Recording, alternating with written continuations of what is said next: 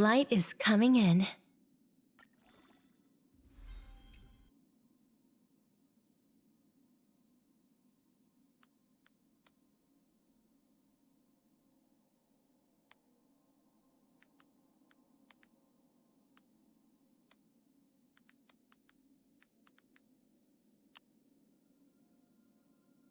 Look, light is coming in.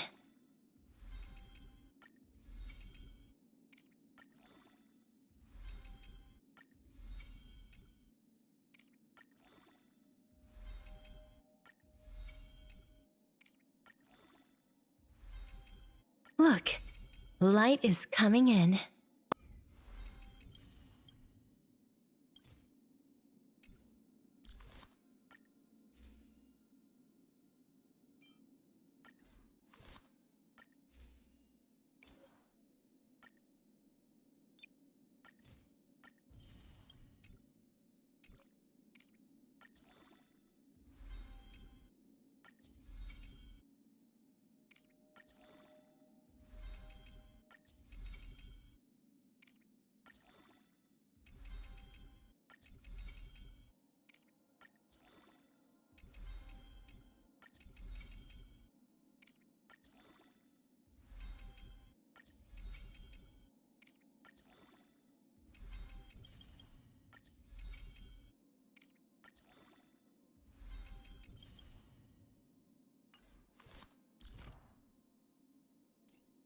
The traces we leave in this world will last much longer than death.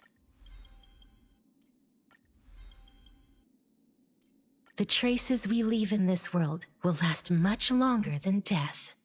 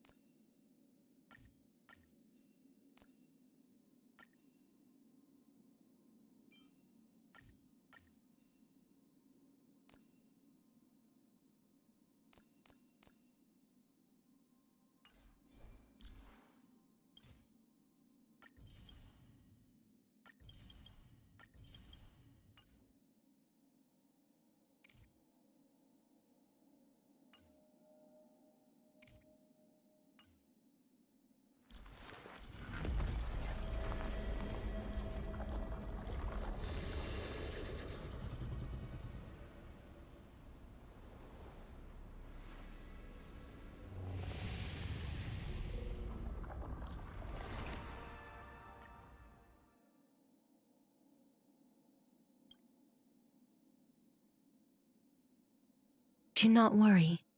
My curse is a blessing on the battlefield.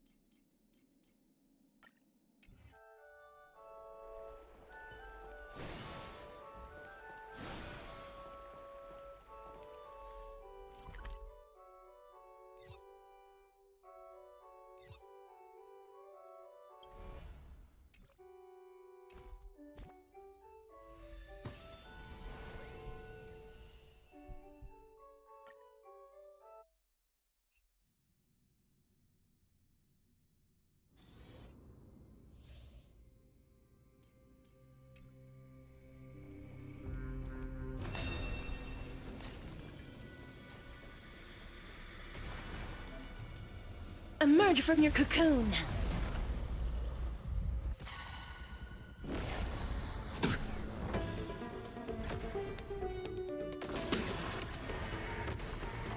Receive divinity.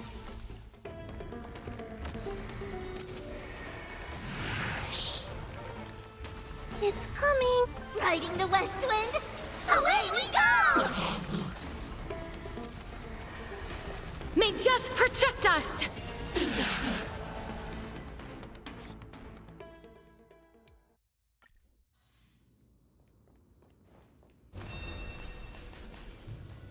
Be careful. There's...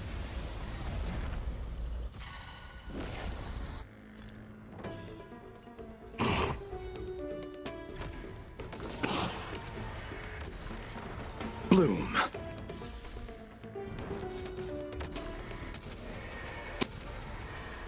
May death protect us! Mim, is it coming? Riding the west wind! Away we go! Eternal sleep. The dead return! Go, go, go! Me. Life is not so fragile as you wish. Underestimating us will cost you. Delivering warmth. Wilt hear. You chose the wrong enemy.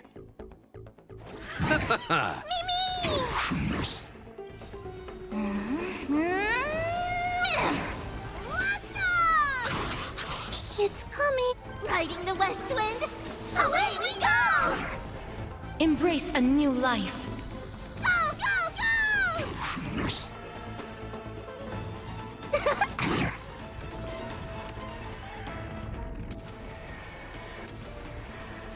May death protect us!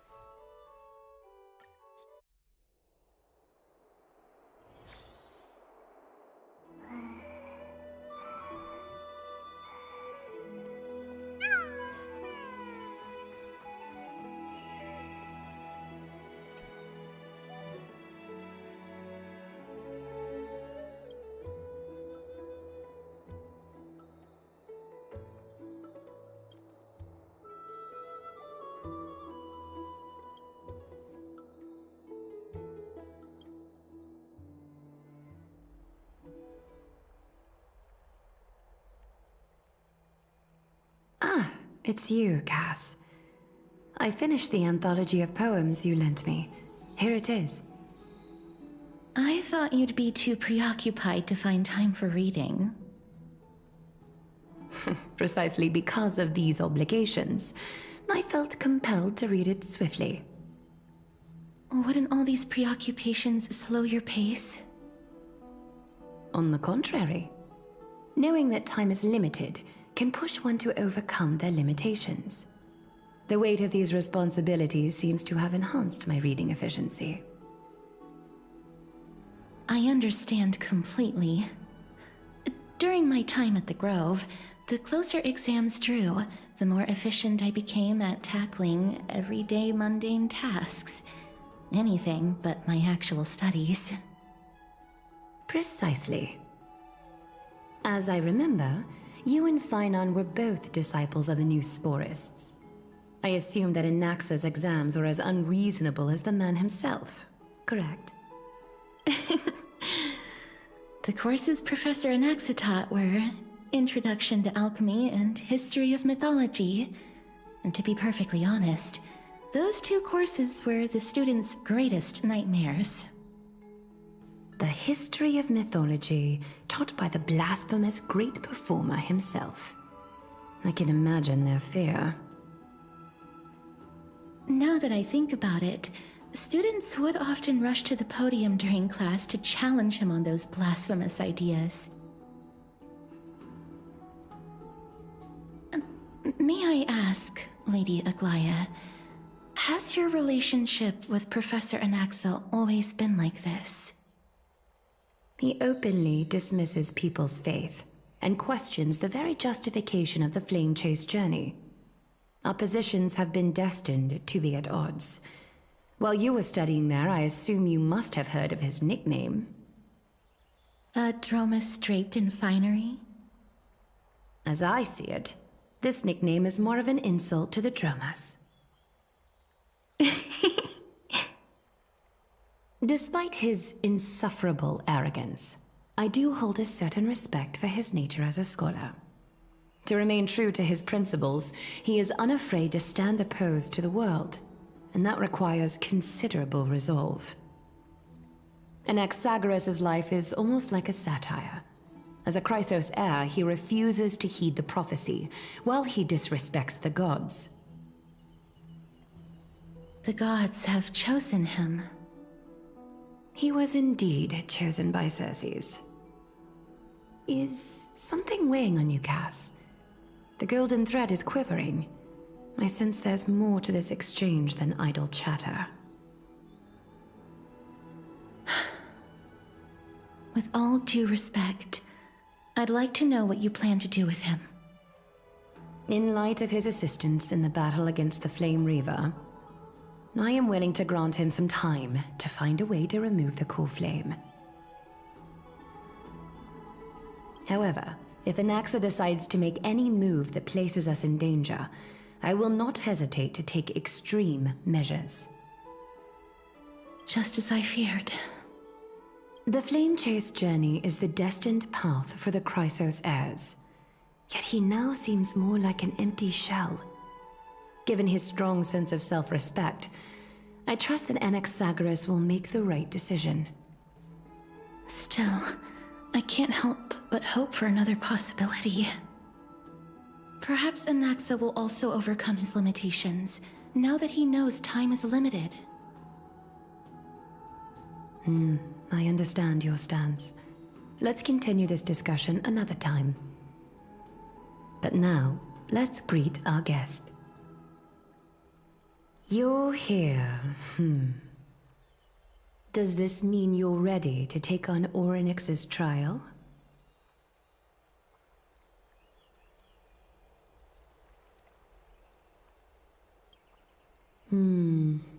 It seems that this sacred beast is just as indispensable, given their intricate ties to the Titan. Memmy mem, memmy mem mem mem mem, memmy mem memmy mem. Surrendering the core flame is a Chrysos heir's duty. Your selfless assistance is deeply appreciated. However, I urge you to carefully consider the risks of accepting the trial. Becoming a demigod means forsaking your humanity. You will inherit Orynyx's divinity and bear the time of Amphorius, all on your own. From that point onward, your fate will be forever intertwined with ours, never to be separated again, until the end of Genesis.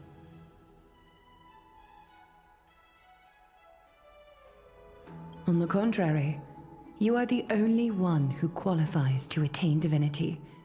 Yet, for that very reason, I do not wish to pressure you. It's exceedingly rare to find a capable Chrysos heir. If this path proves unattainable, I am willing to lower my expectations. There are still many priests of Yanissopolis and their descendants in the city. If I'm left with no other option, I'll try to find someone worthy among them.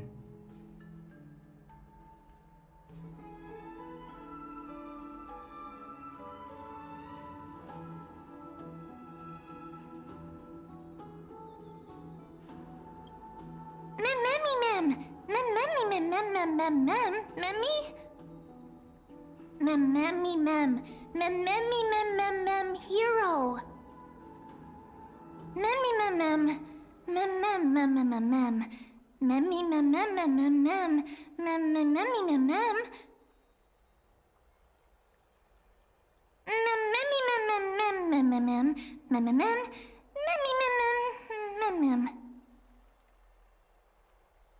It looks like you know that Titan rather well.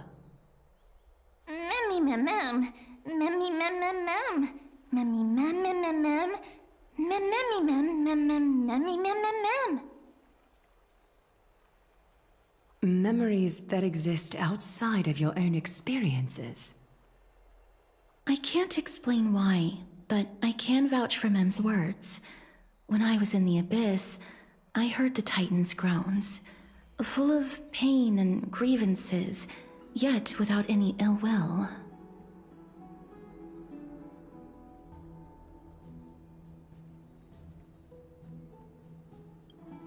Since you've made your decision, go back to the bath chamber and get some rest. Trinem will call for you when the ceremony is ready. It is difficult for me, as the guide, to absolve myself from blame for things to have progressed to this point. Time and again, you have risen to the occasion for Akima. Nearly rewarding you with some honeydew is no longer able to express the extent of our gratitude. When the dust settles, I hope that we'll have the chance to have a long chat regarding your return journey and the curse of the sky. It's about time that we lift the taboo and discuss things openly.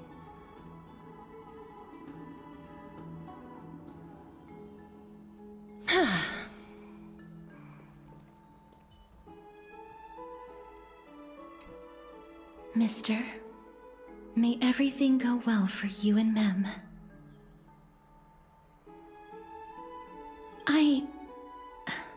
It's nothing.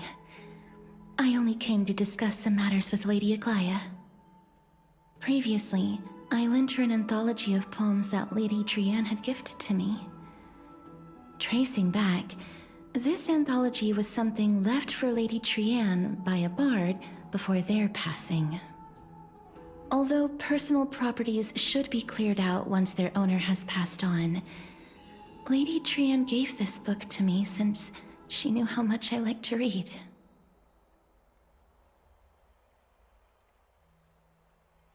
It just contains an allegory. In a faraway land, in a city known as Styxia, a dragon corrupted by the black tide descended one day, swooping upon the city like death itself. It swallowed the princess of the city whole before it was suppressed. After taking down the evil dragon, the warriors discovered that the princess's life had already met its end. Overwhelmed by grief, the queen hired an alchemist to resurrect the princess using the dragon's flesh and blood. However, having lost memories of her previous life, the resurrected princess turned into an evil dragon herself and wreaked havoc on the city. As a result, the prosperous Styxia met its demise.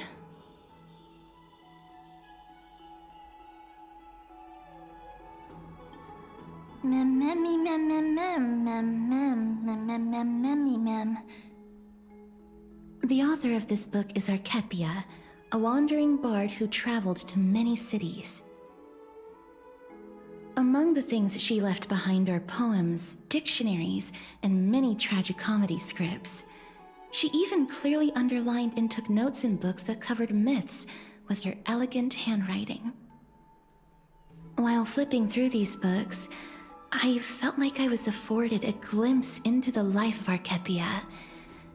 It felt just like I was traveling with someone that I'd never met before.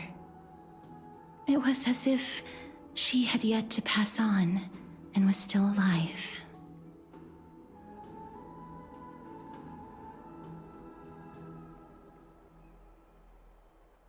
That's right. Writing, drawing, and taking photographs. It seems like human nature to try and leave records of things. Speaking of taking photographs, when I was helping you to take the photo previously, I did not look through the photos in your photo stone out of courtesy. But I'm also very curious about the story of the Rosy Celestial Maiden. Despite having visited many cities in Amphorius, I still understand nothing about the world beyond the sky. If there is an opportunity... Forget it. Let's talk about this in the future. For now, I only hope that you'll be able to complete the trial safely and obtain Orynyx's blessing.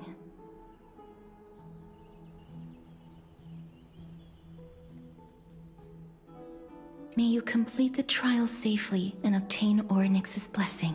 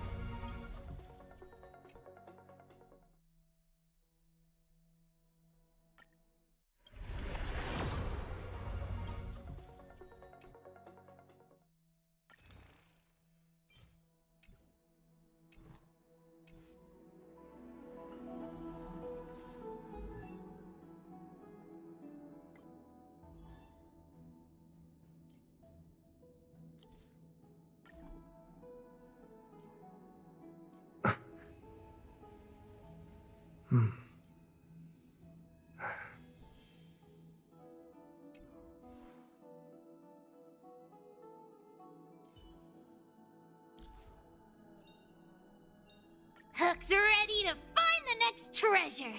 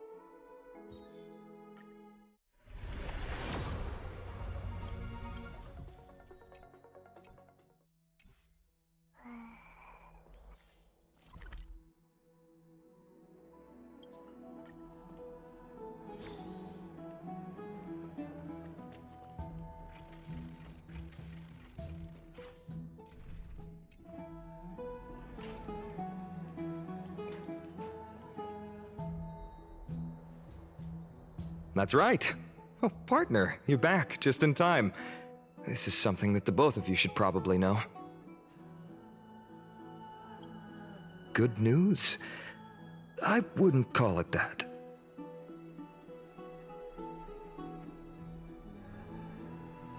Some background information for you. The Council of Elders is an authoritative body in Amphorius, made up of different city representatives. They hold legislative power over the Holy City, and are in charge of presiding over the Citizens' Assembly held once every few years. This is the most important social event of Akima. It is highly influential, and can even affect what happens to the Flame Chase journey.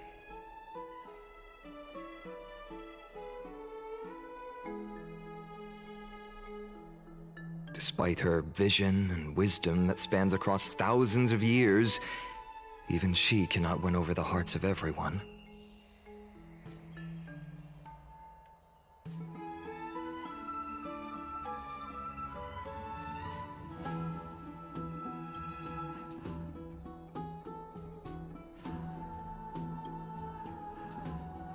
Every 5 to 10 years, the Council of Elders organizes a citizens' assembly at Dawncloud. During the assembly, the representatives will vote on major issues such as whether the Chrysos heirs led by Aglaia should still hold the right to govern the Holy City, and whether the Titan's conquest should continue.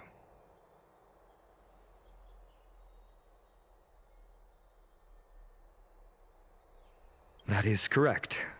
However, the problem lies in the fact that there are ill-intentioned extremists in the Council of Elders. They view the Citizens' Assembly as a way to restrain the Chrysos heirs and hope to take complete control over the Flame Chase journey.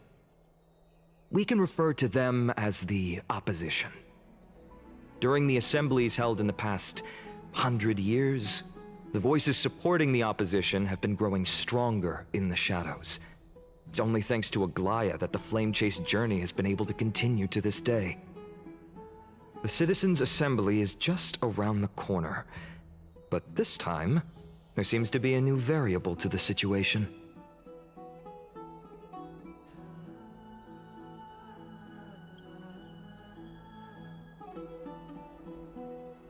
I'm afraid that the Council of Elders might want to take advantage of Professor Anaxa. Aglaia will surely take back Circe's core flame, but with Anaxa's current condition, it's so unique that nobody knows how taking the core flame away from him will affect him. He has always been someone that is only concerned about his own research. I'm certain that he must want to escape from the monitoring of the Golden Thread and protect himself. If the opposition were to offer an olive branch at this time.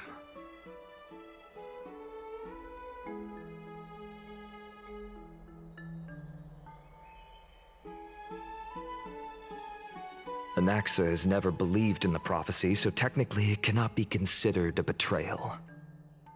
However, he has taught many Chrysos heirs, and has long been considered an important ally of Akuma. I truly do not wish to see comrades turning on one another.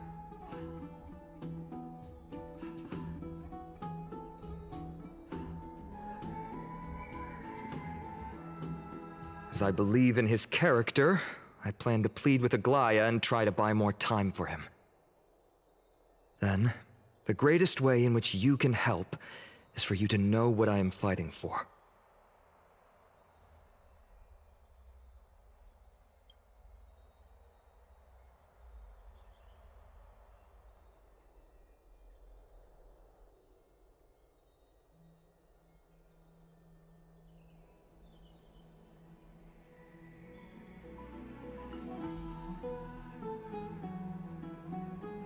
Allow me to apologize for the fact that we always seem to be troubling you.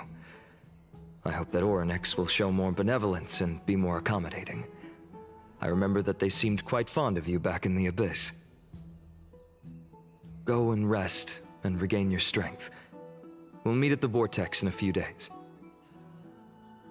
Oh, right. You can read this scroll if you want to find out more about the Council of Elders and the Citizens' Assembly.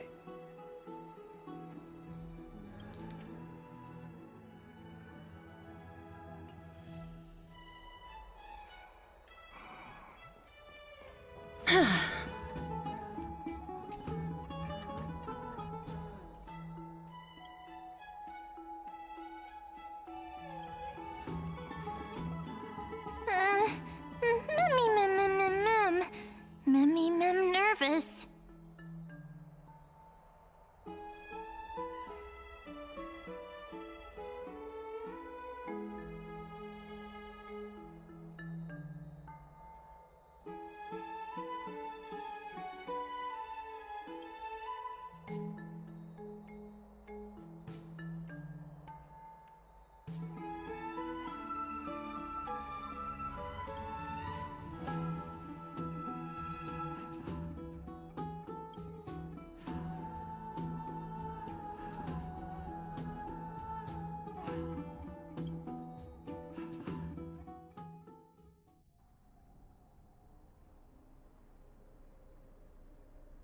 Esteemed one, Orynyx's vacant totem awaits.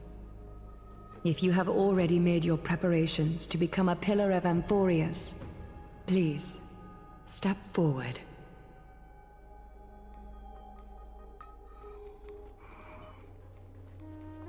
Mr. I'm sorry, but I'm not sure what I should say to help calm your nerves. Oh. Right. Perhaps something like, as long as you can successfully complete this trial, the rest of the Flame Chase journey will be smooth sailing? No, that sounds a little strange. Don't worry, it won't take up too much of your time. Don't worry, you'll definitely make it back alive? Oh. Sorry, it seems like I've made the mood even heavier. In any case, may everything go your way. Accepting a Titan's trial is a very peculiar experience. I'm afraid that I'm not able to accurately describe it. You can only go and experience it for yourself. I believe that you'll be able to pull it off. I can still vividly recall when you entered the vortex of Genesis for the first time. At that time, I could never have imagined that a guest from beyond the sky would shoulder the fate of Amphorius. Don't feel burdened. Just like during the Trial of Strife, Trinan and Finan will be waiting for you outside. If something unforeseen were to occur, they will intervene in the trial and rescue you. May Kefili bless you.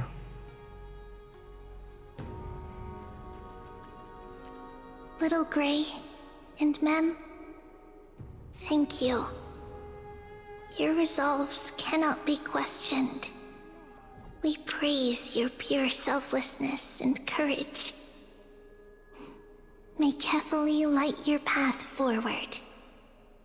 Get ready to assume Orynyx's divinity, Trailblazer.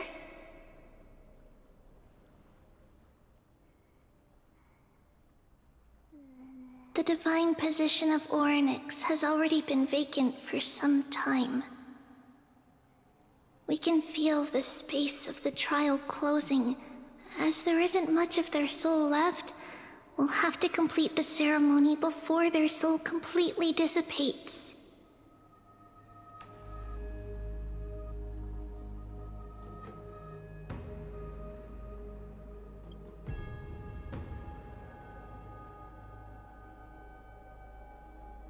The eighth core flame coveted by the miracle that once belonged to the great Veil of Evernight, Orynyx. It shall now be returned by the two elected heroes of the Chrysosairs, a traveler who is upright and courageous, and a sacred beast that invokes miracles. Who? Mem. Both of you, please, come forward.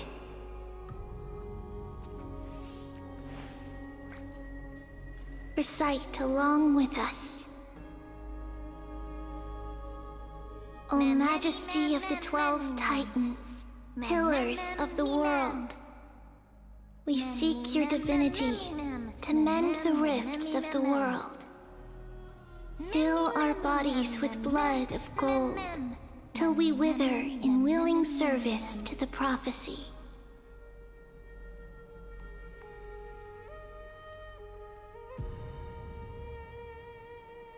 These are just words meant to make the prayer seem more solemn.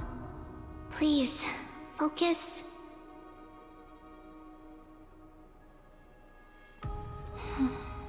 And surrender the core flame.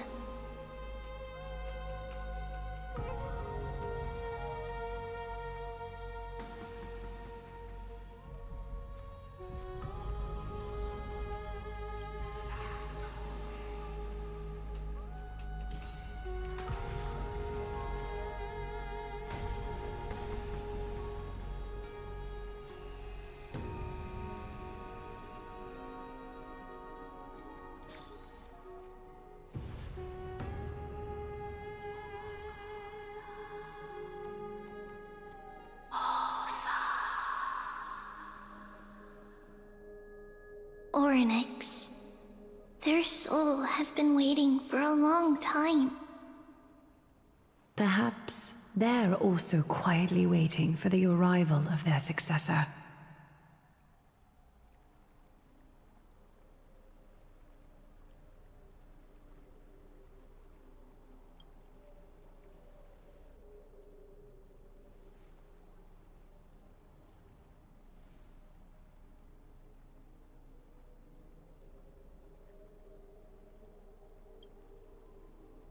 Don't worry, you're tougher than I am, right?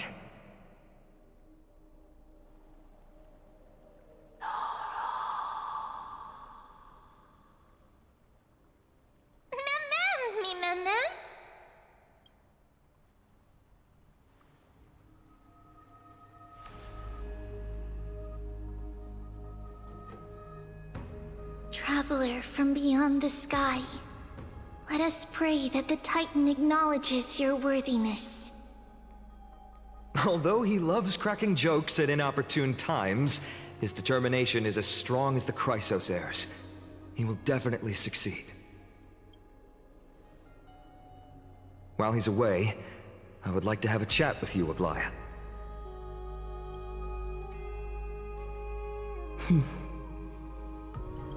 Speak. I'm listening.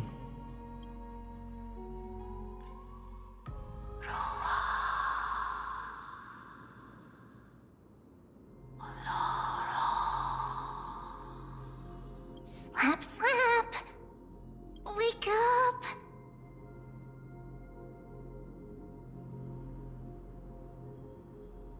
How is it? How do you feel? Right? I think that it's amazing too! Testing, testing, 1, 2, 3. Testing, testing, 1, 2, 3. I have such a cute voice! It must be because of all the memories that I collected. They allowed me to grow beyond expectations. Also, listen. The words of the Titan are becoming clearer. Mother.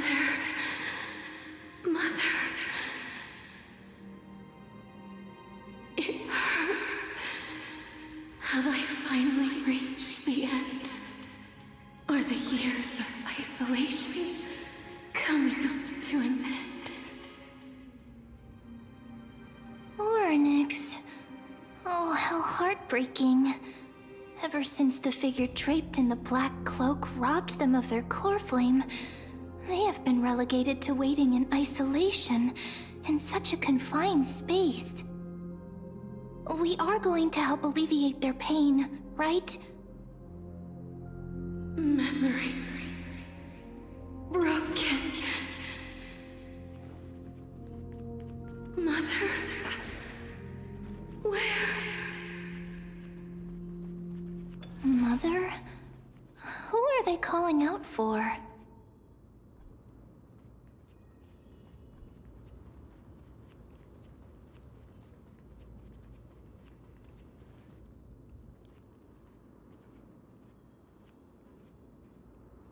You. It's you. I remember you. Skyfather has gazed upon you. Mother is calling for you.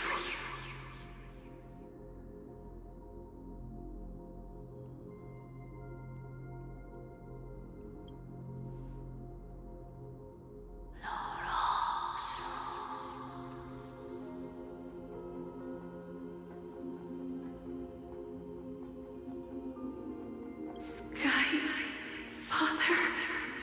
has chosen you.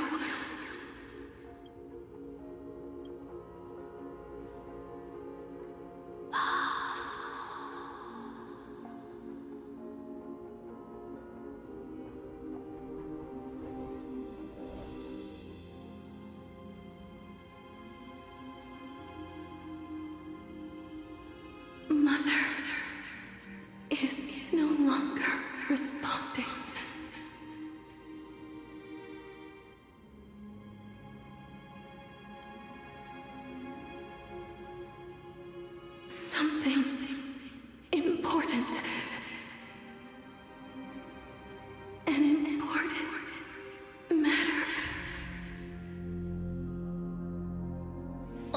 Oryx, listen to me. Aren't you tired? Throughout the long years, you have always been protecting the fate of Amphorius. Each time people draw strength from within their memories, every single ripple falls onto your shoulders. There's no need for you to bear this any longer, Oryx. From today onwards, someone else will bear time on your behalf. This is why we have come. Freedom. Freedom. I want freedom. Oh, poor child. Everything will be fine. Let us help you. You can have a good rest now.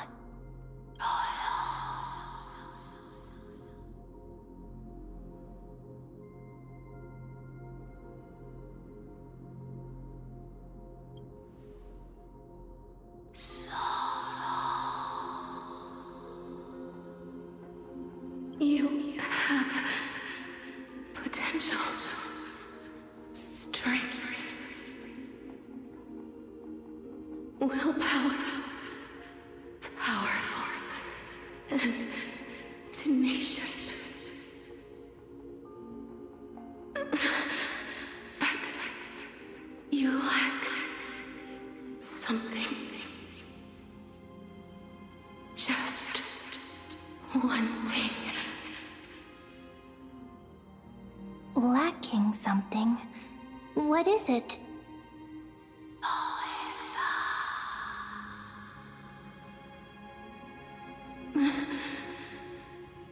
What you lack is a future.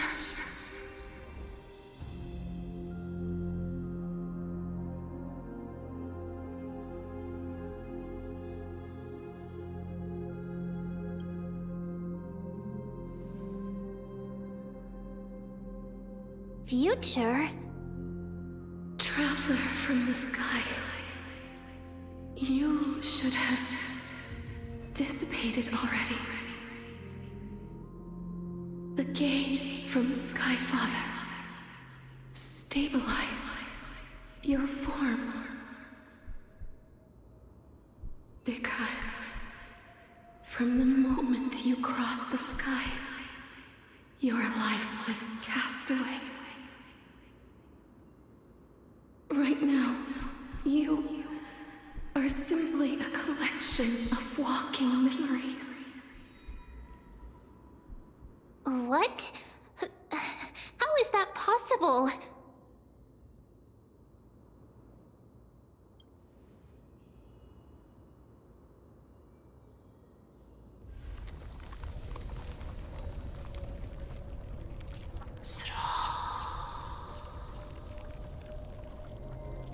The space is collapsing. Someone must inherit the authority of time. If the pillar is lost, the laws of time will collapse. Amphorius will succumb to eternal disorder.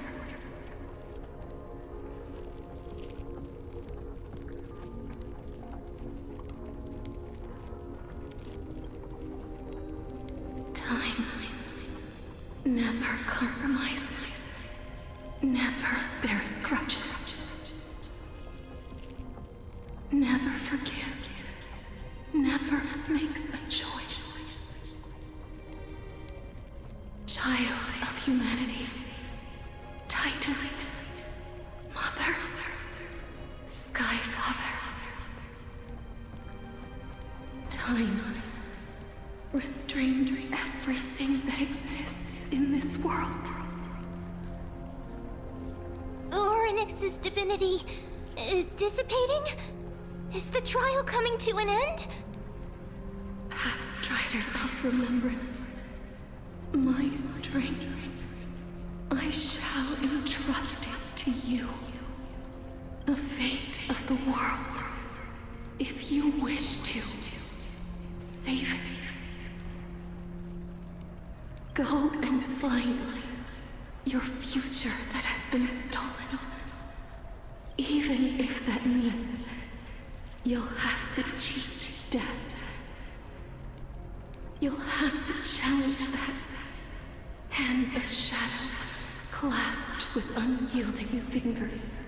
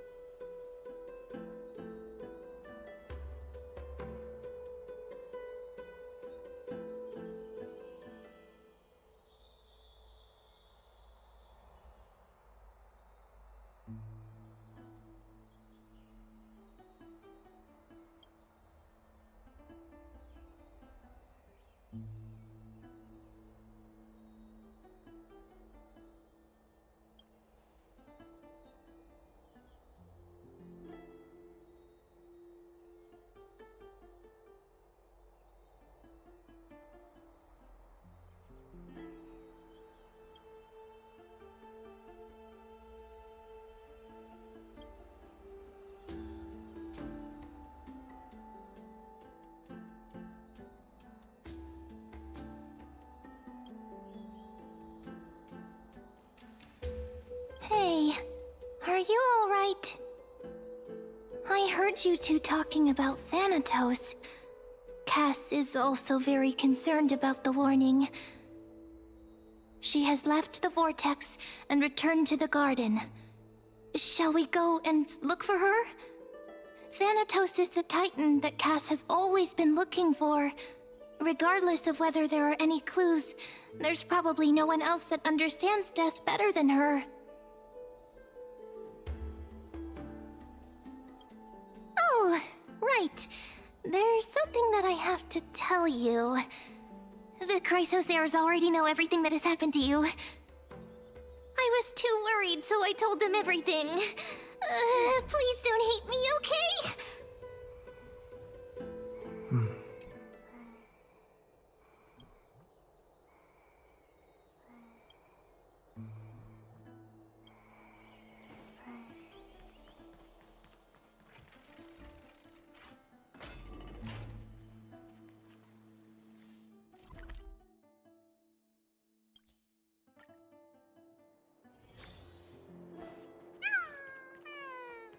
More? Mister, I'm right here.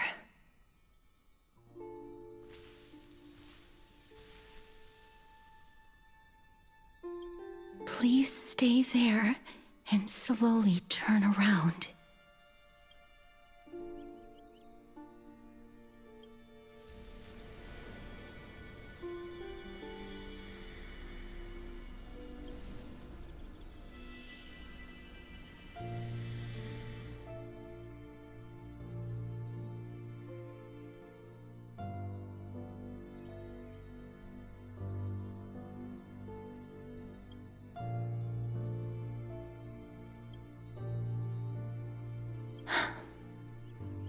Please pardon me.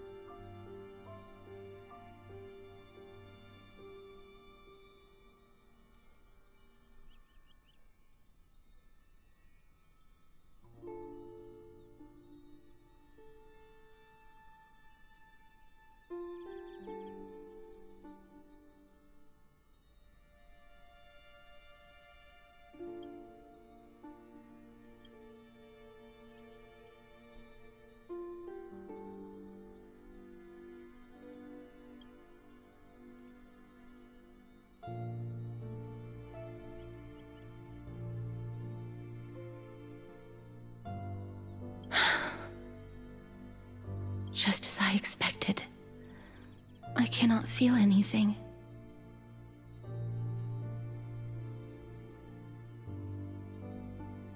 Back at the Grove, I was puzzled as to why you were not affected by my curse. I thought that it might have been the special ability of a traveler from beyond the sky.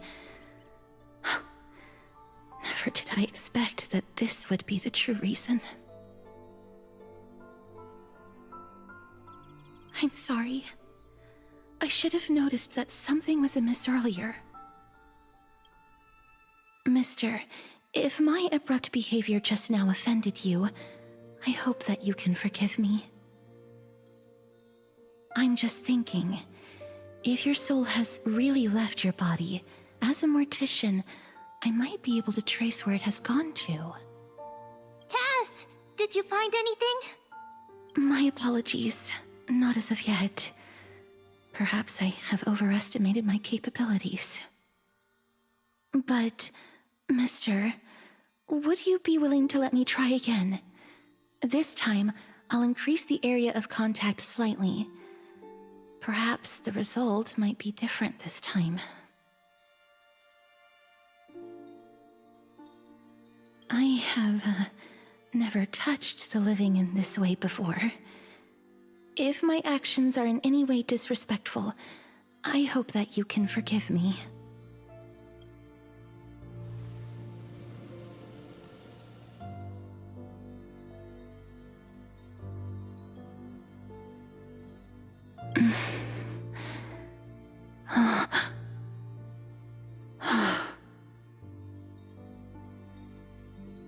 I seem to have caught a glimpse of something. Your soul is currently roaming someplace and cannot find a way to escape. But perhaps it might not be a bad thing. If your soul is still wandering around, it means that we still have time. We have a chance to find it before the fingers of Thanatos sweep everything away. Clues. Just a few more. I need more guidance. The connection has been severed. With my strength, I'm not able to trace it. It was me. I was a little too hasty. Don't worry, mister. Although we currently have no leads, I will do my best to search for the whereabouts of Thanatos, bring back their core flame, and personally return to you the life that you have lost too soon. I know that I'm lacking in confidence, but I hope that you can keep this promise of mine in mind. Before I manage to deliver on this promise, please do your best to hang on. Amphorius needs you.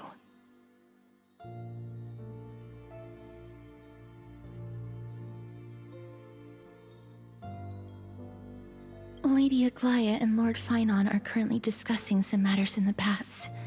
They're worried about you too. If possible, please go there and let them know that you're well. Although, I don't actually know whether your current situation can be described as well. Also, please accept this Styxian fable. Reading can help one to focus and relax. I hope that reading this can help tide you through this difficult period. Species are disappearing. Lady Aglaya and Lord Finon are currently discussing some matters in the paths. They're worried about you.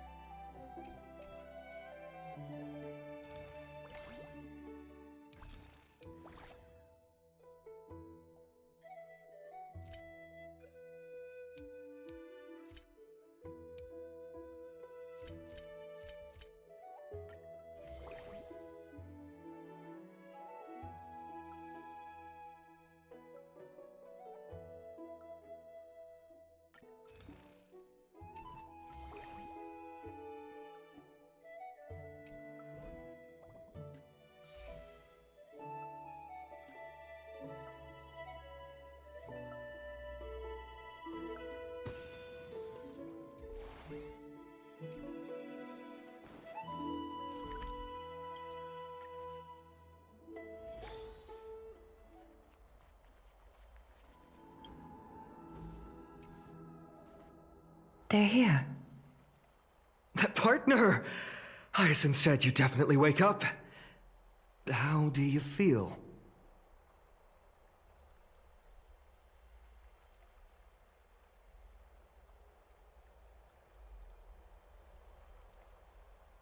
I beg you, please forgive me.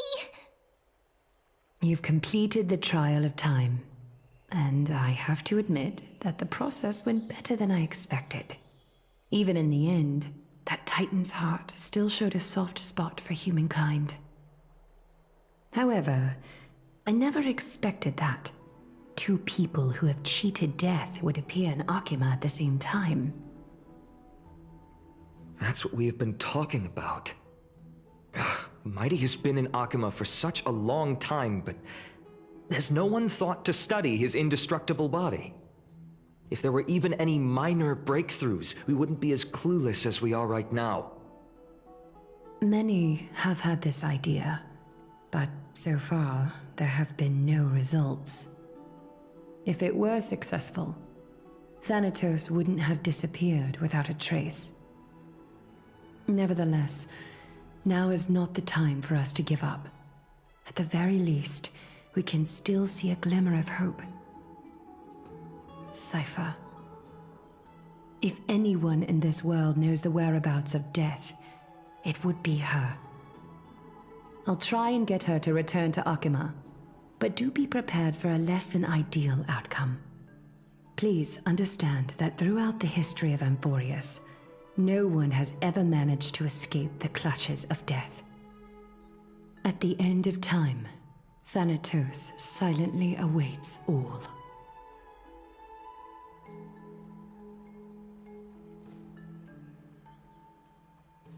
Don't take it to heart, partner. After all, you've already created countless miracles along the way, right? But before that, just... What's wrong, Aglaya? Omens always come in pairs.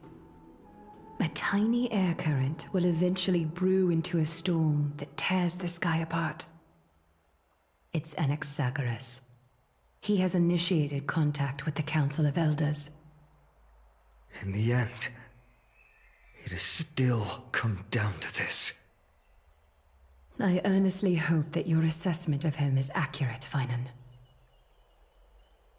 Otherwise, the efforts of my teacher and I over the past millennium might be reduced to dust because of that great performer.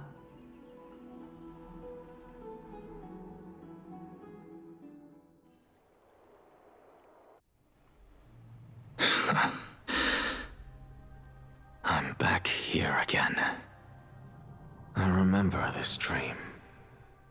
This realm is covered in a silk-like fog, and the land is barren and harsh. The crowd of travelers leaves tracks everywhere. Hey! Excuse me! What is this place? Where in Amphorius are we?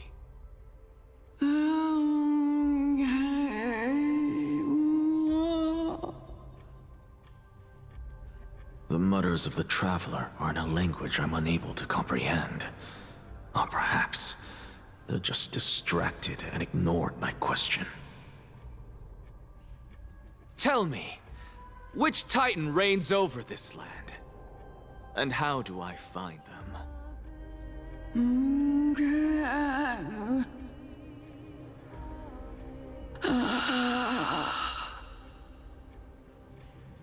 Hand of Shadow. Hand of Shadow Thanatos. Could this possibly be the Netherrealm? Not Netherrealm. Then where is this? River of Souls? The outskirts of the Netherrealm? Are you heading downstream toward the Netherrealm?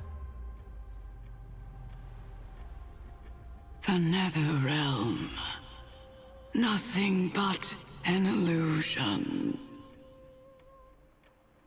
Titan rejects you, me. Listen. What? The traveler lifts their wrinkled fingers and remains silent.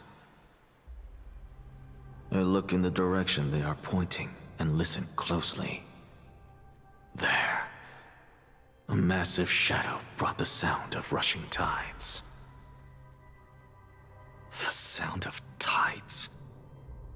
I can hear it.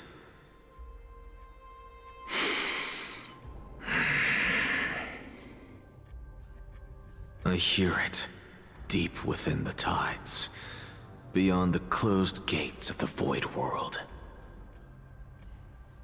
A voice, about to recount something. Child of humanity. Is it death's embrace you yearn for with such urgency?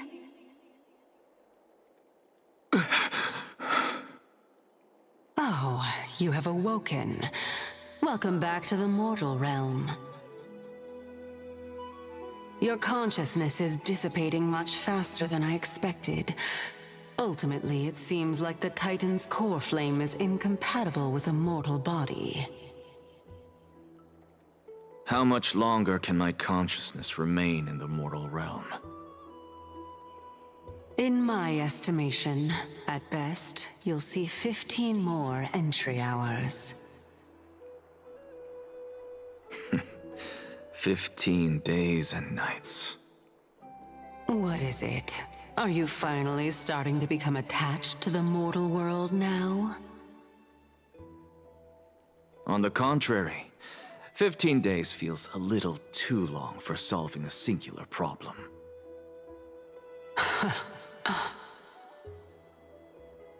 Stop giggling. It's time for us to go. The messenger from the Council of Elders is almost here. Let me ask you one more question. Are you really planning to betray Aglaya's will? What betrayal is there to speak of when I was never loyal to her to begin with? What about that white-haired student of yours? Acting so recklessly, do you not care about what might happen to him? There will be a price to pay for blind faith. This is also a lesson for Finan.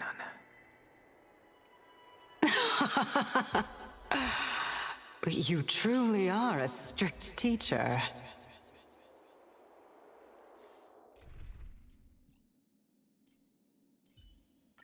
It's fine. There's no need to worry about death. Of course.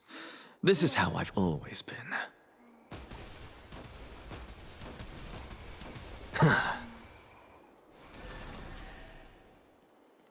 Watch this magic trick.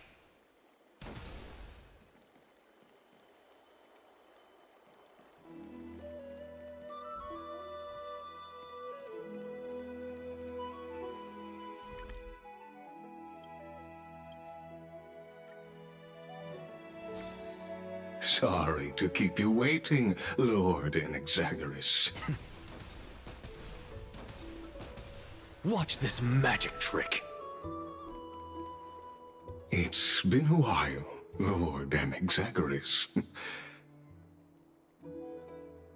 I greet you on behalf of all the citizens of Akima, and express my deepest regret about what happened at the Grove of Epiphany. It's you. I never expected that you would personally come and meet me. By carefully into Lantern above, I have come as a testament to the justice of the Council of Elders. There are Antikytherans here? They have been a rare sight ever since the Chrysos War. I extend to you my utmost respect, revered Titan.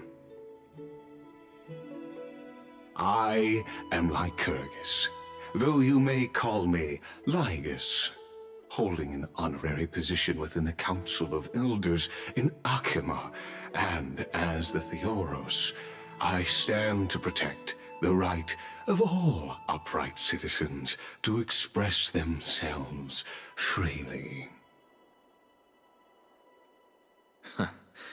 You can see them too? You know about us. We Antikytherans perceive the world through the amplitude and frequency of souls. Just as I am conscious that Lady Aglaya is secretly listening in on our private meeting from afar, if necessary, Lord Enexagoras, I can sever the golden thread to protect your fundamental rights. The demigod should know better, for such is her station. Spare those poor threads, and just let her listen to my words. They shall serve only to unveil her own folly. May I interpret this as you having a countermeasure? I need not any plan, because she can do nothing other than petty espionage.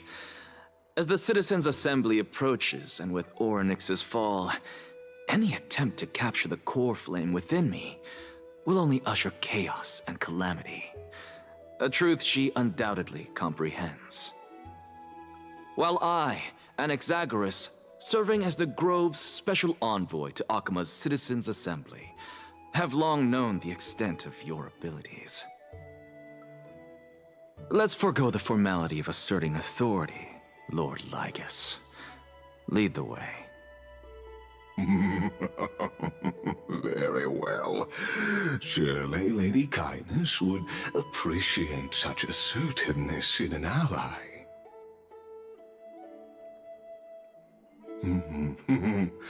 She's been waiting. Follow me, please.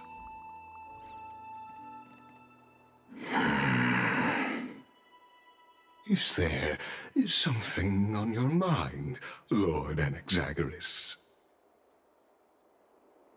Nothing, really. It's just a question that I contemplate every time before I ascend to Dawncloud. For the Titans, does the falling equate to death? Ah, a pondering truly deep. Time is on our side. Do you mind sharing your reflections with me?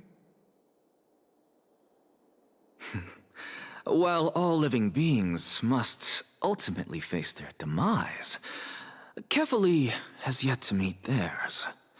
Their journey continues unhurriedly along this long path. Are you suggesting that Kefali may not have truly passed? Yes. For dying implies an ongoing process, an action, whereas death signifies a static state, a definitive termination. In contrast to mortals, Titans exist on a grander scale of space and time, thus elongating their passage into death. The notion of their fall is but a misinterpretation born of mortal ignorance. Ah, an intriguing concept, albeit challenging to substantiate.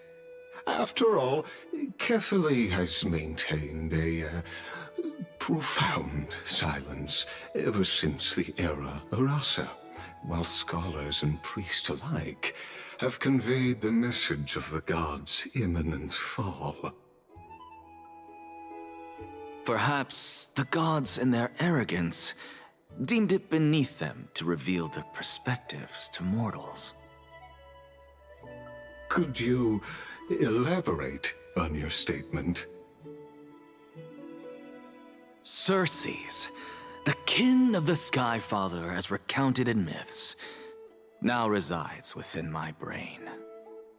Were I to inquire, Kefali would have no cause to refuse. Oh. That very well could be true. But what if the world-bearing Titan still chooses to remain silent? In that case, the myths crafted by the people of Amphorius are nothing more than pitiful jests. It's worth a try. I believe, and I'd love to witness the fruits of your theory and the change it may bring to this imperiled world. Because I completely concur with you on this aspect. If the Titan has indeed met their end, any response from them would be impossible.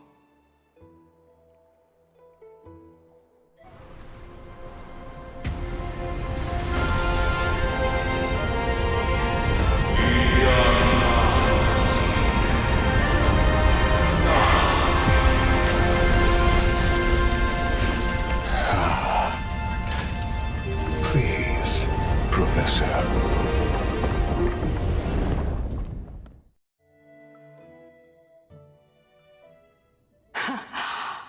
The children of humanity have indeed created a spectacle. Welcome to Dawn Cloud. The atmosphere here carries a greater sense of solemnity than the mundane clamor of the Marmorial Palace, with entry permitted only to the invited.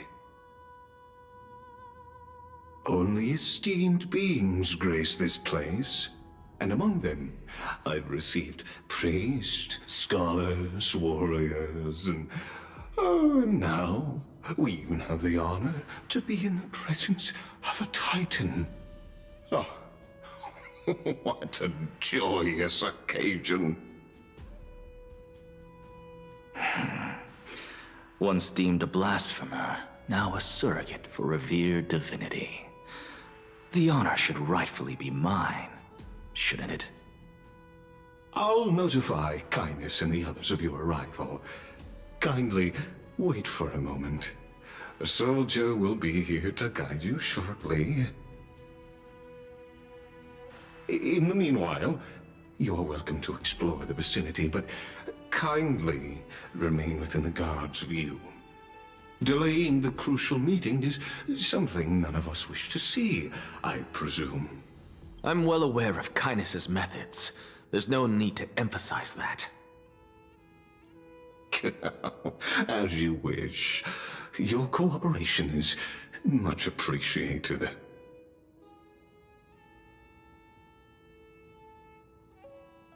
Alas, I had hoped for a brilliant plan from you, but it turns out you just left one cage to enter another.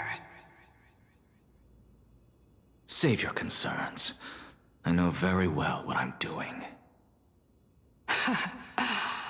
I shall depart to explore the surroundings then. Now that I look around, I wonder if there are any murals bearing my portrait around here. I'm quite intrigued to see how the children of humanity beyond the Grove perceive another Titan. Off you go. I won't be joining you. This Titan appears to be quite at ease. I should investigate the Council of Elders' recent activities first. Be aware, I can hear you perfectly well from here.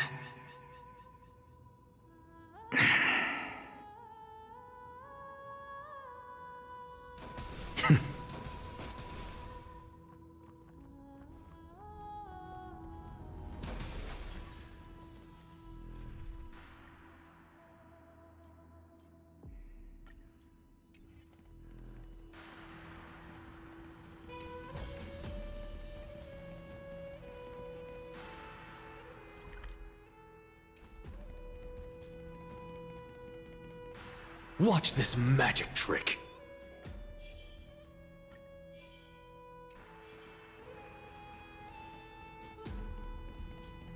Professor Anaxa! Over here!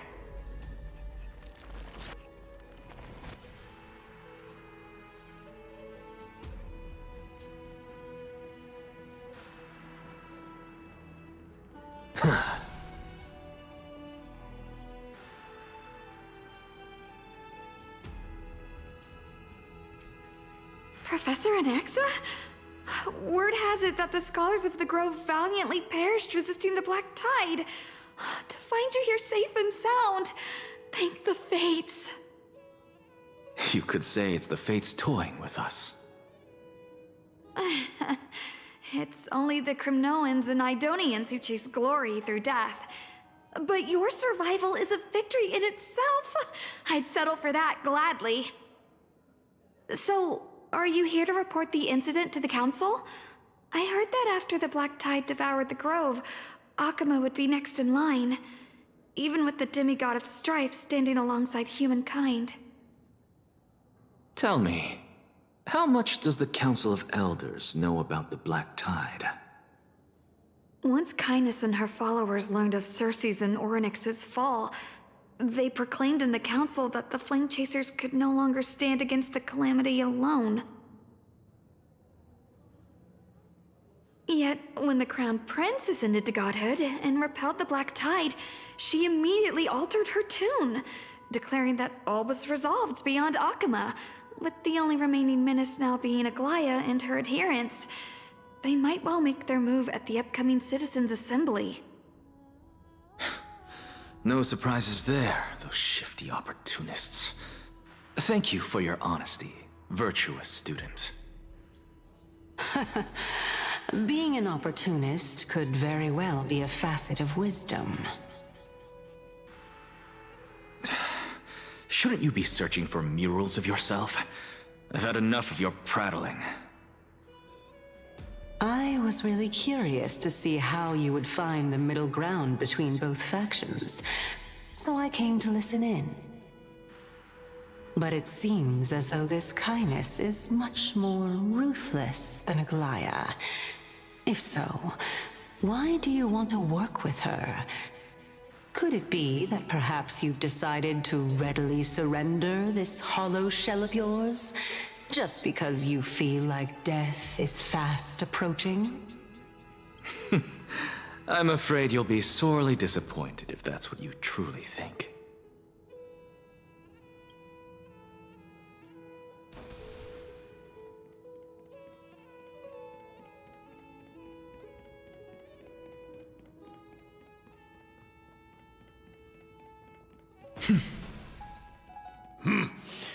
Even blasphemous scholars can come here, it seems. Looks like my presence here is quite unwelcome.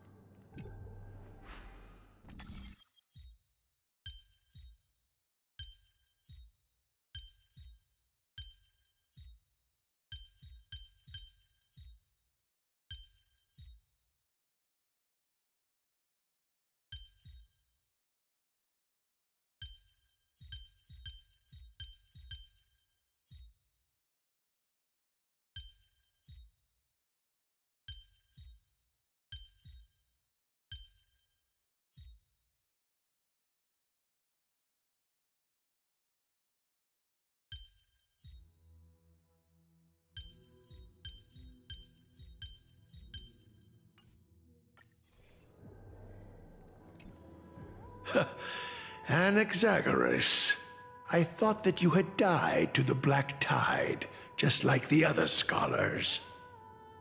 As Kephale's priest, are you not aware of the decorum of respecting the dead?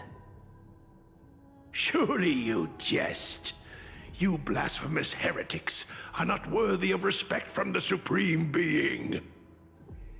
Let me remind you that you're currently in Dawn Cloud, so you'd better keep your deranged language to yourself.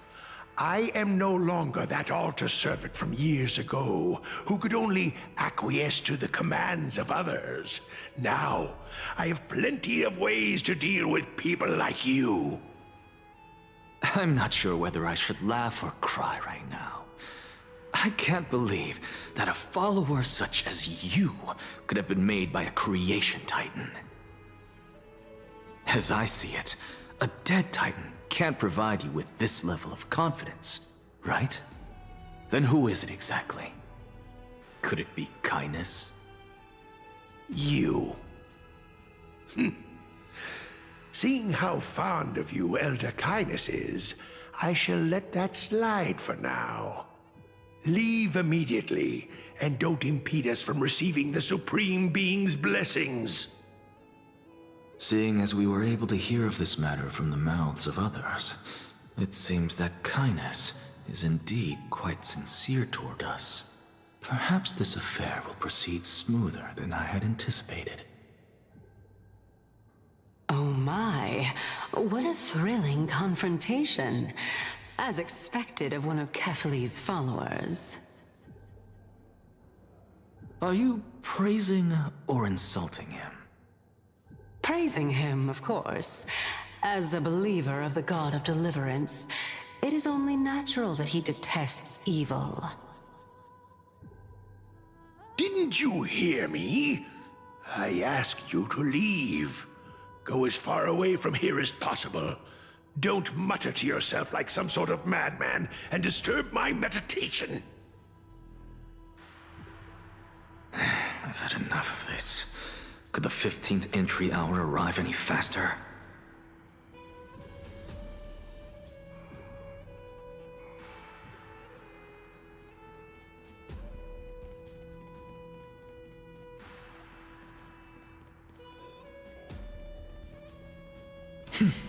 Oh, my.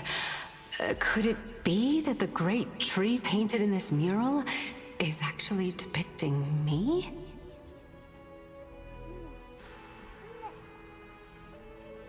Every plant, every tendril, no, even every leaf could be the embodiment of Circe's.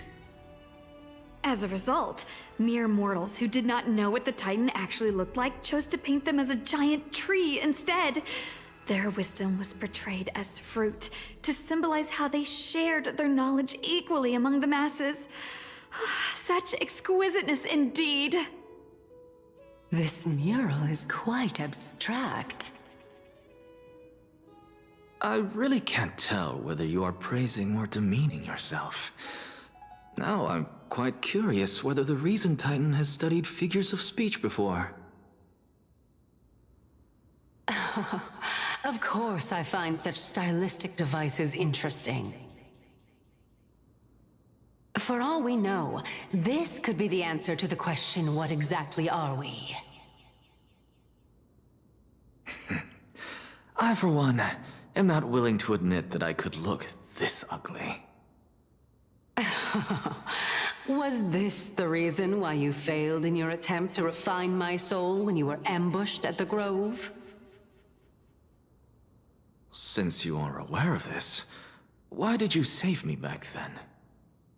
From my perspective, this point alone was enough to separate you from the average person. How do two lunatics coexist in the same brain? Therefore, it seems that your journey to Dawn-Cloud this time is not just to seek protection. What, then, is the intention behind your actions? The entire plan is stored in my memory, so why don't you look there? Then don't mind if I do. 1 year old, 2 years old.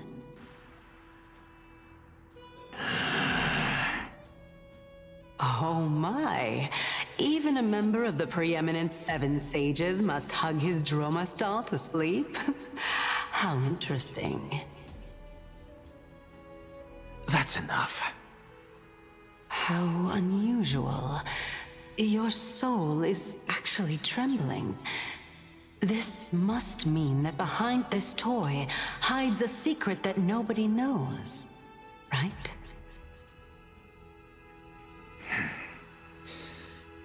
Since our days are both numbered, I don't mind telling you more about it. This is a present that my sister gave to me. It's a doll that was made to look like our family pet. So there are other members in your family, eh? Are they also living in Akama? Don't you just love to pick through my brain? Go on, continue flipping through my memories. It won't take long. You'll discover the answer when you reach the memories of when I was 5. Oh, the black tide is everywhere. I can't bear to look. When I was young, I couldn't accept this outcome either. Georios, Aquila, Kefali, and you, of course. Although I prayed to every titan that I could think of for help, my efforts were ultimately futile. This...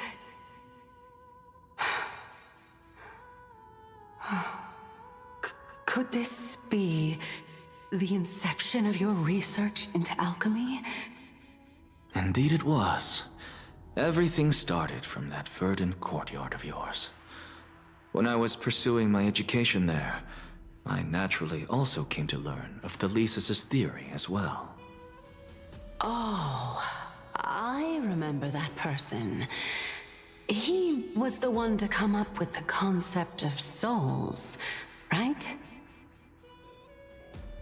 Not only that, he also believed that life, as well as the composition, movement, and transformation of matter, all stem from souls themselves. This is why I thought that, since all living things stemmed from the same origin, why could I not sacrifice myself in order to resurrect my nearest and dearest?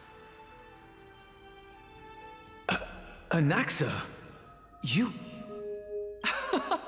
I did it, teacher!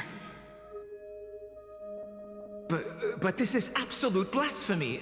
Regardless of how much freedom the Grove provides, such an act could cause you to be burned at the pyre.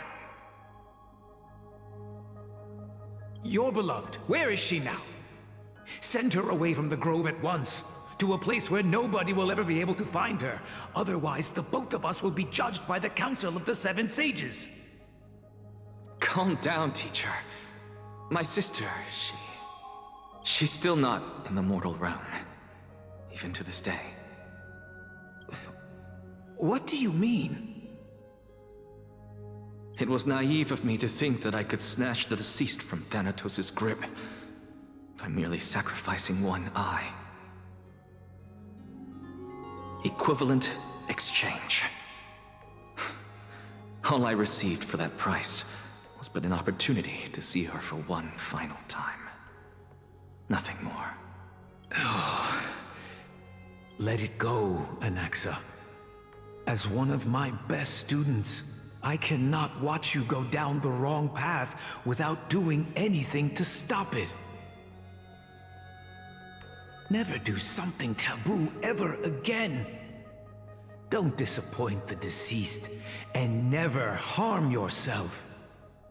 If you can do that, this classroom will still be yours, and you'll have a chance to live out your own life.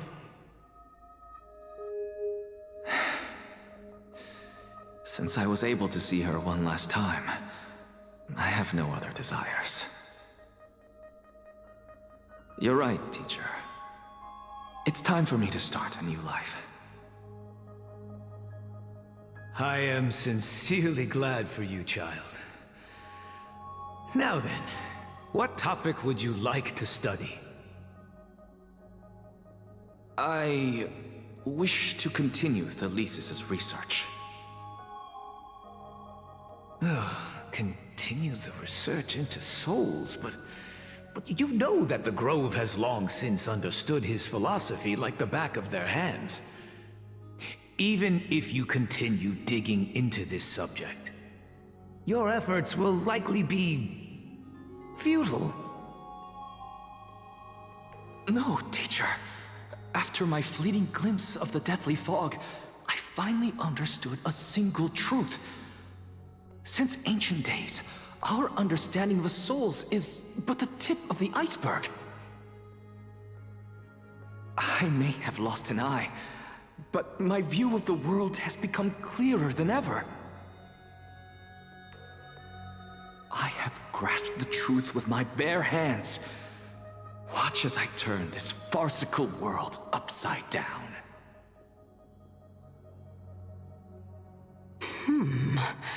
Who would have thought such a secret lay concealed beneath that hefty eye patch of yours?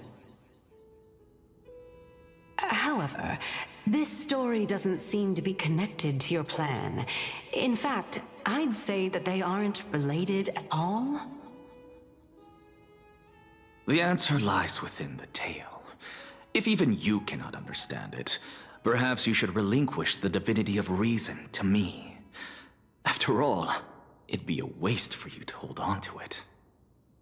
My story ends here. Now it's time for you to tell me your secret. After all, this is what equivalent exchange means, correct? As expected, you laid a trap for me to step into. Unfortunately, even if I was willing to talk about my past, I may not know more about it than you do. Oh? Are you saying that the renowned Reason Titan is now admitting a lack of wisdom? Your followers are going to be sorely disappointed by this. Child of humanity, remember this.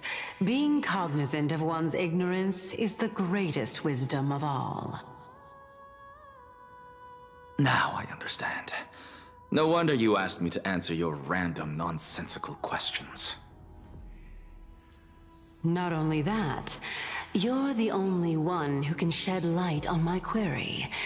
As the saying goes, onlookers see most clearly. Is that so? Lord Anaxa. I saw you muttering to yourself and was wondering whether you were caught in a delirium of reflective thought. I'm sorry to interrupt you, but time is of the essence. I have a message from Lord Lygus. Lady Kindness has met up with the Council of Elders and is awaiting your arrival, so please depart forthwith.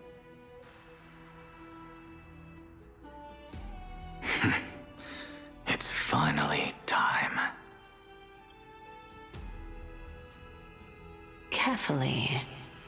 The one who created the world, and the one who bears the world.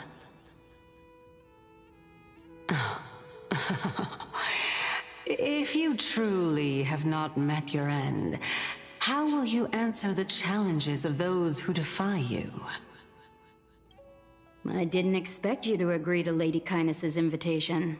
What a wonderful turn of events. To tell you the truth, there are many people who hold grudges against that Lady Goldweaver.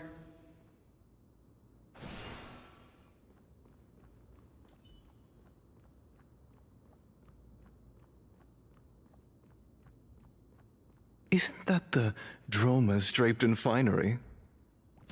Avoid his gaze. I don't acquaint myself with blasphemers. Don't worry.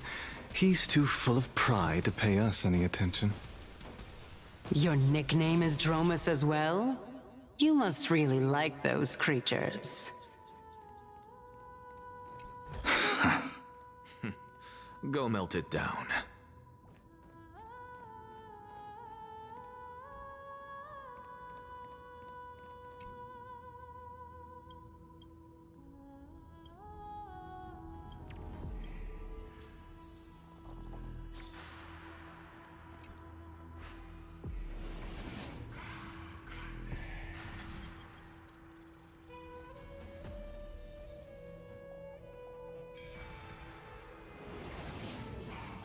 A student of Empedocles?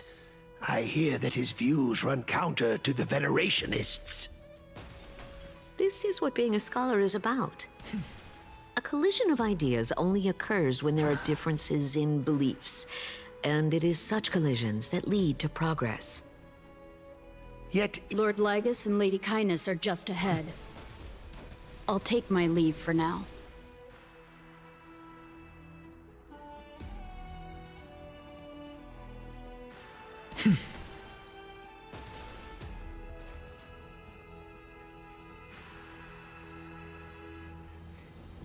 Welcome to the Demigod Council, esteemed guests.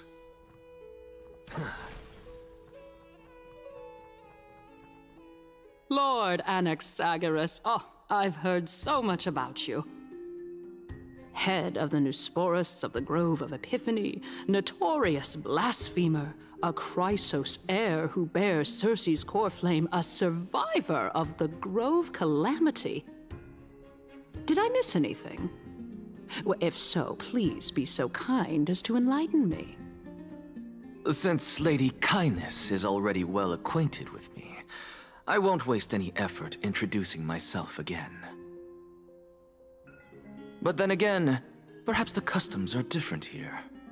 Back in my hometown, there is a form of etiquette known as honoring guests.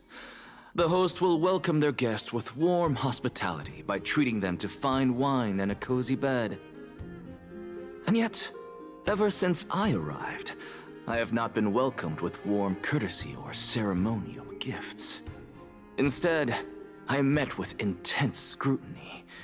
Even more absurd, the host has sharpened their blade and instructed their servants to lie in wait in the shadows. Perhaps you intend to cut open my heart, retrieve the core flame, and then hold a grand feast for all of the guests.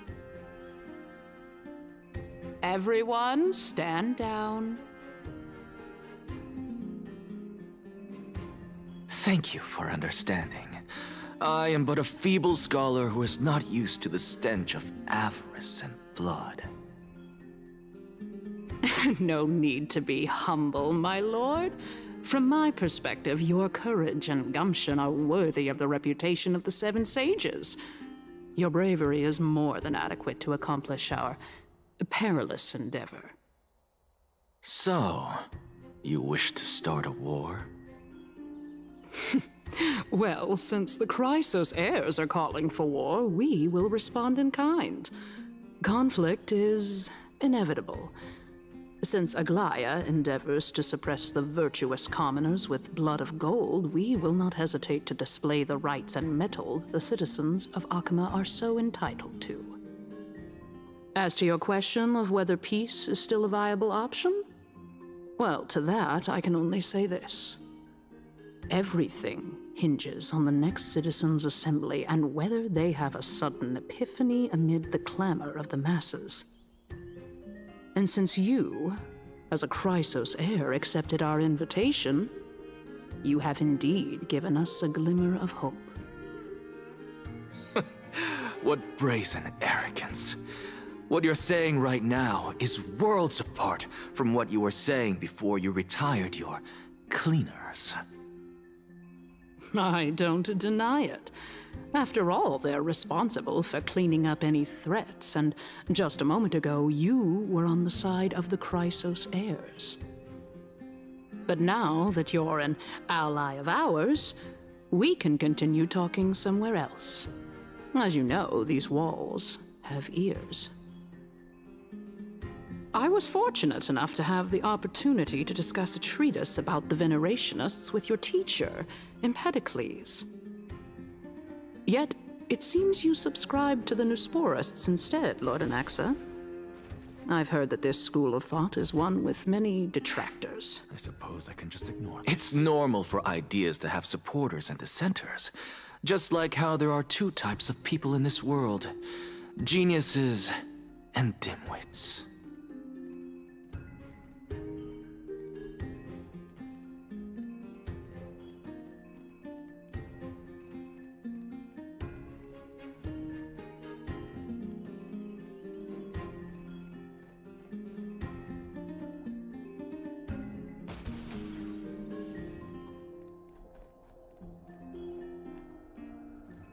Welcome back to the hub of the Demigod Council, Lord Anaxagoras.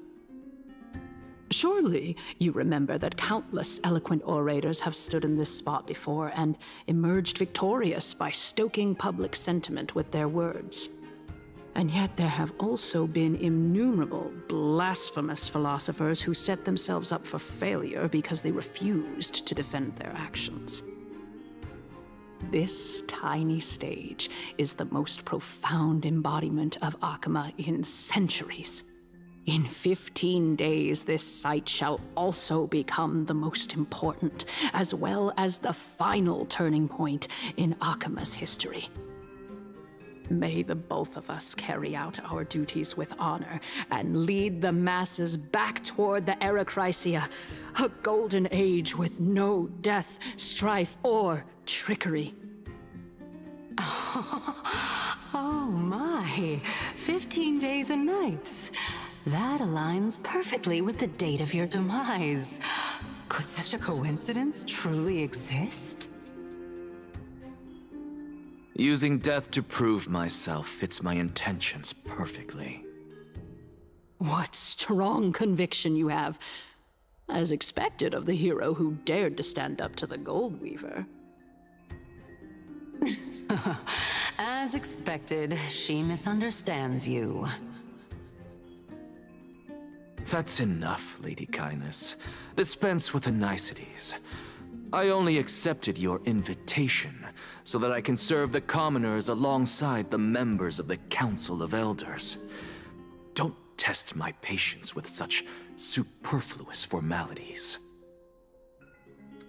Well, you say that now, but surely you also require my aid as well, so that you can stay alive even when being pursued by the Golden Thread? You worry too much. She won't show her hand too freely, as she still needs to garner support from the masses at the Citizens' Assembly.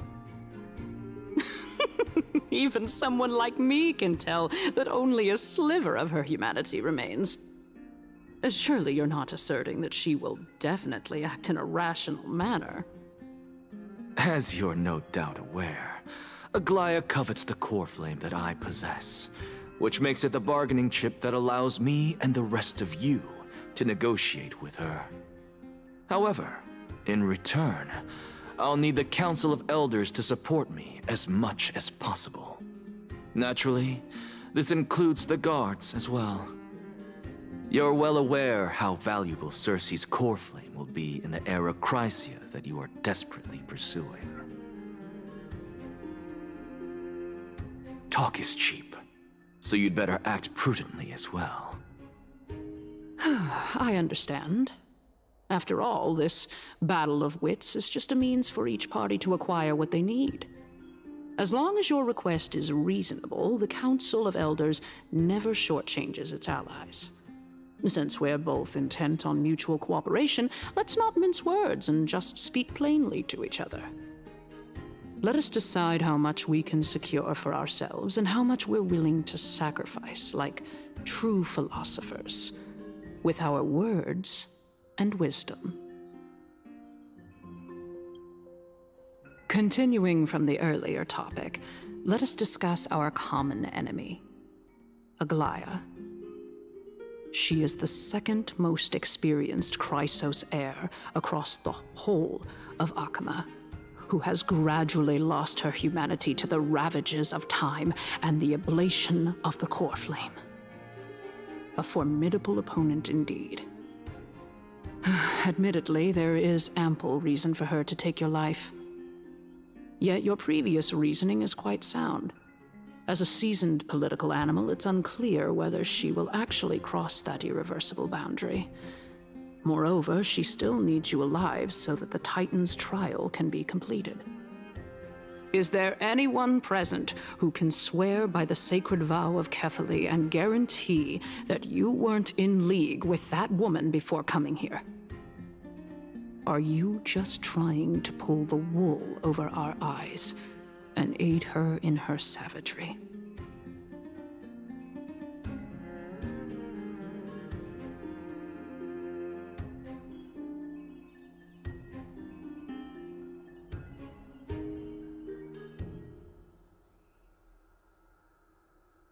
I believe you're aware of Castorus the Executioner. Long before I returned to Akama, Aglaia had already dispatched her to monitor me. If I weren't able to reach this place in time, I would have been forced to meet Thanatos first. As compared to a comprehensive plan with uncertain results, if you decide to cut open my chest and remove the core flame, wouldn't that settle her nerves even more? Everything is in place. She just needs the right timing. I understand what you mean. At the very least, the both of us agree that this tyrant who wallows in extravagance and greed is the greatest threat to achieving peace in Akama. The Council of Elders is willing to defend your right to live, just as we defend every oppressed citizen. However, I regret to say that sentiments in favor of the Chrysos heirs and Aglaya are only growing in magnitude. The peace that we are aspiring toward, as well as everything that we hold dear, will be destroyed completely. The city will be burned to ashes, and the citizens' blood will be shed. Tell me, what are you willing to do for our esteemed citizens so that they can vanquish the enemies of our fine city?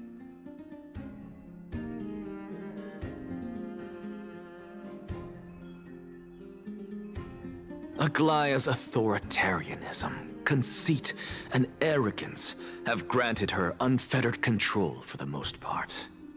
Yet these traits are also her greatest weakness. If I can render her helpless by forcing her to experience the agonizing pain of betrayal, I am certain she will never recover from such a setback. Surely you don't believe that such a tiny betrayal will be enough to push her to her wit's end. What's more, there are many who remain silent, merely watching to see how much chaos I can unleash. Not to mention, you know full well that the Chrysos heirs have never been a united front.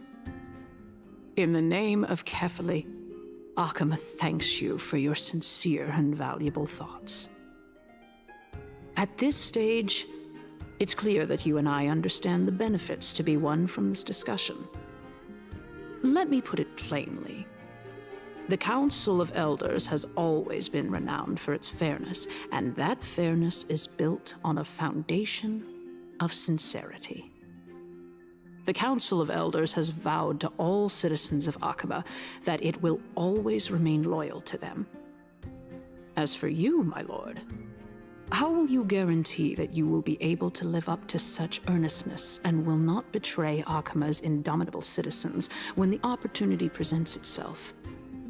Just as you now betray Aglaya when it suits you.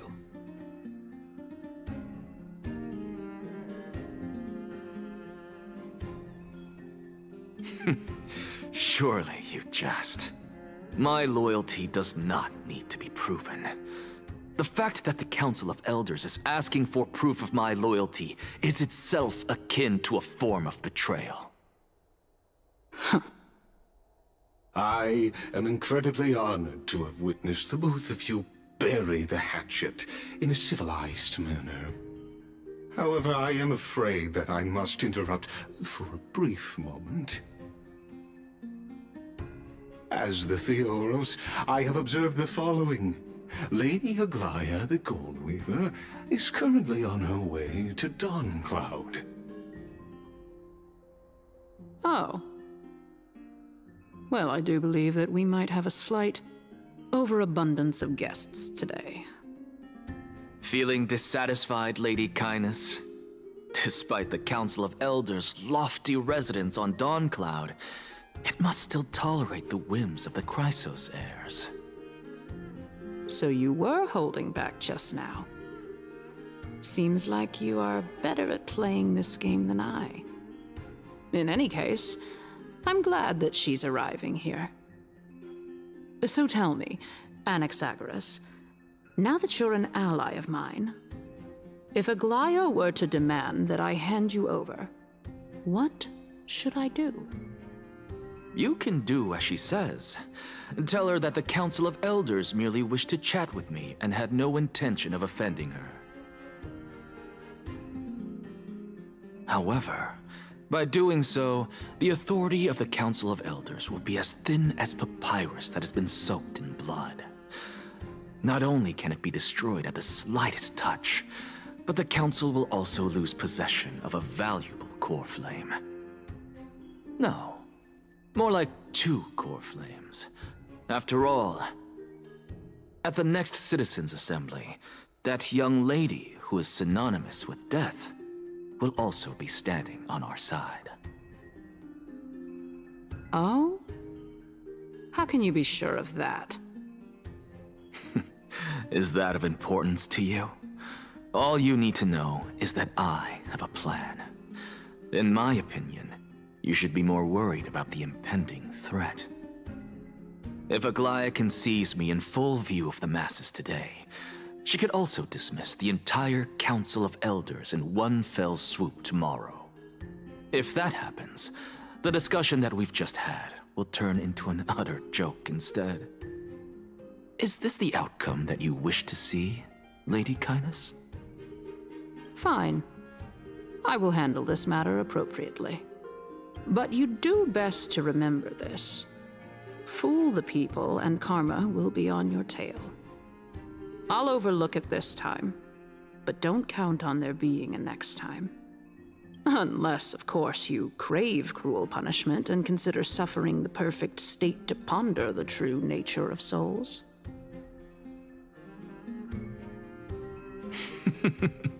Well, what do you know? That happens to be one of my rare talents. We shall see, then. I've got to say that you've managed to really impress me again. But shouldn't you be going after more? Dying to know what I'm after, I mean, I'm the reason Titan after all. It is in me to ask and seek answers. Easy there. You'll learn the answer soon enough. I didn't bring it up with her purely because she doesn't have the means to give me what I truly want. It's as they say, onlookers see most clearly. The true masters of Dawncloud have always been the Theoros, who watches over everything.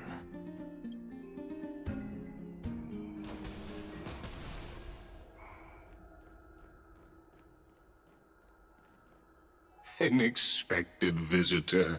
Welcome once again. You know, you could actually skip all the pointless debate and come straight to me to seek an audience with Kefali. I have no reason to refuse you, do I?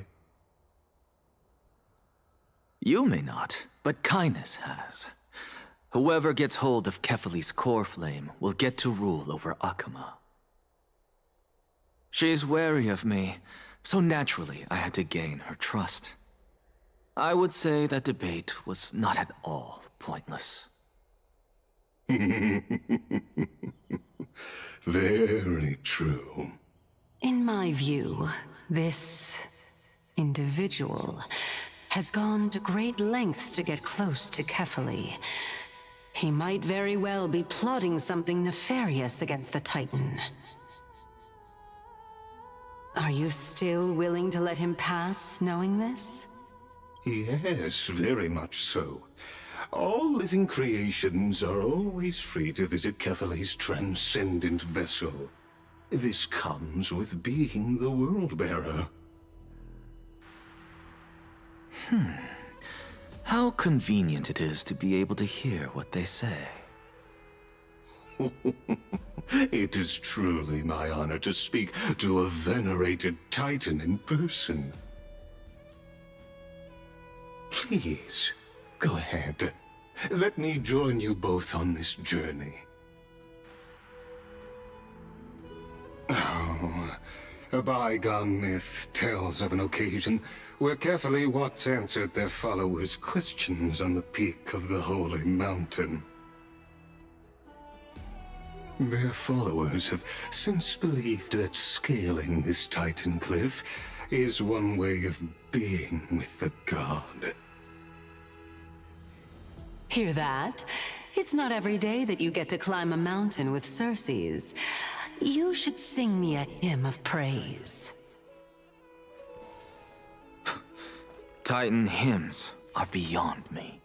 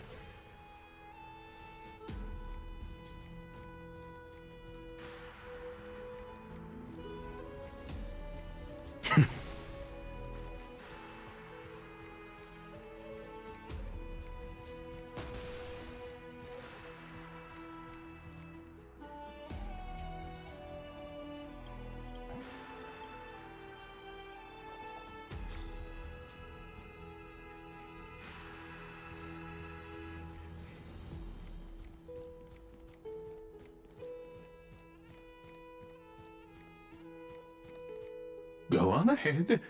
Take this Yanis shortcut, and the long pilgrimage stairway will be waiting for you at its end. I have to admit, I never expected you to not ask me anything. Not even my motive. Because I know very well what it is you are after. As the saying goes, a gentleman helps others achieve their goals. I have a feeling that your theory will be validated at the end of this journey. I believe Kefali will not deprive you of your right to ask your question, especially now that you're on the brink of death. You must be closer to Kefali than anyone else. Wouldn't you agree? I hope things go as you say, then. Putting a child of justice into a farcical world is bound to turn it upside down. It is my hope that you bring a much-needed change to this world which is on the brink of destruction.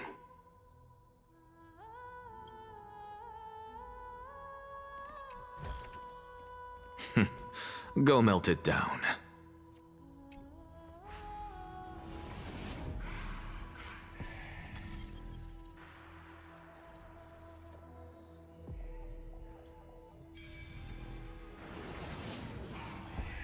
Honestly, this is my first time going up to Dawn Cloud's peak. What a splendid view. Isn't it about time you recognize the magnificence of us Titans? Well, I don't see how this place is different from those temples in the city. All they have are magnificent facades.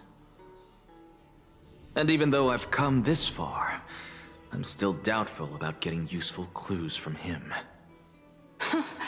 I must be getting ahead of myself to be expecting to hear something nice from you. Oh? Haven't you been in my head for some time now?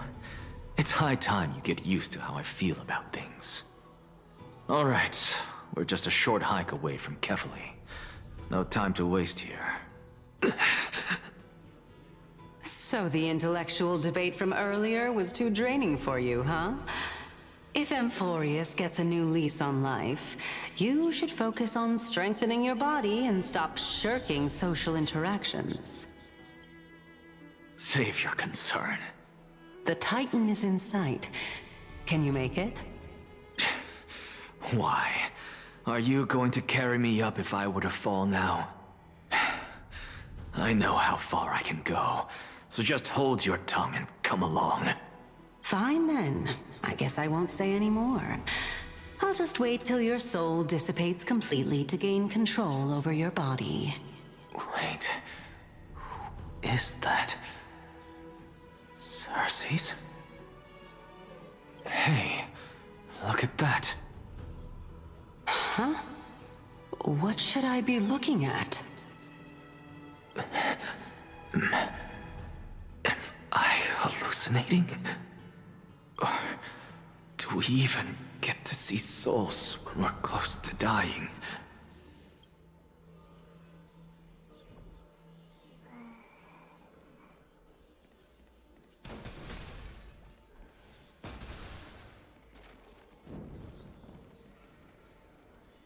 Oh? Why didn't you bring your favorite spear with you on this trip, Nias? Nias? I know I've heard this name somewhere. It's unfortunate. The Black Tide destroyed every last inch of my calyx. How could that be? Even a creation of Georios, from their prized ores and molten fire, couldn't escape the fate of destruction? Hey, Cersei's. Do you know a certain Nias? Nias? No, not that I remember. How did you even think up such a strange name? I just saw him. Nias. A warrior-like figure who was just chatting with you here. No, I have no such memory. Could you be hallucinating?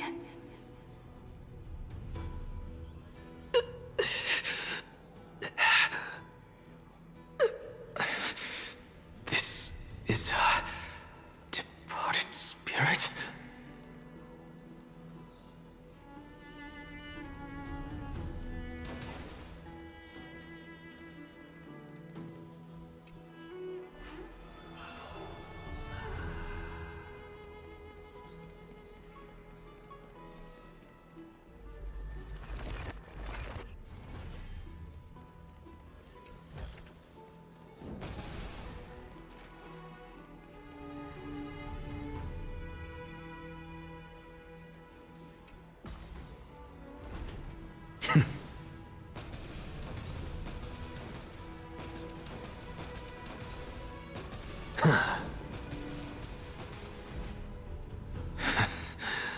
You two again.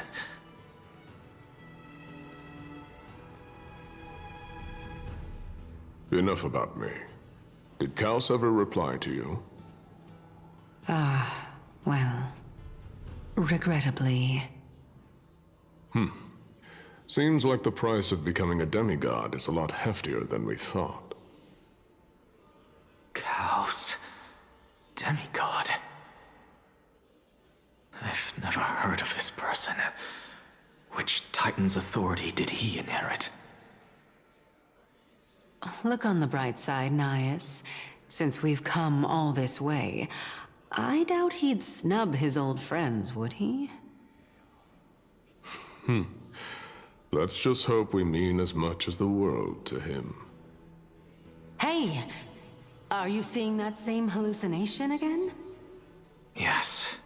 It's still you and Nias, but you're now talking about a certain Kaos. I'm guessing he's one of your companions? Kaos? This name sounds just as strange to me. Never mind. I think I know what this is about. If things are as I thought, then they aren't hallucinations, but the souls of people. What?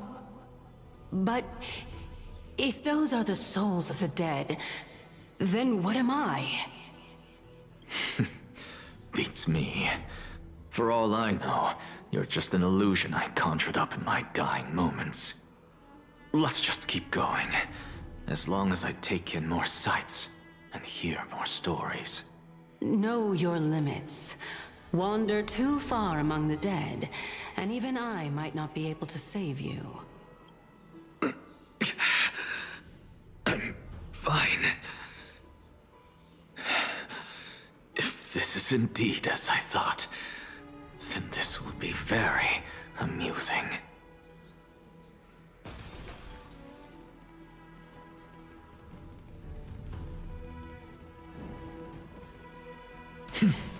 So...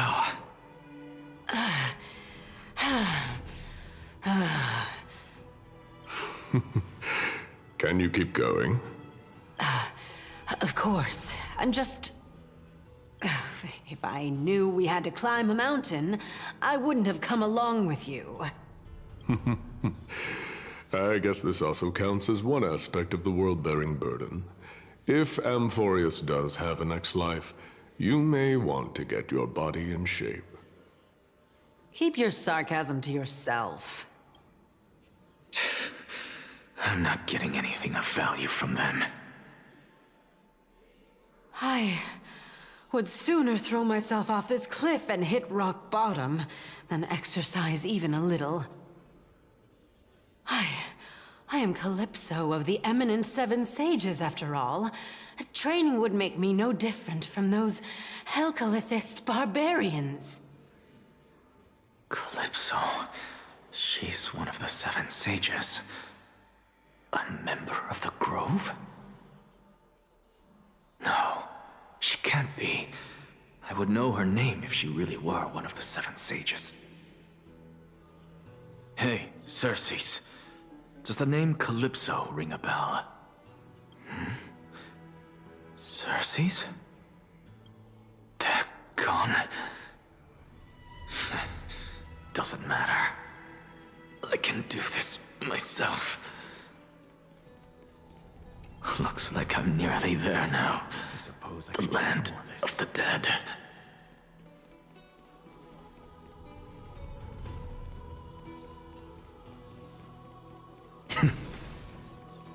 Oh, beautiful old world.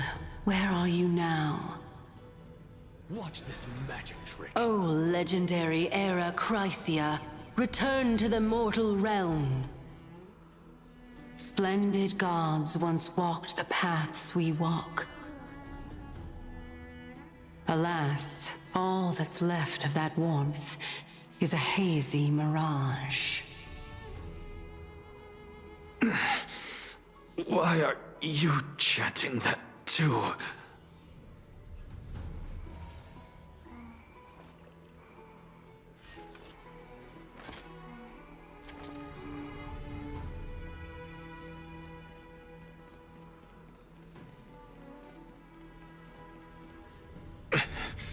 We're here, finally. So, I don't get to ask the Titan my question, but all of you make for a pleasant surprise, nonetheless. Very well then, let me uncover the truth for myself. Did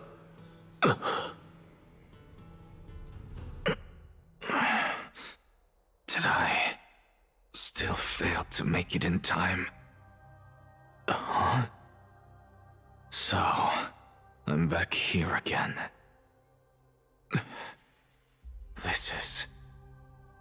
I can hear it. I hear it from the depths of the tides, behind the closed doors of the void world.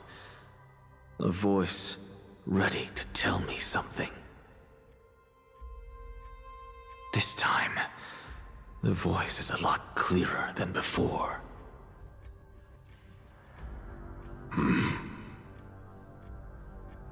Since we've come this far, let's just wait.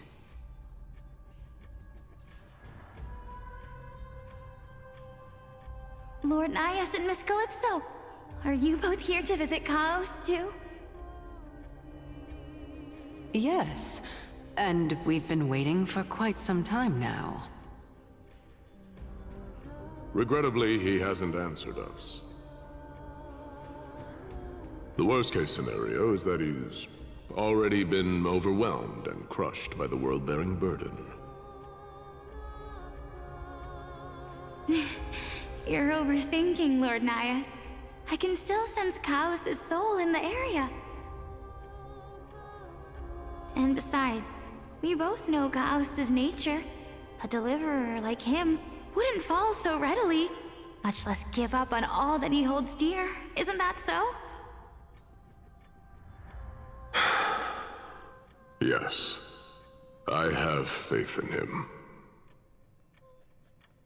That reminds me, why are you making this trip alone, Polixia? Oh, my sister needs more time to make sure the flowers are fine.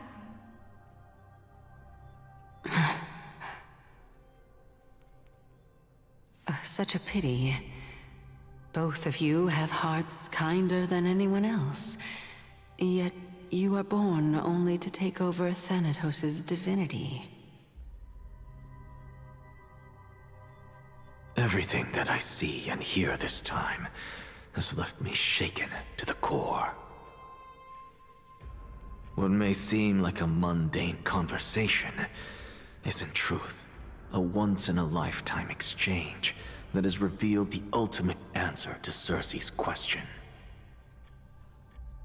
The conjecture has taken shape and must now be solidified into a theorem. Next, I only need to seek verification from Kefali. By doing so, I can answer Cersei's question and reclaim my body.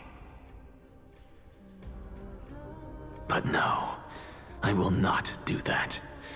That isn't important. Because another one of my conjectures one that I have always dreamed of proving, has been proved right this very instant.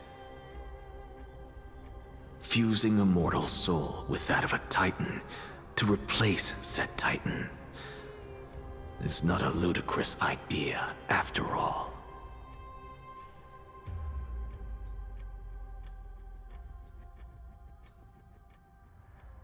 What are you thinking about?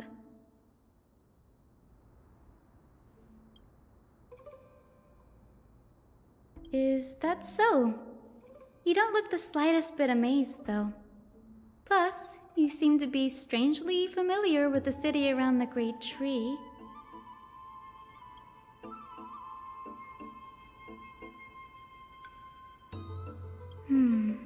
Events of the past, huh? I was also a child when I looked up at Circe's.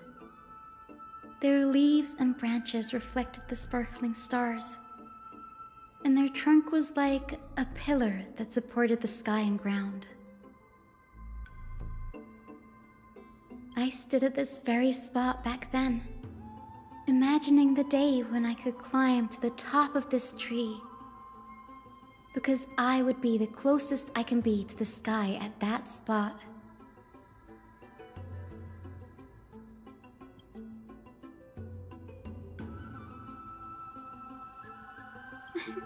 Don't read too much into it.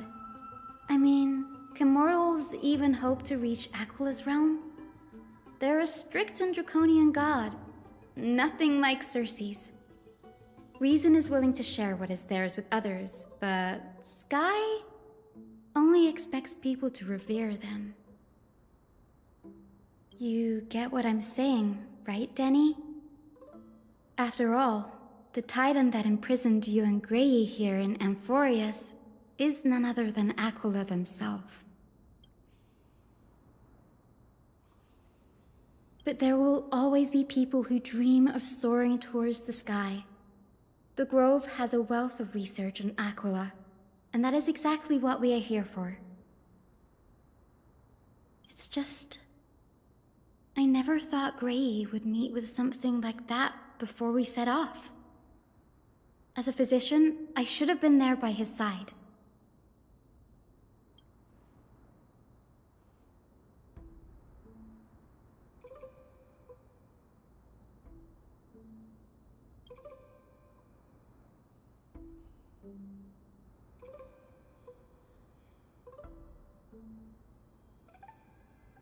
Yeah, there is no rest for the weary, huh? In any case, what we're looking for could be anywhere in this enormous grove. Let's split up to cover more ground. Danny, with your skills, I'm sure those monsters born of the Black Tide will pose no threat to you anyway. Have you forgotten that you're talking to the chief physician of the Twilight Courtyard? Have more faith in me. I'll be just fine.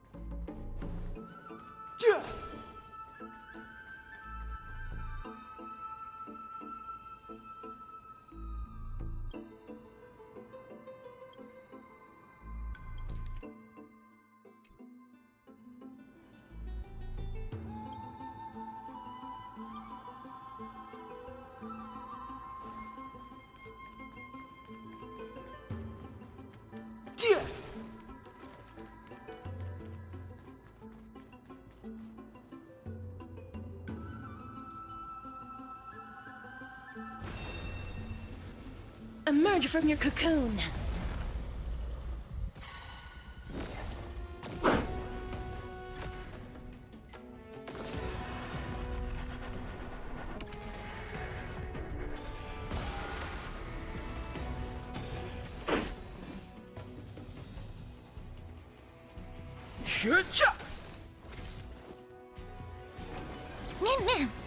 Nice looking, my friends. Indulge yourselves! Hoo-ha!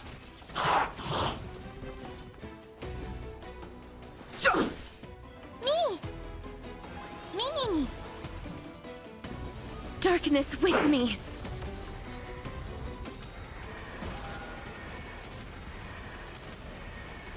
May death protect us!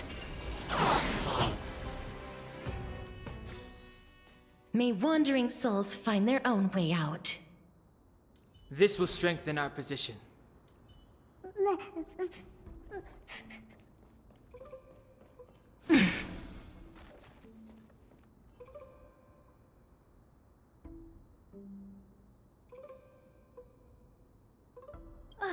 Really now? This is way more trouble than I could have asked for. Or you could sit back and watch.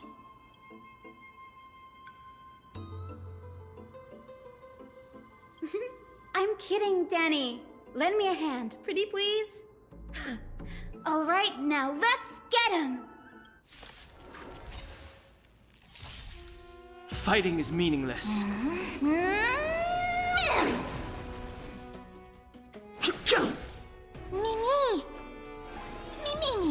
Please cherish this as you wish. In the mood for another beating? How's this taste? I shall remember this oath. Nice looking, my friends.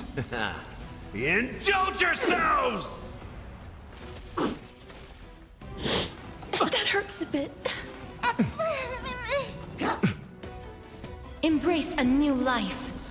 The truth of life and death. The sanctuary is but a vision. Break!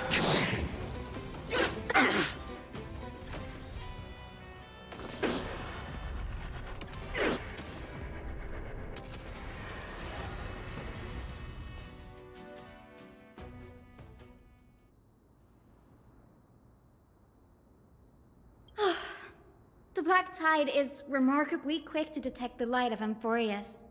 So or rather, the blessings of the Sky Priest in me, might have unknowingly called them to me. Anyway, never mind that for now. Here, you might want to have a look at this. I found it around here and thought it might be of interest to you.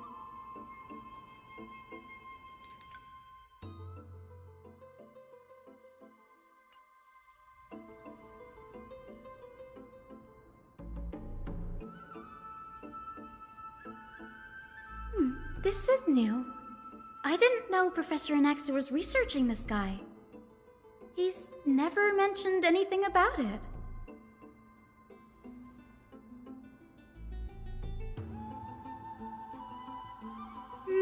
Might is an understatement. Anaxa has never been one to venerate the gods, nor has he ever found it within himself to put any faith in the prophecy. People have come to think of him as a heretic, even in a place as liberal as the Grove. Yet, it is also this very blasphemer that Circe's favors. Fate sure works in mysterious ways.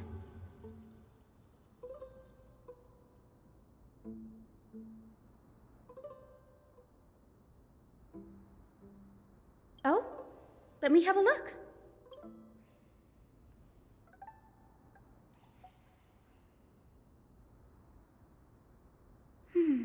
By the looks of them, these scrolls are records of two conversations that took place in the same setting, one after the other.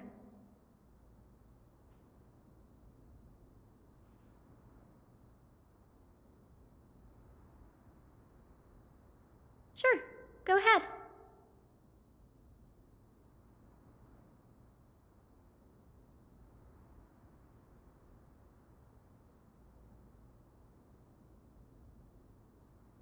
Anaxa often says that every failure brings us one step closer to the truth. Perhaps, to him, the crash of the skyship carries a different interpretation. The firmament is not impenetrable. On the contrary, it was precisely because the skyship represented the first step toward breaking free from the shackles of the Earth that it provoked the wrath of the Sky Titan and brought divine punishment upon itself. It's a shame that the majority of the Grove's research on Aquila was headed by the Venerationists, with sacrificial rituals making up a predominant part of their findings. Discourse about more esoteric subject matters in relation to Aquila dwindled even further after the skyship incident. So much so that even this scroll is completely new to me.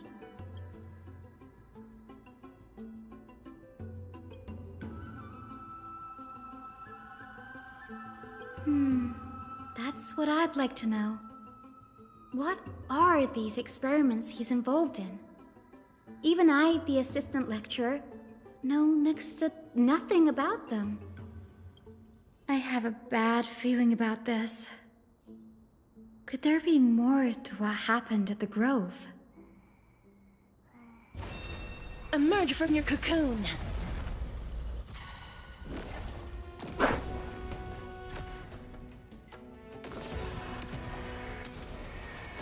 May death protect us!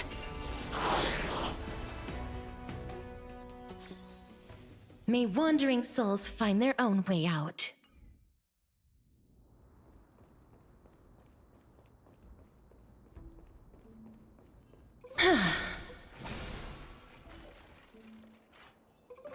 This will strengthen our position.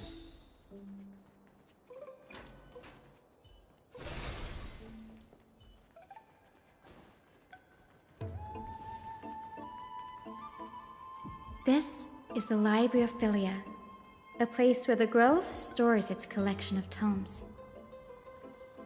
Other than books written by the 7 schools, you can also find philosophical texts, ballads, and religious writings from the Outlands here. Cities that desire to learn from the Grove were apparently expected to contribute knowledge of equal value to what they sought. We've had more than our fair share of hilarious episodes over the years. For instance, it's said that the Erythrocheramists once borrowed a manuscript from a certain author, but ended up returning a copy instead of the original. What's more, the original manuscript was supposedly then hidden here.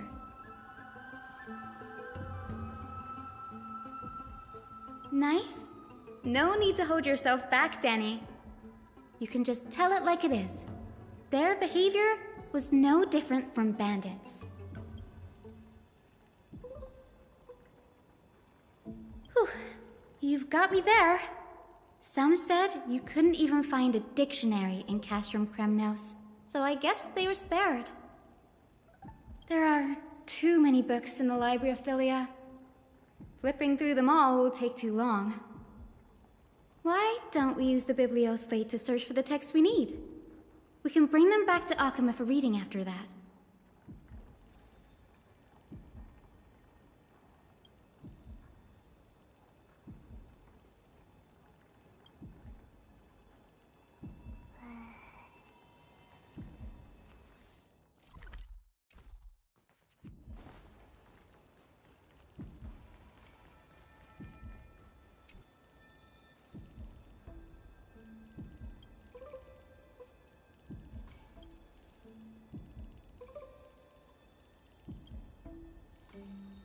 Ugh, it's so dusty in here.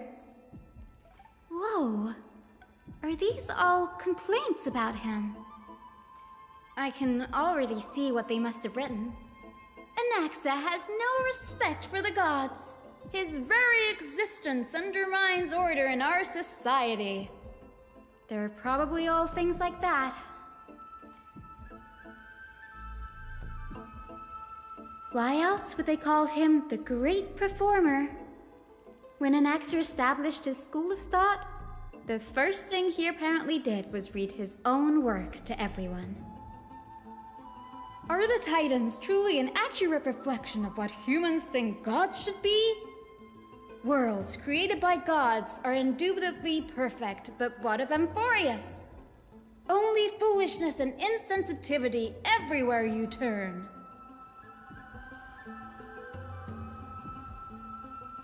They marched him straight to the seat of judgment before he could finish.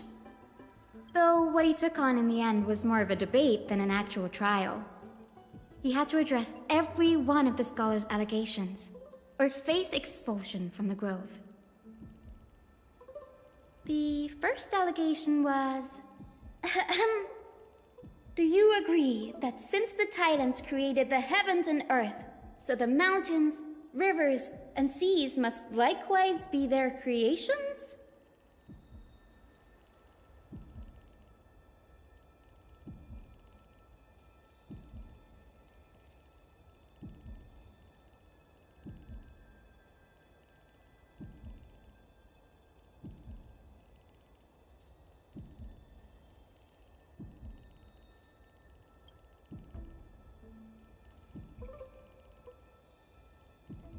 Anaxus said the same thing then.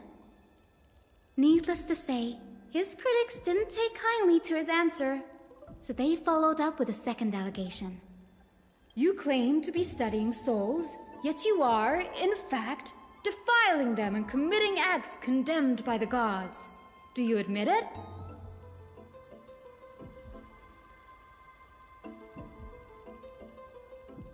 Anaxa always wears an eye patch, never removing it, even when alone. Some say he used one of his eyes as an alchemical ingredient. Every being in the world owes their safekeeping to Kifili, and this is even more so for the Chrysos heirs who have divine blood coursing through them. If he has really done something of that nature, then it'd indeed be sacrilegious. Thankfully, they had no way to prove it, so it amounted to nothing more than an allegation in the end.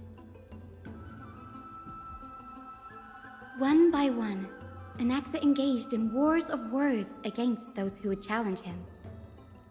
Toward the end, a scholar asked him, Anaxagoras, have you any respect for the gods?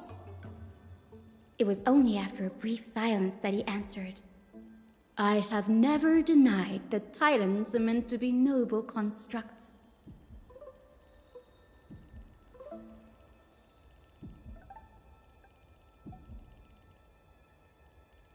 Yes, I'm not sure how that controversy was eventually resolved, but what's for certain at least is that Anaxa was allowed to stay in the Grove where he continued his research, despite being regarded as a heretic. By the way, this stack of complaint letters has reminded me of a place in the Grove. We may find clues there that aren't on the teleslate. I'm talking about Anaxa's alchemy lab, hidden between the cornerstones.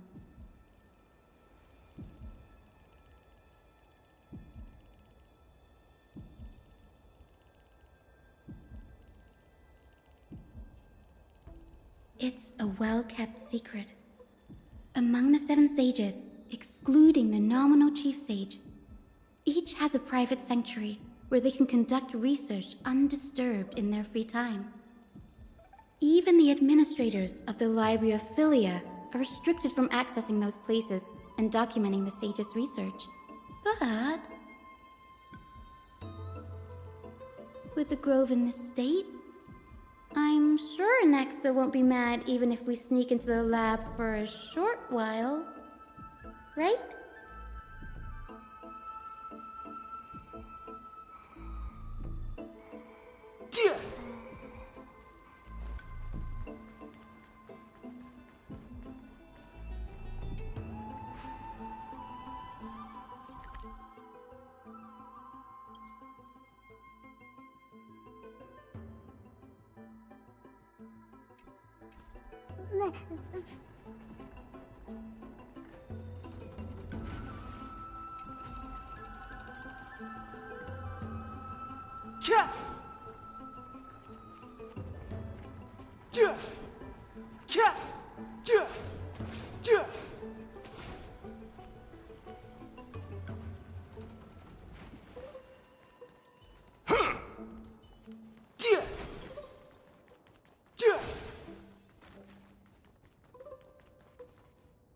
This is the place, but where is everything?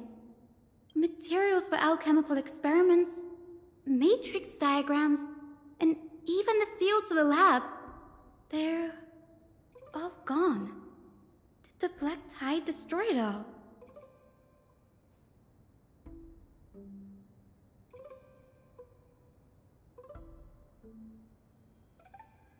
No, not even close. Not only are alchemy experiments high-risk activities, but Professor Anaxa also has a penchant for using bizarre materials. Students often saw him walk in looking right as rain, but come out covered in soot with his hair singed. Naturally, no one dared to come near this place. Huh? That bookshelf over there seems to be the only thing still intact.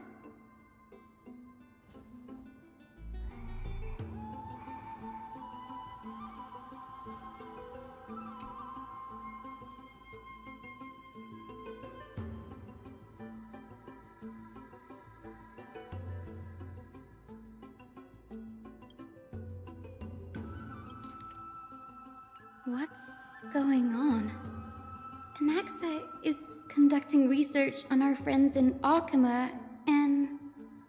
me?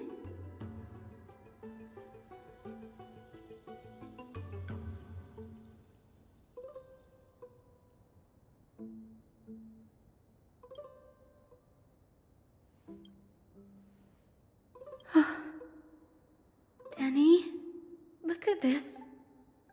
I have a bad feeling about this.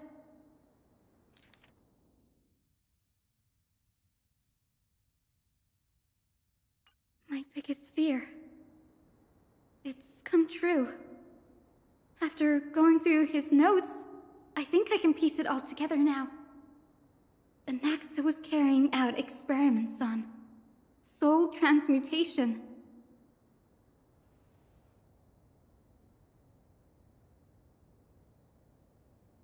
Yes, this is what he was secretly conducting research on. Something he had to keep hidden from others.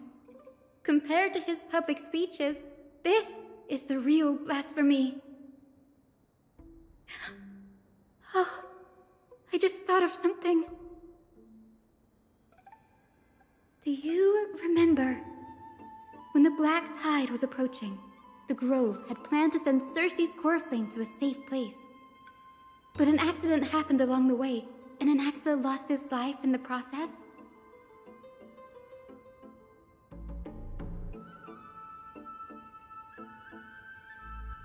That's right.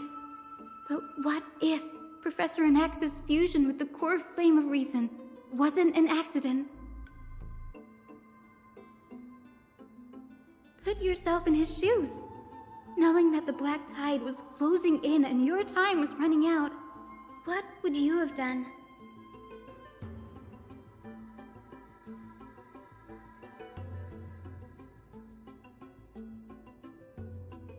Exactly.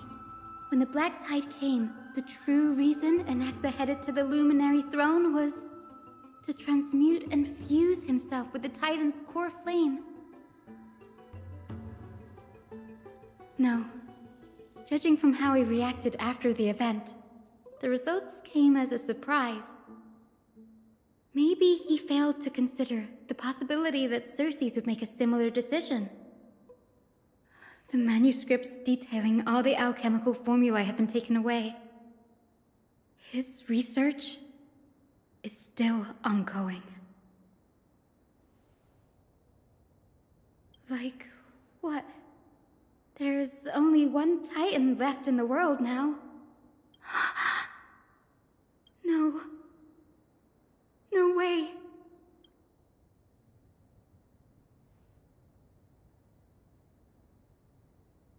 He's after Kefali. Sir, this sky above us, it's not real, is it? Of course not. This is just an image from a projection device used for educational purposes. A simple trick. The day-night cycle has been lost to this world. So that students like you may still learn about the night sky, astronomers have harnessed the Titan's miraculous power to manipulate the light, projecting the nights of the past here for you. Much like how the sky above the Holy City is also illuminated by Kefali's dawn device. So, the skies of Akama are fake too. You mustn't conclude that, Inoxa. You should know that only a child would expose a trick and be proud of it. Often people know more than they let on. They simply choose to feign ignorance because they have no other choice. Then they're just deluding themselves. People believe in Kefali's tale of Genesis, accepting wholesale whatever the priests preach. But we're different. We've already walked out of the firelit cave of ignorance. We have already realized that we live in a world where Titans make the rules. Even when we look at the sky, we're only seeing what they allow us to see. Rather than gazing at this mockery of a night sky fabricated by them for the rest of my life, why shouldn't I be the one to take control of the projection device instead? So much time has passed since you sowed the seeds of doubt in my heart, child. Many a night, I find myself penning down all my theories and wild ideas, only to burn them to ashes when I open my eyes in the day. Why? Because we'll face death by burning if word gets out? As a sage of the Venerationists, my soul has already become inextricably linked to the great tree. Every word I say and every move I make is certain to influence every leaf, every branch, even the tree itself. But above all else, my days are numbered. Instinctively, I have my doubts about the golden blood and the human soul, yet I have no means of verifying them. The golden blood in my veins is woefully thin, and I am loath to waste what little time I have left obsessing over a hypothesis that cannot even be proven in the first place. But I can, sir. I can do it for us. The time is right. Give me all that I need, and I shall accomplish this grand feat on your behalf.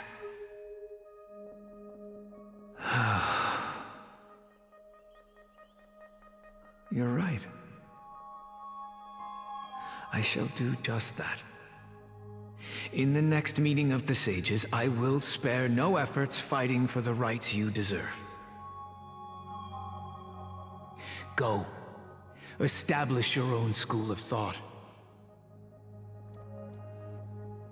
Find out what we are. Become the one who conquers the ultimate truths of the world.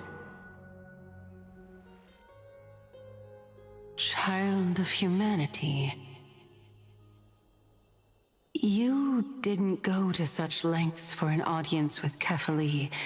Just ask him a few questions, did you? So, you figured it out. If I were as foolish as a Dromus, perhaps I'd throw myself down and prostrate before their greatness, begging for the gods' prophetic wisdom. Well, sorry to disappoint, but I'm no Dromus. Alas, I am a human, standing tall on 2 feet, possessing both intellect and pride. Before such power, does it make any difference whether you're a human or a Dromus? I'm sure you're familiar with the story of the Styxians. When the raging waves threatened to swallow them, they didn't just give up and become sitting ducks. No. They constructed a dam that kept the roaring tide at bay, chaining down the mad Fagusa. They call me a blasphemer, Circes. But that doesn't mean I deny the existence of gods. It's just... as I see it, Titans are simply a force that mankind has yet to find a way to tame. Oh? If power that rivals the Titans is what you crave, why not conform to the prophecy and brave the trial? Why stop at harnessing the power of the Titans when I can do so much more? The source of life is what I wish to grasp, to understand what makes up the soul, and to learn what we really are. Thanks to you, I've had the chance to personally verify, in more ways than one, that the soul indeed ceases to exist in death. But where there is death, there is life. And where there is an end, there must also be a beginning. How then is a soul born? That was the only unknown variable left in my calculations. And by the sound of it, you have already formed a conjecture. No, I have already drawn a conclusion. In my journey unto death just now, I finally saw the answer with my own eyes. Professor Anaxa, I'm here. His life hangs by a thread. I must ask you to refrain from taking any unnecessary steps. Of course. I'll bring this to a conclusive end, and give you the answer you so desire. However, in accordance with the principle of equivalent exchange, I must also demand from you what I need. As you wish. Don't you care to know what the price might be? It's a matter of uncovering the truth about the Death Titan and his survival. This may be the only time I can ever save someone's life. There is no need for me to think twice. I see. In that case, let the show begin. Indulge me. Am I correct to say that you intend to prove Thanatos' whereabouts and prove the nature of our existence now? Before I begin, I must confess I had been stuck in a cognitive trap all this time. As unrelated as these two propositions may seem at first glance, they are in fact logical equivalents. They are merely two different ways of telling us about what the soul is at its core. The reason I say this is as I've mentioned earlier. The answer was hidden in my journey unto death. Anaxa, you were in the Netherrealm? Yes, I am but a living dead man now, but that's not important. What truly matters is, I overheard a conversation between heroes. That's not all. Remember how I said you were a part of that conversation too, Circes? And I've told you that I have no recollection of such an event. That was likely just an illusion conjured up by the mind of a dying man. Of course you would remember. Because that wasn't you. That was Calypso, one of the 7 sages of the Grove. Calypso? Huh? Oh, that's the name I made up on a whim when speaking to this girl. How do you know of it? And surely you jest. Don't you think I, of all people, would know if that were the name of one of the 7 sages under the shade of my tree? Don't you claim to know the Grove's past like the back of your hand? It seems you've lost even the memories seared into your soul. Use your head, Circes. Since all of this took place in the realm of the dead, it stands to reason their likenesses are of souls from the past. The living cannot step foot into that world, so who could they be? Think about Calypso. Why does she share your likeness, yet you have no idea who she is? The answer is evident, is it not? Those fallen heroes are the mortal incarnations of the Titans before their ascensions to godhood. The gods aren't master creators born out of thin air, and they are no different from humans, because they all evolved from one.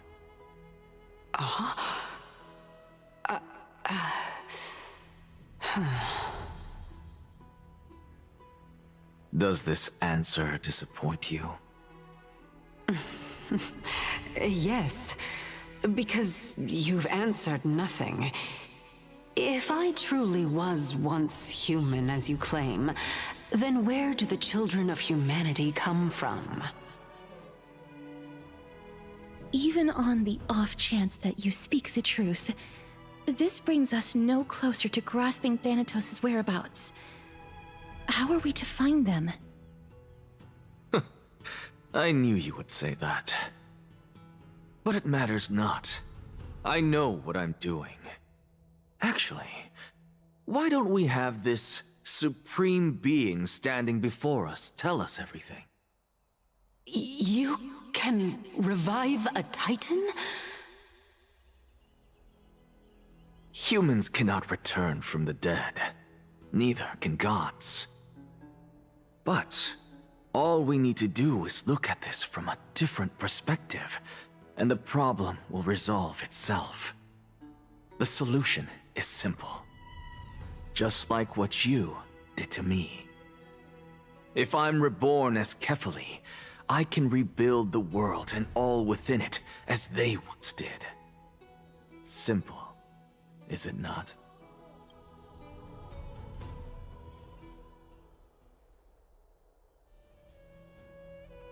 I have news from Hyacinth and Dan Heng. Anaxa might be trying to do something with Kefali's divine body. Kefali? But what could Anaxa want? Is the Council of Elders going to sit around and let such a sacrilegious act unfold? That is not possible. He is indeed the great performer, capable of fooling anyone and everyone with his tricks. I'm sorry. No need for guilt, for this is good news to us. The Council of Elders has found themselves a traitorous ally. Anaxa's ambitious desires will be something we can exploit. What we should be doing now is to keep our eyes peeled for whichever trickery Kynus is up to, and react accordingly to thwart her plans. Being Akima's political center, the Demigod Council holds just as much significance as the Vortex of Genesis. Someday, after my duty is over, this site will take the place of the battlefield where you hunt gods, become the next challenge you ought to overcome. Till then, it's best to get used to this place as soon as possible.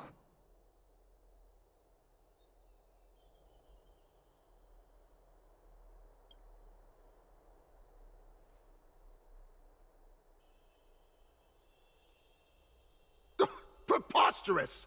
The Christos heirs only have their standing because of the Council of Elders. How dare they trample over it?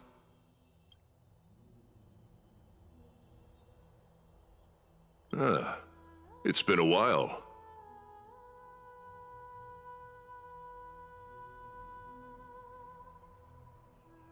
That's fine. I recognize you. The young lord has nothing but good words about your courage. It has indeed been some time, Lord Crateros. What brings you here in such haste? Shh, keep it down. Be more vigilant. See those duplicitous dogs over there? They do the dirty work for kindness. I've already ordered my people to hold them back, but we should still lay low. Unless you're itching for a bloody fight to get a workout in. My bad. So, did something happen? Did you hear thunderclaps last night?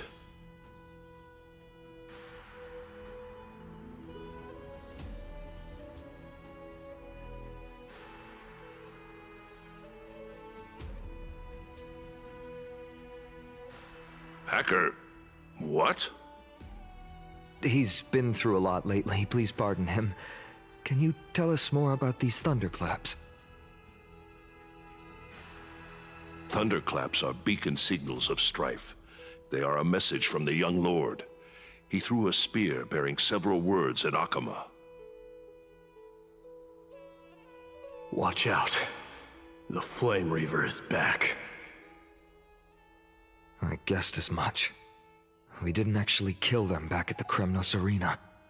I figured this is something you would want to know. We Kremnoans never back down from a fight. So if you plan to take that thing down in a battle, reach out to me anytime. You have my gratitude. I will let Aglaya know about this right away. Remind her to be on her toes while you're at it. That vicious kindness has been unusually active lately. Those lackeys she keeps under cover have been going in and out of the city a lot more frequently these days. Some even seem to be getting Kremnoans to defect to the council. Get off the stairs! Down! How dare you! Don't place that! That's her.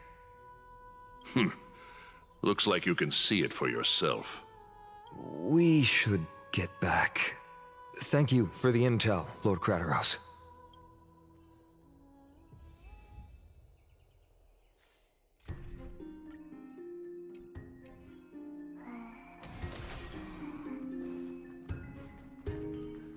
By Catholic into Lenten above, as the Theoros I have observed. Virtuous citizens of Akama, fine Navides, Elysiae, and the Outlander are heading toward us.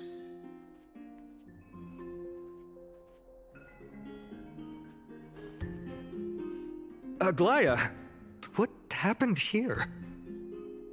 I know about the poisonous fangs of that king snake through the golden threads.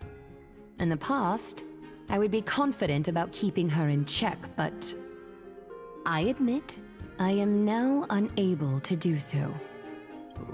What do you mean? It is no longer about eloquence or arguments.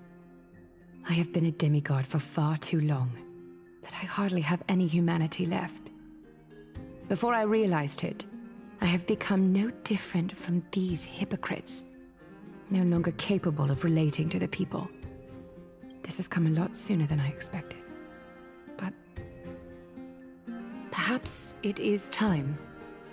I need you to step up, Finan, in order for me to retreat behind the scenes. Yes, this is my duty, but... It is far easier for the Council of Elders to fool many than just fool one person. Their so-called more support is no more than a ruse to distribute power using words instead of lances. There is no glory in winning this debate, but that makes having respect for humans so much more priceless. Finan, you are a Chrysos heir without flaw, capable of relating deeply with humans. I appreciate what you've taught me, Aglaya. I hope we'll live up to your expectations and win this debate.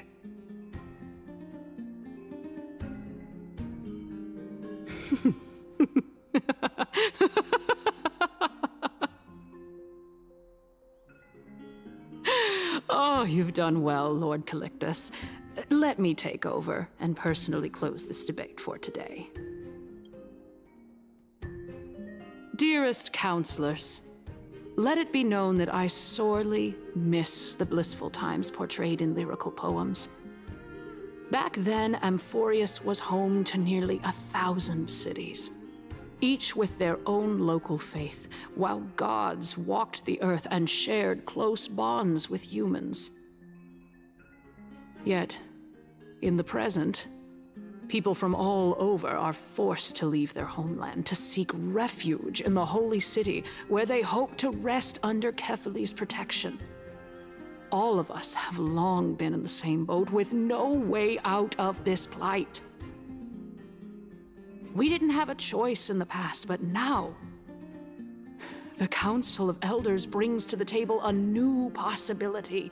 All I have left is one question for you. Would you rather strive toward the unheard of Era Nova, or return to the prosperous Era Chrysia of our past? Make your choice. Now, which of the two would lead mortals to an ideal future?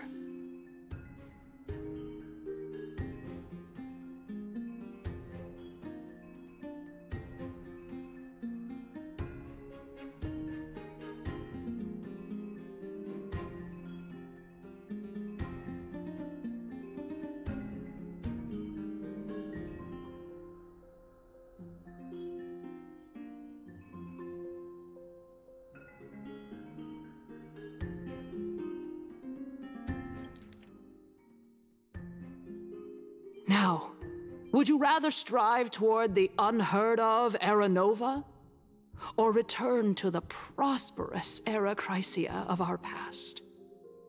Make your choice.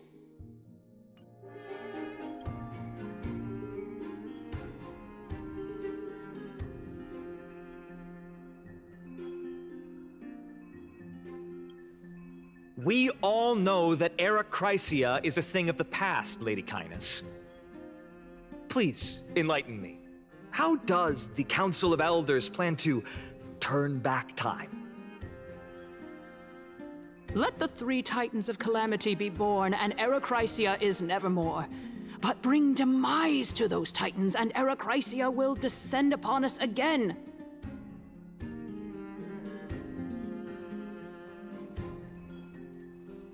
Know that the Council of Elders is never one to make empty promises.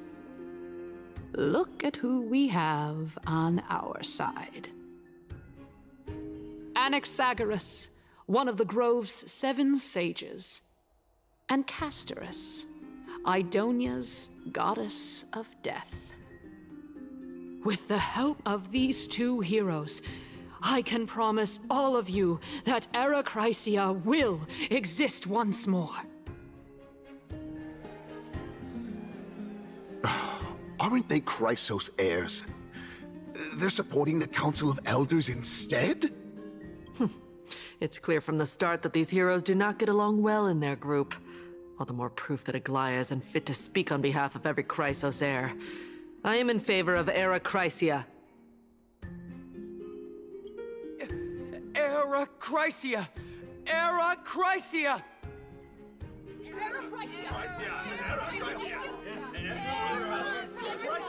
Era Chrysia!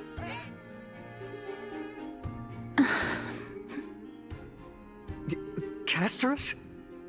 Why are you standing over there?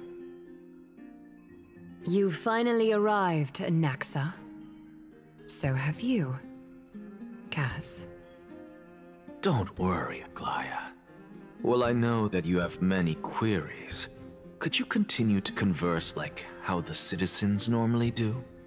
Tell me, dear citizens, if we successfully retrieve and return Thanatos' core flame without anyone passing the Death Titan's trial, what would happen next? The answer is simple. We will have a chance to rid the world of death and bring Amphorius back to an era when all beings live forever. We'll usher in a new future that will be entirely different from the Flame Chase journey. He's one of the seven sages. That's impossible. Your proposal is much too idealistic. As long as the Black Tide still exists, how can we go back to the old days? Remember what I previously said? Kefali's core flame is guarded by the secret power of the Council of Elders. Plus, Fagusa's water curtain will be able to block out any external perceptions. Tell me, dear citizens, have any of you ever seen even a glimpse of the threat that this person is talking about anywhere within the walls of this majestic holy city?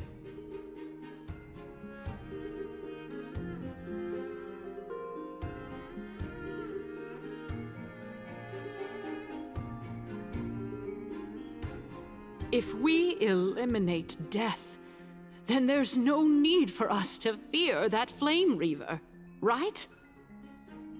Citizens, let's loudly sing the blessed hymn. Oh, beautiful old world, where are you now? Oh, legendary Erechrysia, return to the mortal realm. After the destruction of the 3 Titans of Calamity, the Flame Chase journey will have to end. Erechrysia! Yes! Yes! It has to end! It has to end! It has to end! It has to end! This is bad. The masses are now totally riled up. Anaxa, pray tell. Everything that you've mentioned hinges on the premise that we can find Thanatos' existence, right? Thank you, Lady Aglaya, for still caring about this city. However, dear citizens, we are truly fortunate and blessed. For Castorus, Idonia's goddess of death, will surely find Thanatos under my guidance. What? With that, I solemnly promise that the core flame Lady Castorus brings back will be personally managed by the Council of Elders. Thereafter, if we are able to garner the support of all of you at the Citizens' Assembly, we shall spare no effort in ensuring that the Erechrysia will return to our world once again.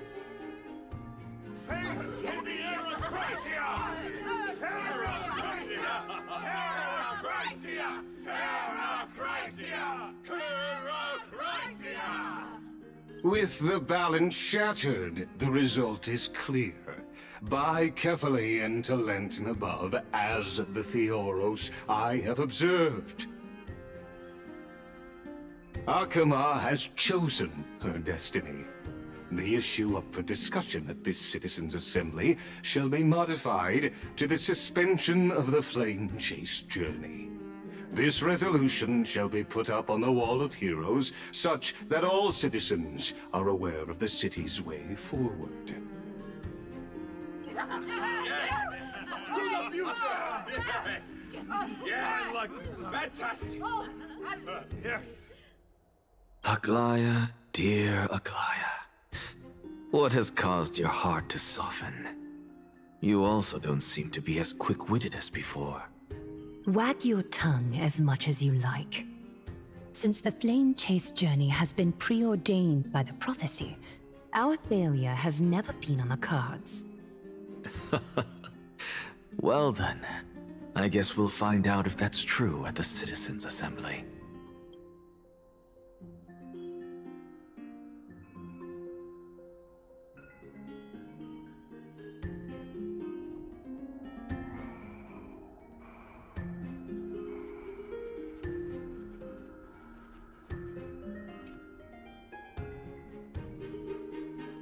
Well, it seems that when I sent you to look for Anaxa, I unintentionally facilitated your partnership with him instead. My apologies, everyone. I know that you have many questions to ask me. I will answer them to the best of my knowledge.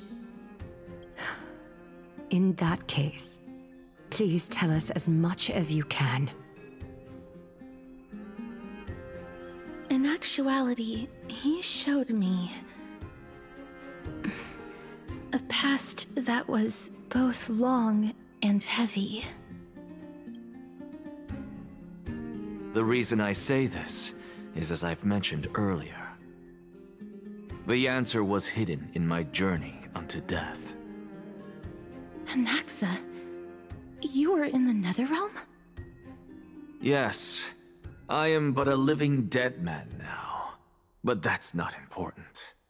What truly matters is, I overheard a conversation between heroes.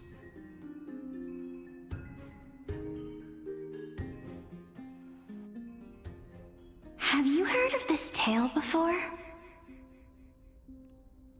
A tale about the ocean god's treasured pearl, our hometown. It was a seaside town which enjoyed the ocean breeze and glorious, peaceful times, thanks to the wisdom of its ruling queen. Until one day, an evil dragon descended upon the town. Its wings were large enough to blot out the sun, while its claws were sharp enough to rip the waves apart. It barged into the tall tower and devoured the queen's beloved daughter. It even settled itself in her bedroom, like a tyrant king. The queen assembled 300 warriors who managed to subdue the evil dragon by chaining it up. However, when the queen slit open the dragon's belly, she realized that the princess had long since been digested, and all that was left of her was a pile of bones. Devastated, the queen wept for several days. It was then that a devious, smooth-talking scholar arrived at the palace and suggested that the princess could be revived through the use of dragon bone and dragon blood. That liar called this process the secret art of alchemy. The princess was reborn! The queen was overjoyed, blissfully unaware that the evil dragon's soul still lurked within the princess's body. As revenge, the evil dragon swallowed the poor queen, the glib liar, the courageous warriors, and all of the town's innocent civilians in a single gulp. Worse still, the souls of the deceased refused entry to the Netherrealm because they were filled with regret. Forced to roam the mortal realm, these resentful souls ultimately converged into a river of souls that would not retreat for a long time. The terrifying death had consumed all. Thereafter, our hometown fell into ruin as well. Until... Until?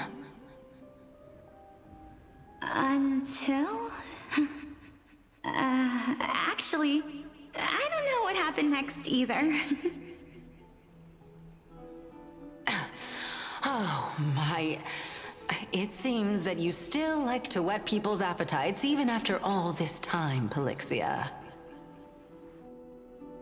So, according to your story, this is how I used to look? It's practically a mirror image. And yet, what exactly is this? A miracle that I created with alchemy. As for what it is and how I was able to accomplish it, I'll keep the answers to myself for now. Oh, my goodness. Is this cliffhanger really necessary?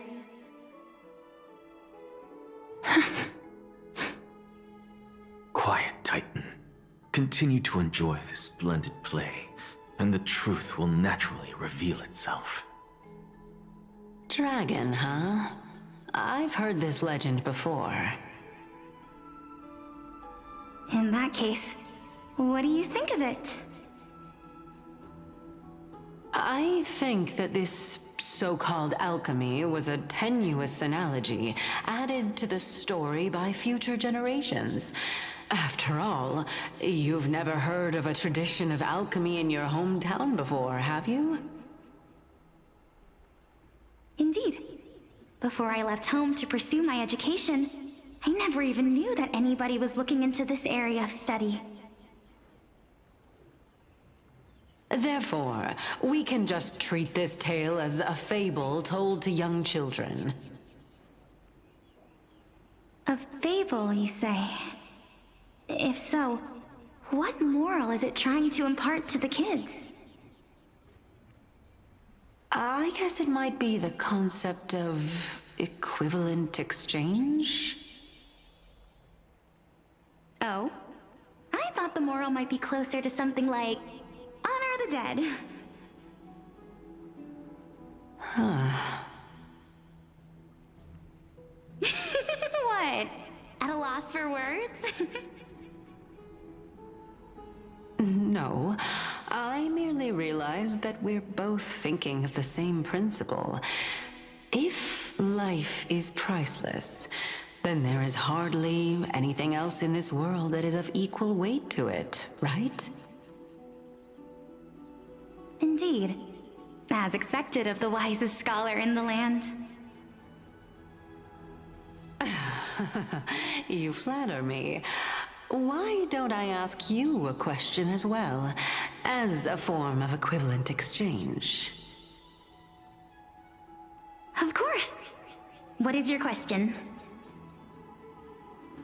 If I imparted my knowledge of the art of alchemy to you,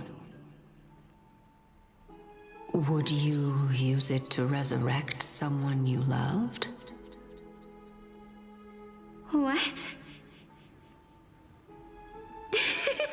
What kind of strange question is this? I got it. You're just trying to get me to tell you whether I like anyone, right? Let's just leave it at that. That was rude of me. Yes, I would. Oh? Death is inevitable. In the days to come, I'm certain that someone whom I cherish deeply will leave me for good. If such a mighty power really existed, I think I would use it without hesitation.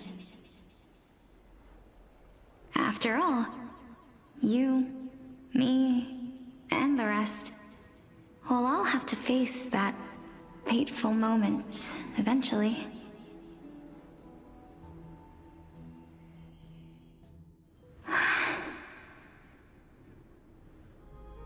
My time is finally here. However, perhaps because of my firm belief in the immeasurable value of life,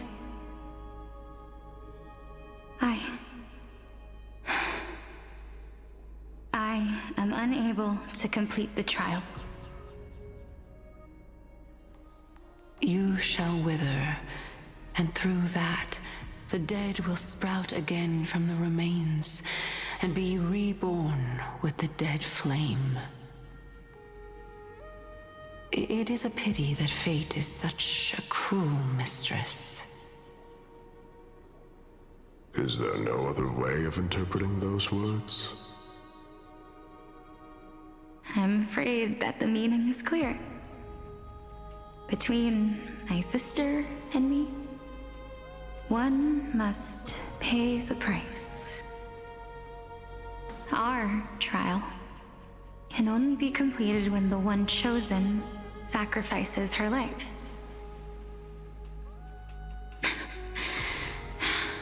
I'm afraid that the prophecy might even have selected a pair of twins for this exact purpose. Fortune makes fools of us all. My sister is prepared to sacrifice herself. And yet, I can't do the same.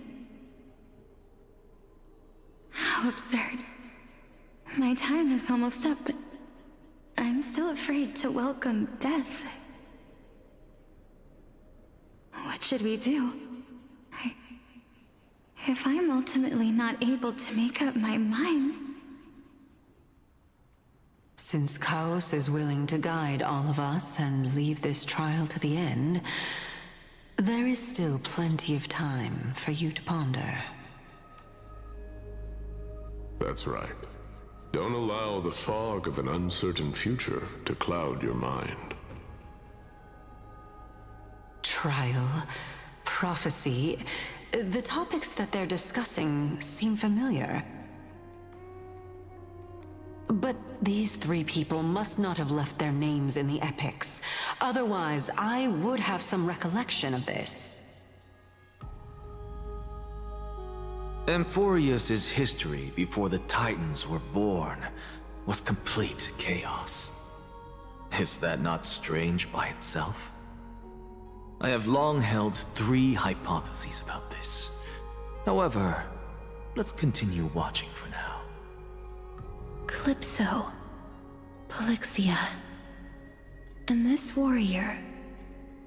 I seem to have met him somewhere before. Regarding this matter,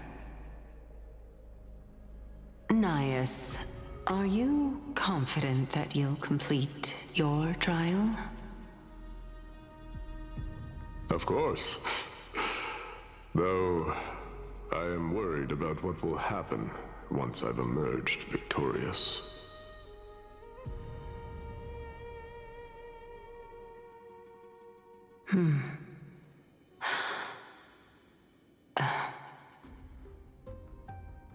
Looks like you have made up your mind. Yes, this is the safest course of action. Completely separating courage, honor, tenacity, sacrifice, and reason. You really know how to make things difficult.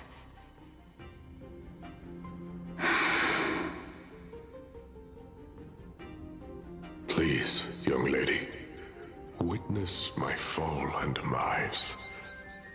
Lady Calypso, you shall host the soul-rending ceremony. I do not understand. Why would you dare to sacrifice yourself for a future that you won't get to witness? Because this is our destiny. The power that resides within me is so intense that I will one day be engulfed by it. Furthermore, a valorous death before glorious return has always been the path I chose to walk. A journey I began long ago. If your sister or Chaos were in my position, I believe they would make the same choice as well.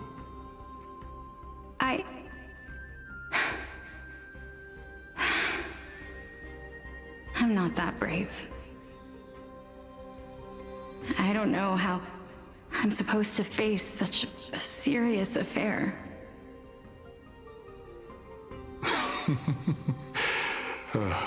Despite being Death's chosen one, it seems you still don't know how to face it. Let's chat, young lady. Perhaps I shouldn't end my journey so hastily. Since there's still time, I'm not worried about letting fate wait a little longer. Of course. This warrior is Lord Nias. As the embodiment of Nikador's divinity, he entrusted his life to us and allowed humankind to end his madness. That means that what I'm currently seeing before my eyes is, in fact... Looks like one hypothesis of mine has already been proven true. These heroes are the true forms of the Titans, before they attained their divinity. If so, the chosen one of death that he speaks of is actually... Polixia? Is the previous form of Thanatos? But her appearance... If this is true, as long as we can find out where she went, we'll naturally be able to figure out the location of the Death Titan.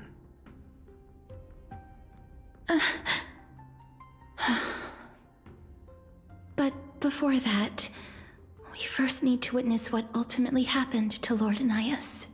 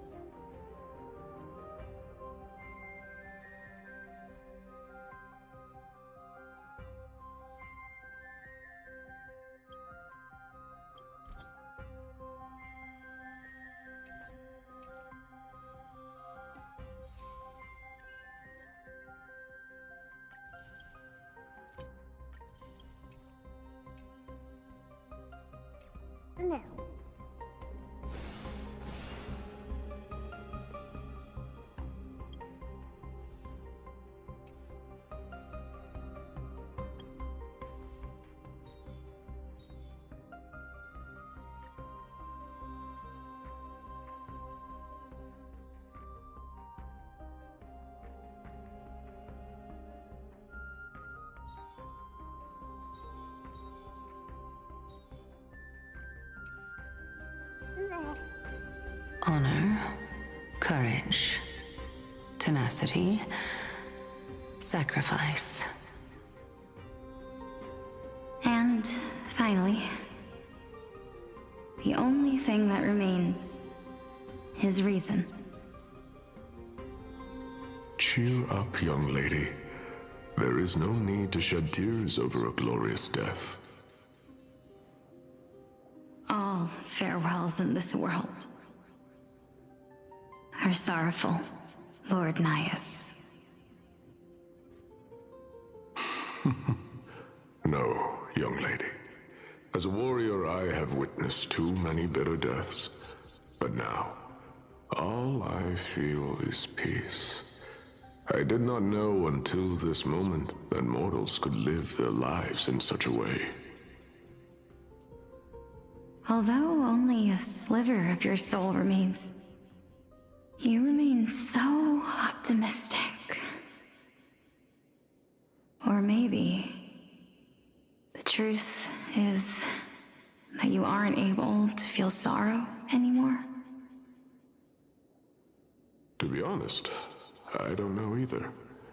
But I am certain of one thing. This is not an acceptance of death nor apathy toward it. It's not even a feeling of despair. I am just enjoying what remains of my life to the fullest. Enjoying?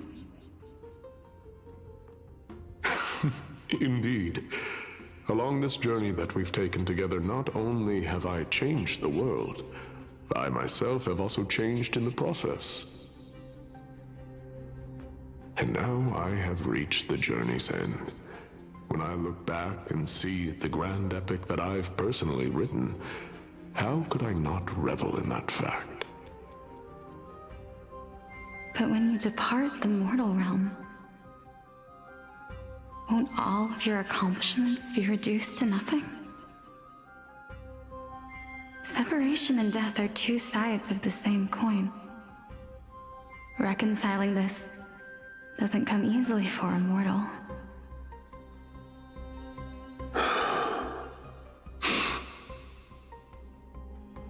Finally, let me recount to you a story of mine, young lady. The first time I returned from the battlefield, I felt extremely hollow. The calamity had devoured everybody on the battlefield but me. When I returned to the city alone, the citizens held a banquet for me that was far from pleasant. I felt as though I was still on the battlefield, and the person who had returned was nothing but an empty shell. It was late into the night by the time the banquet ended. my head still reeling, I returned alone to the barracks. On the way back, I encountered someone. It was a crazed scholar looking at the night sky and muttering to himself by the side of the road. Although I tripped over him and fell, I wasn't angry in the slightest.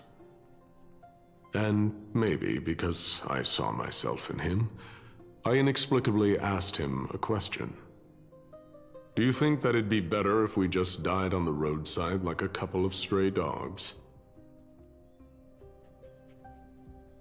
To my surprise, he shrugged his shoulders and sighed. How does someone who is currently experiencing death, dying and living, afford the same amount of bliss? Now please go away and don't block my starlight. Are you trying to say that there is no difference between living and dying? For they are both journeys that lead toward death? That's exactly what life is, and death is, but a scale to measure how valuable the journey was. Journeys and epics are only glorious and magnificent because all things eventually fade to dust. Therefore, young lady, don't detest your fate. Instead, willingly and respectfully embrace it. The embodiment of strife telling me about the majesty of the world. Indeed. I believe that when the fated moment eventually arrives, you will be able to understand my words. It is time for me to knock on death's door. I will set up a long table at the end of the road and humbly await your arrival. When that moment finally comes, let us drink and be merry then.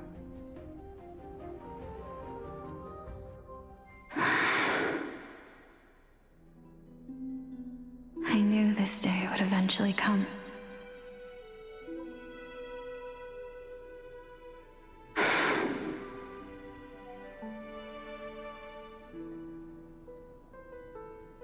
Are the both of you ready? Mm-hmm. Polixia. I'm here.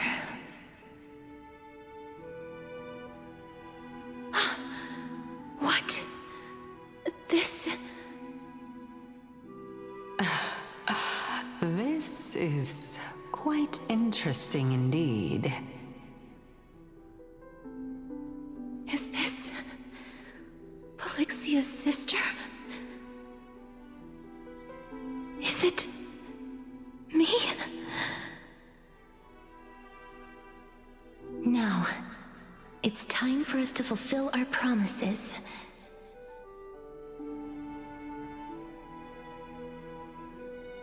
Are you afraid?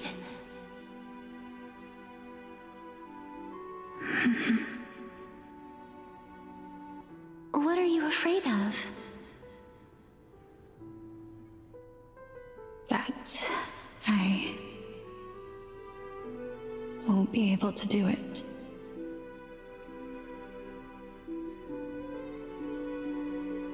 You shall wither, and through that, the dead will sprout again from the remains, and be reborn with the dead flame. As foretold in the prophecy, and according to our vows, once it all ends, we must face our fated moment head-on. Even if it was prophesied, do we have no say in the matter? It's so unfair. Why are we the only ones who are forced into mutual destruction? Let me do it, sister. Let me be death's sacrifice. I was never long for this world anyway. But you're different. I was the one who wasted your life after all.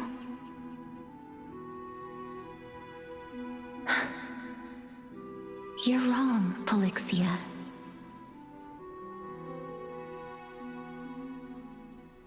I don't think that my life was wasted. Just the opposite. When I finally arrived at this destination and looked back at the journey I took, I discovered that flowers had long since bloomed along the path I walked. It was you who sowed the seeds for this sea of flowers, one that is more beautiful than the promised land at the end of the world. Besides, I have lived a fulfilling life. Even though I was fated for sacrifice, none of the things that I've experienced will dissipate. Instead, they'll forever live on as memories inside your head. Will they not? How could my memories of you ever compare to the actual you? Well then, tell me. What exactly are we?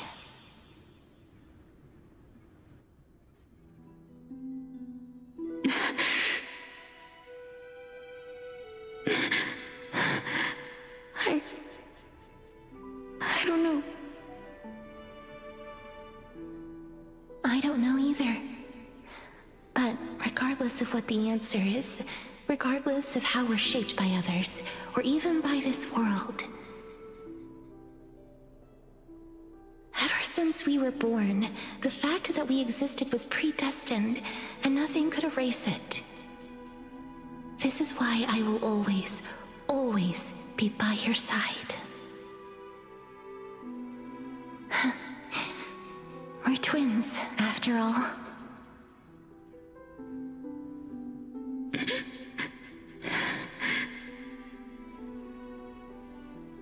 All right, my dear Polixia.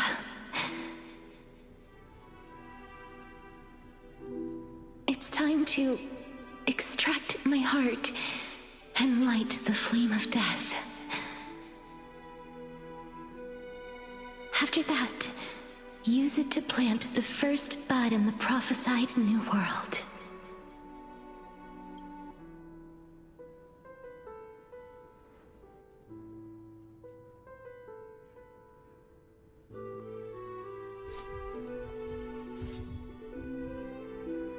If I imparted my knowledge of the art of alchemy to you,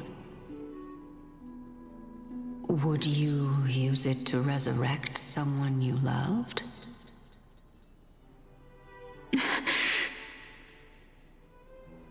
Death is inevitable.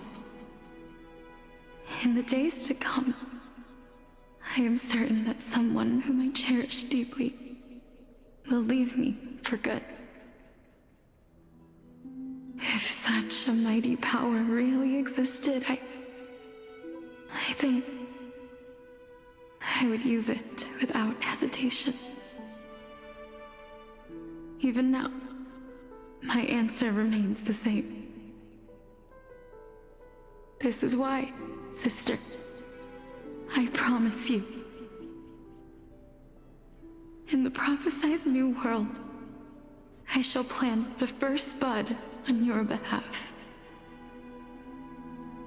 Go now. Return to the ocean god's treasured pearl, our hometown. I shall open wide the entrance to the Netherrealm and grant you a second life. The living beings on this earth shall respond to my call and lead you to the sacred daylight. Remember, do not look back on the land of the dead, and do not stop moving. In the new world promised by the prophecy, march toward your new life. As for the price of our equivalent exchange, let me be the one to pay it.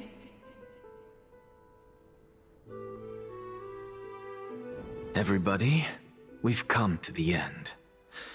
Unfortunately, I am not compatible with the Supreme Being, so I was unable to completely fuse their soul into my own body. However, being able to glean all this from them is exciting enough. I'm certain of this now. Before the Titans that we are well acquainted with were born, a group of heroes roamed the land. These heroes followed a prophecy and took possession of divine authorities one by one, until they eventually became the pantheon of the New World. Just like the flame chase journey of today, Amphorius' history is cyclical in nature. Huh. What a startling revelation.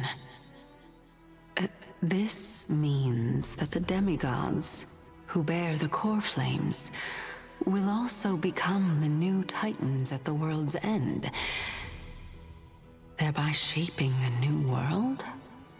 I believe that this is the truth behind the Era Nova, as mentioned in the prophecy. This is utterly unbelievable.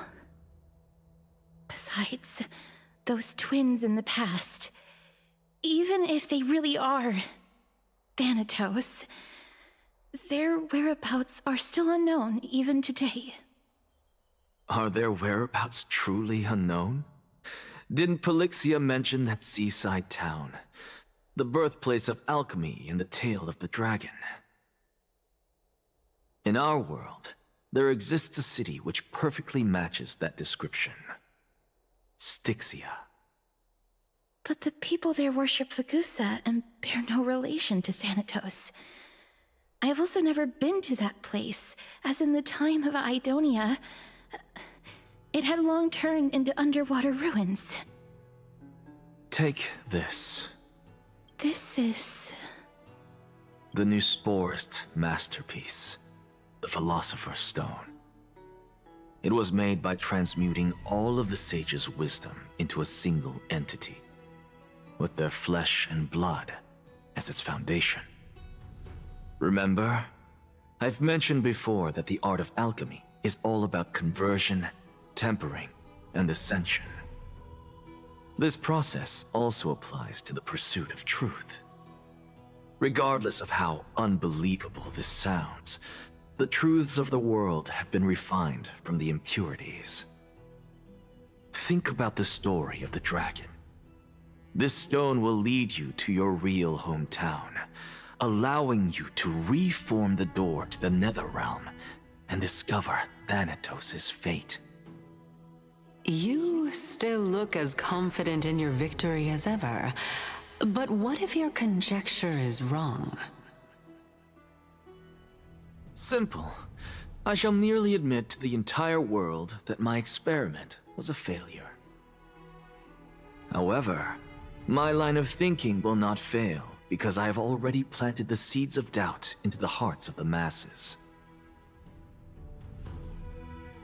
Actions speak louder than words, Castorus.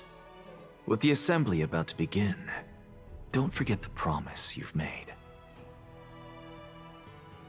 I've already searched for so long. I'm willing to try one more time.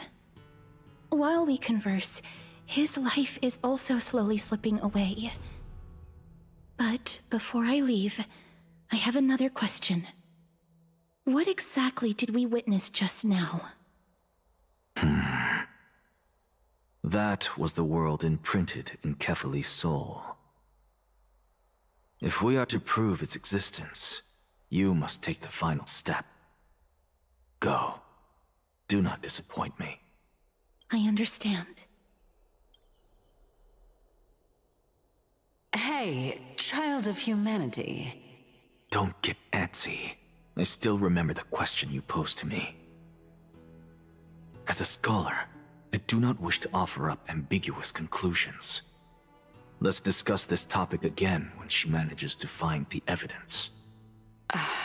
I merely wanted to ask, was that stone transmuted from your heart? If so, rebirth is no longer an option for you. Why not? When I was a child, I lost someone dear to me. When I was a teenager, I lost my faith. A while back, although you saved my life, I also lost my soul in the process. Now I'm merely forsaking my body. What's the big deal? Why are you always finding ways to die? Isn't it good to be alive? This is but a necessary sacrifice on my path to transform into the purest of them all. Can someone who's dead even claim to be the purest of them all? Furthermore, if your hypothesis is proven correct, does it not just confirm that the myths are true, and thereby invalidate all your theories? No, it's just the opposite. If my hypothesis is correct, it means that I can actually ascend to godhood and reshape this absurd world that you all have created.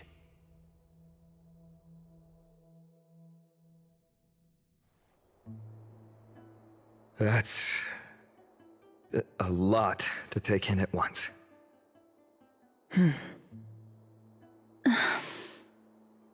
Lady Aglaya, please, let me explain. Go on.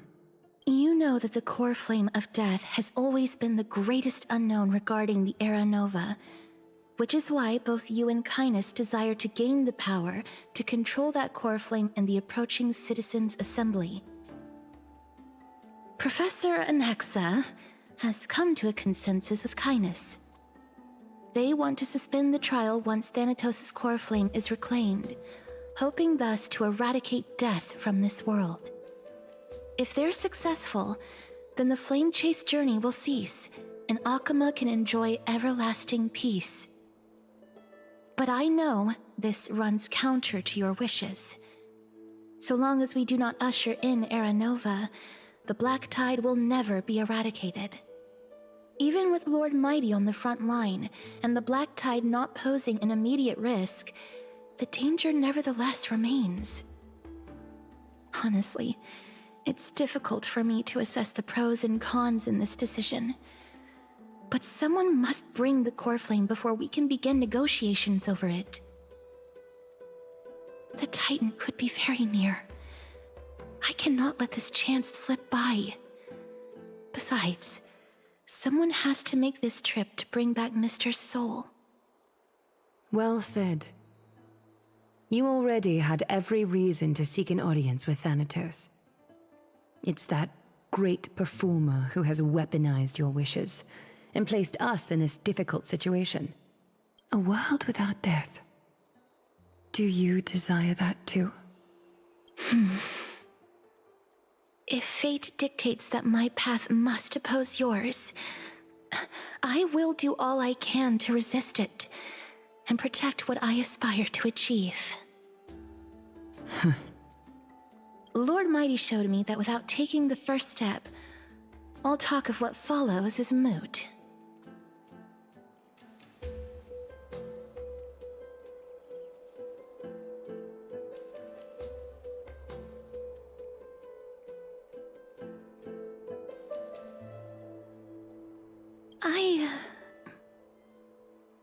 I have always hoped to hear you speak your mind, Cass.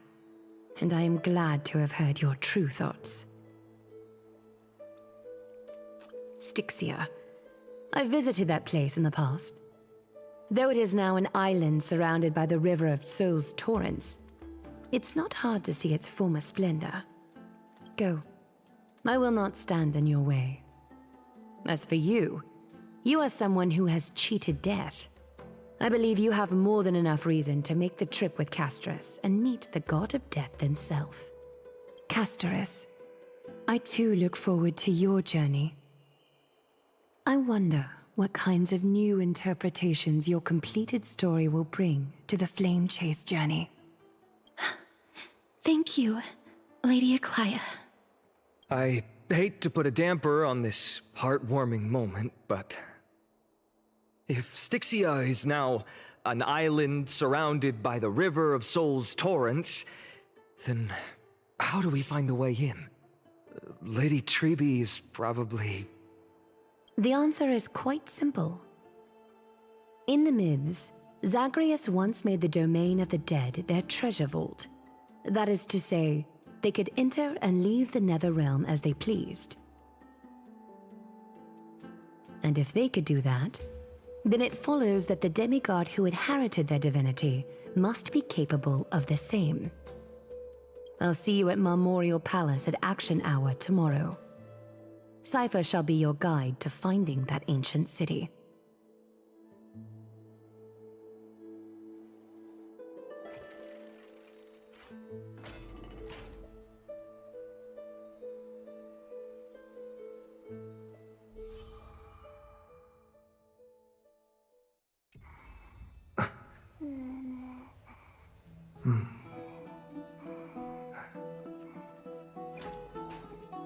Hey, friend!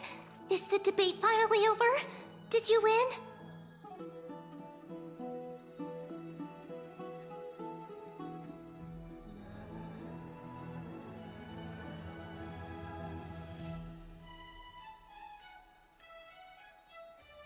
Oh, that means victory is around the corner. Well, moving on. I was hard at work even while you were at the debate. I borrowed a mountain of books from Cass to see if I could find a way to solve your problem. Let's see. I still have... only 32 books to go.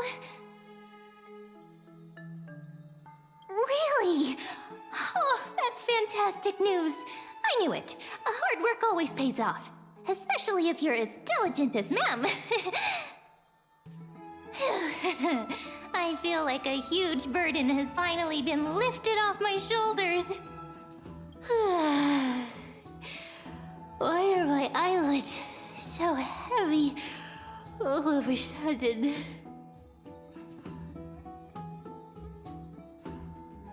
Oh, you're right. Then I'll go back to...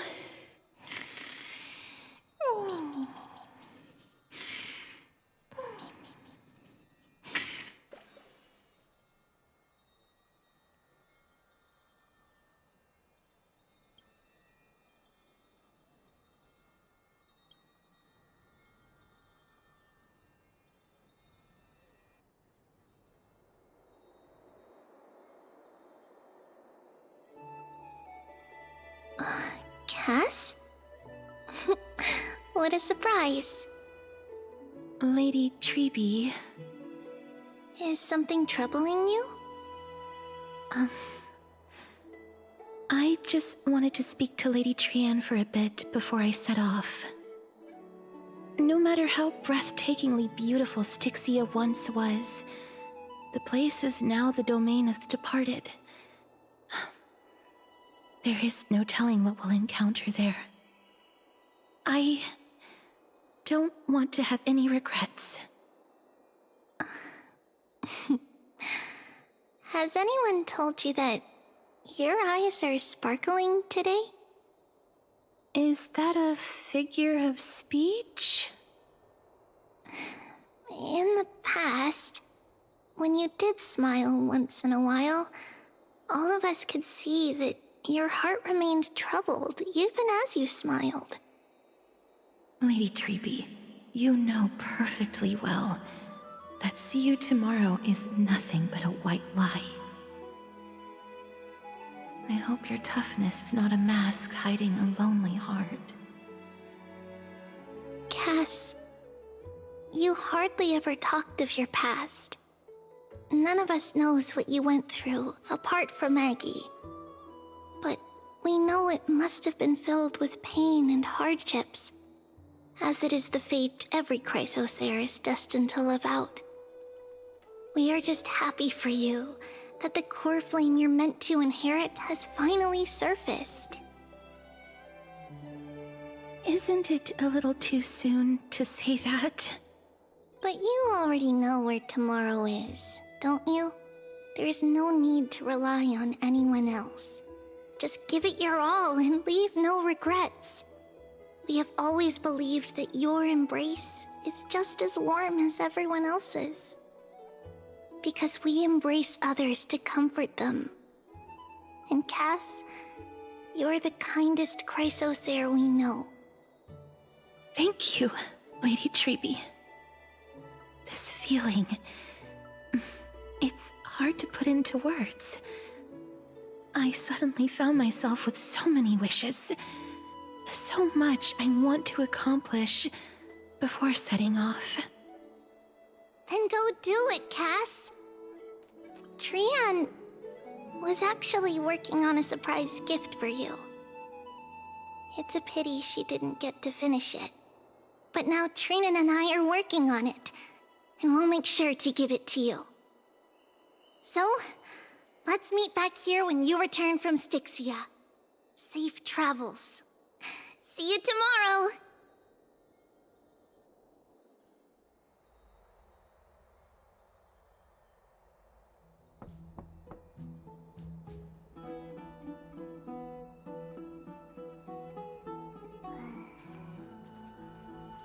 It's me.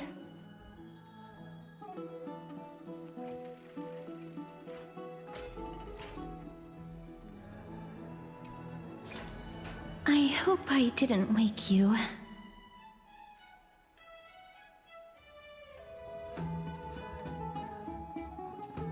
Huh? No. No. I'm here because of private matters, actually. If it isn't too much to ask, I'd really like it if you could come along with me to retrieve something.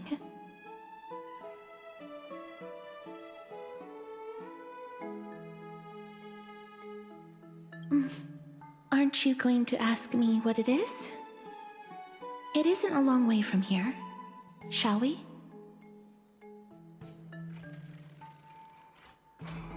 I'd love to go in and take a look. Have you heard? Seems like all the rooms are full.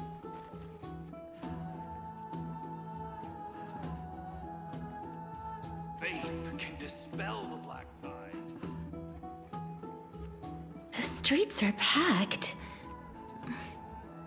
It seems the vote to pause the flame chase journey has begun. I want to vote! Tell me how I can vote!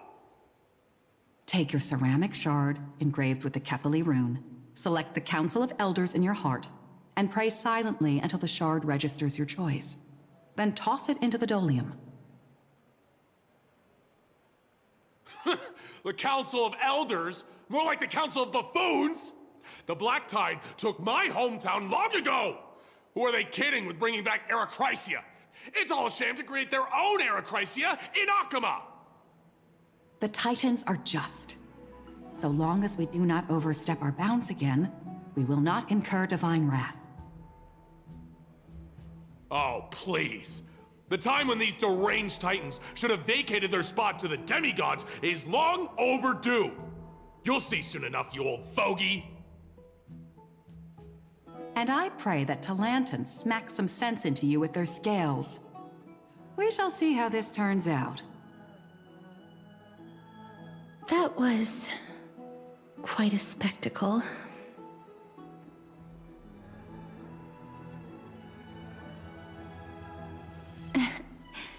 I suppose peaceful is technically correct if no actual violence happened.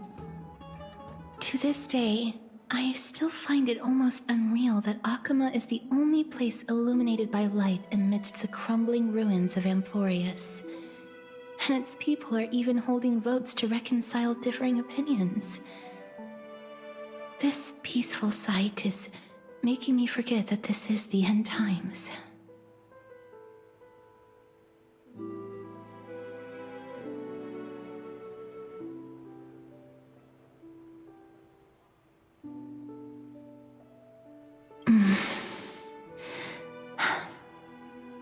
Before coming here, I had lived for many years in Idonia, a city of rime and frost. The people there were devotees of Thanatos, and were well known for their unique burial rites and traditions. Traditions that I played a major role in.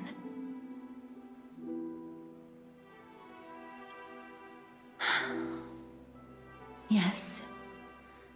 You now know me as the Mortician of Akama. But back in those days,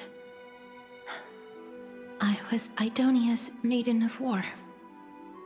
I was trudging across the frosty plains on my own when the Idonians found me.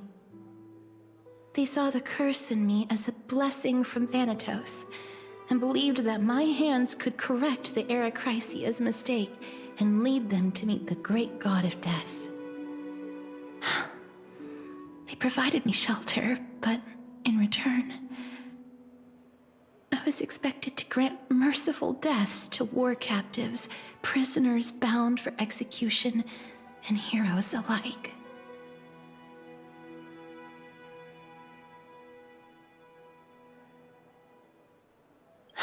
Yes. No matter how kind or cruel the means, nothing can change the essence of death. Taking away someone's life is never worthy of religious worship.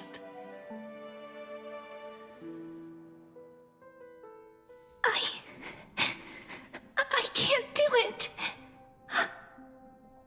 Their voices, they pierce my ears. The pleading, the thanks.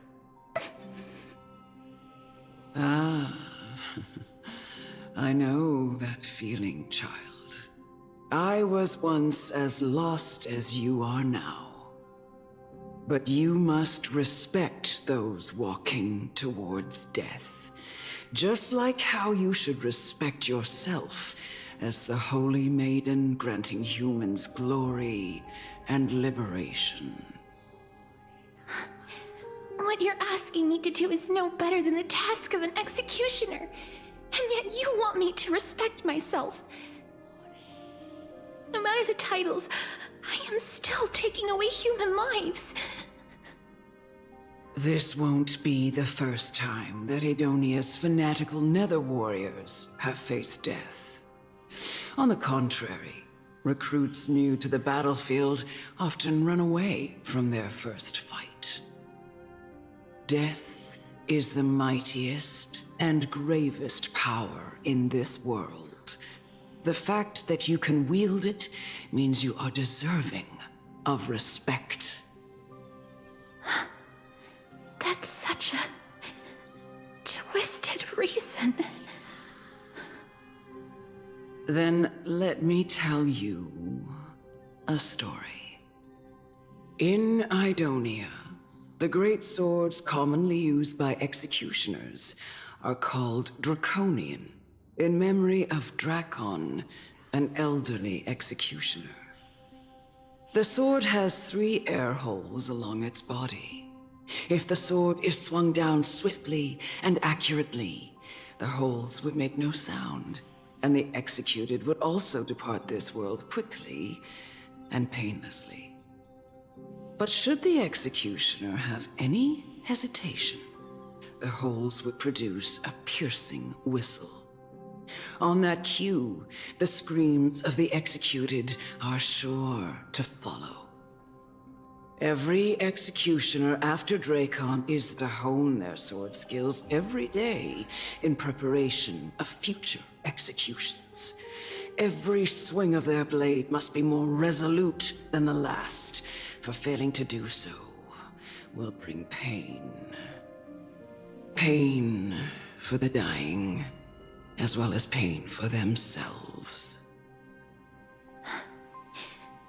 No.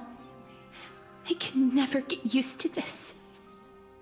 You misunderstand, child. I am not telling you to get used to it.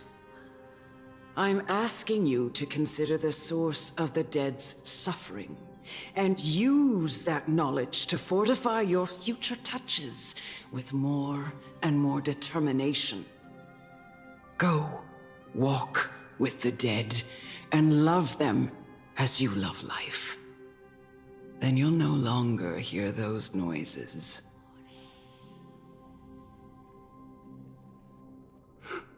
Please, don't kill me. I don't want to die.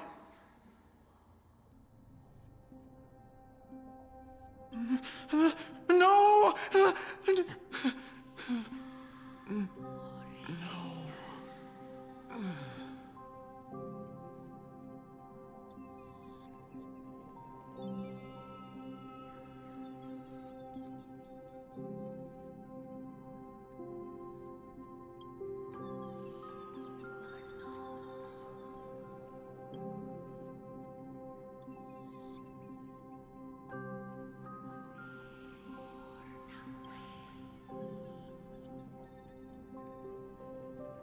May you gain some insights through his sacrifice.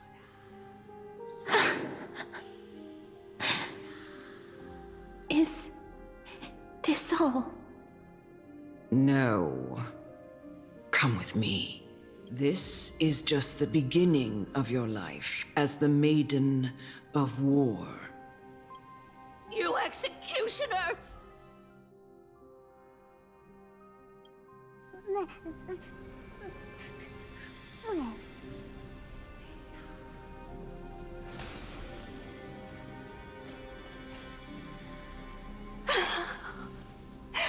Holy Maiden! Go. Grant her glorious death.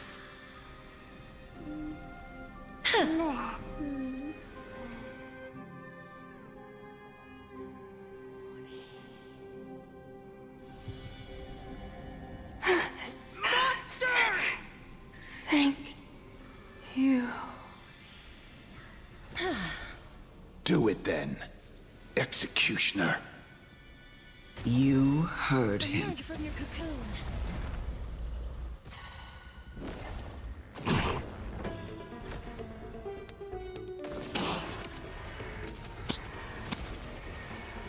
May death protect us! Do it then, Monster! executioner. Find their own way out. You heard him.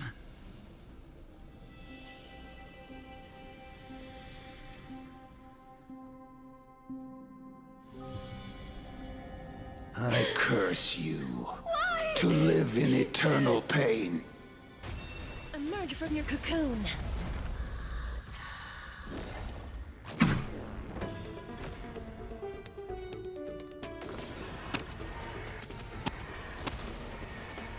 May death protect us!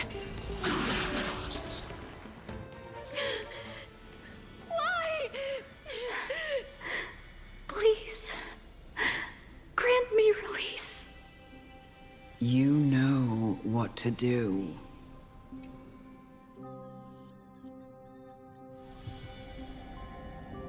When will this ever end? You murderer!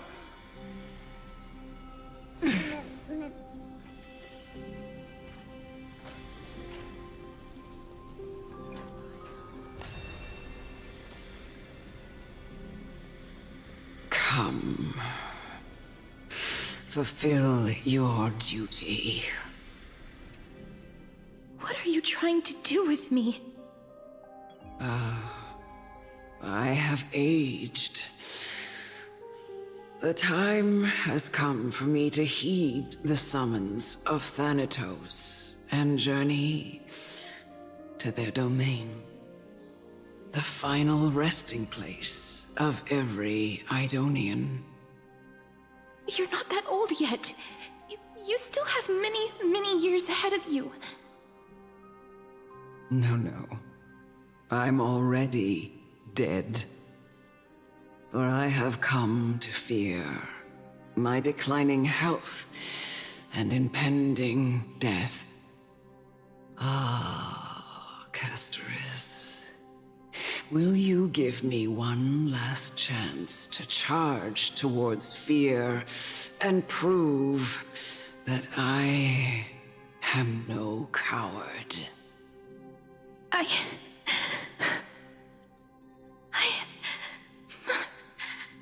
can't take this anymore! Child, it was I who brought you here, from the frosty plains, and set your farcical fate in motion. It was also I, Chief Executioner of Idonia, who forced the heavy duty of executing others onto you. I've always known that you have doubts, and even anger about my faith, and about me. I never had a choice. Indeed. We essentially abducted you. Yet you can end any sinful life with just a touch of your fingers. Shouldn't it be easy for you to escape from here? I'll never do that.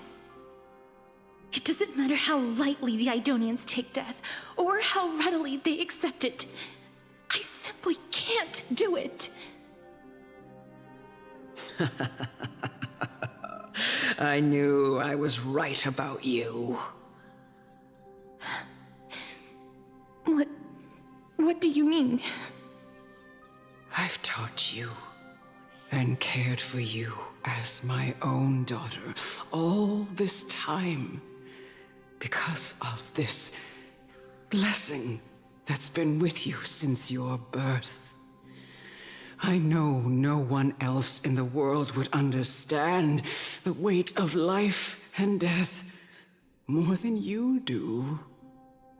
In the eyes of an Idonian, death is the end of all life.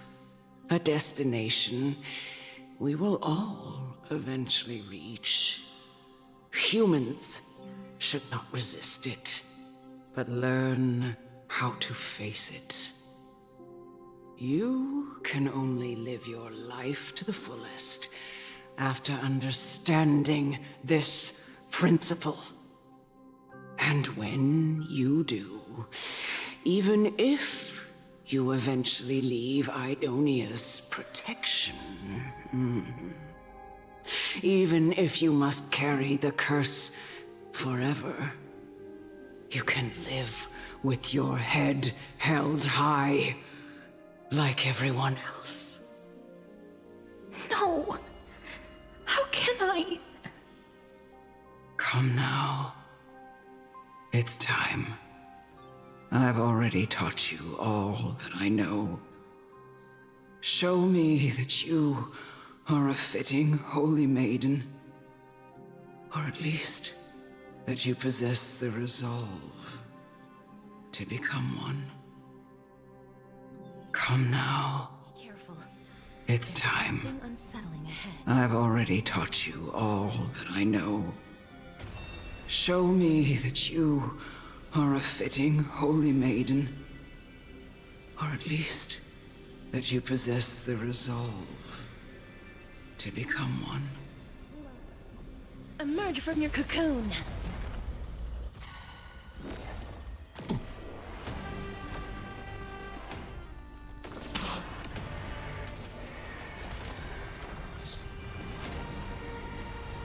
Life's like a good... My friends?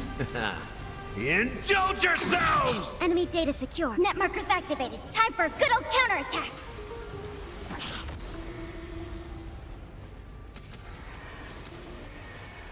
May death protect us!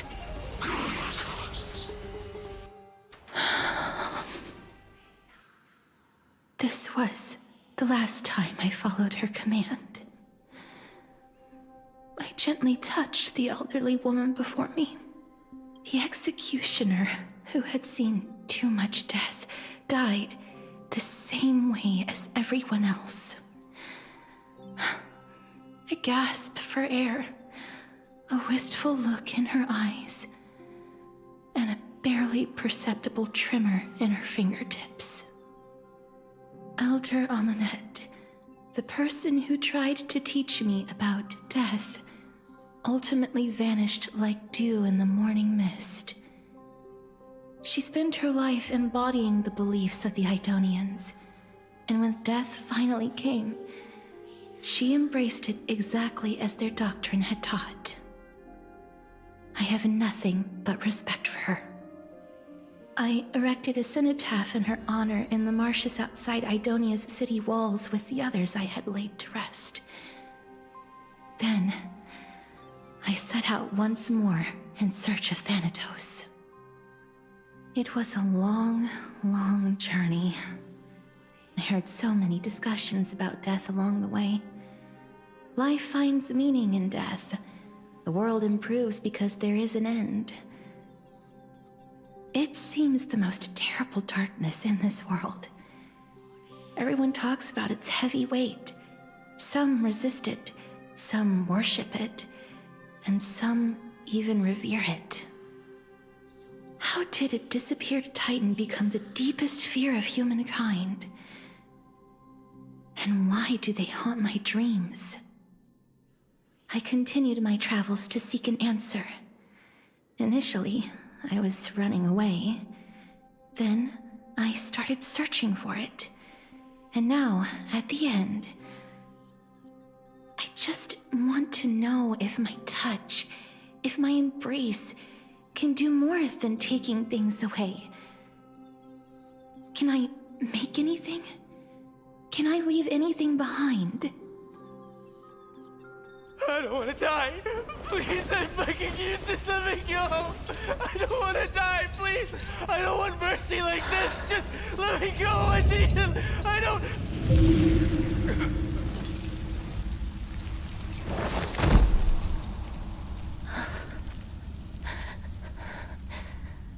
I hate these icy hands.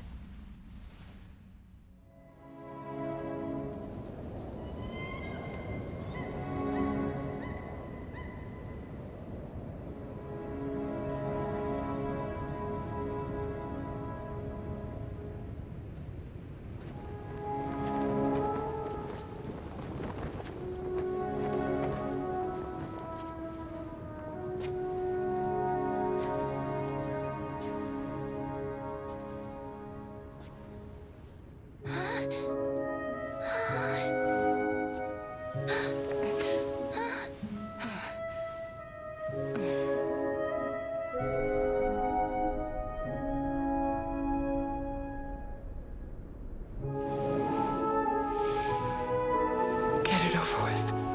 End its suffering.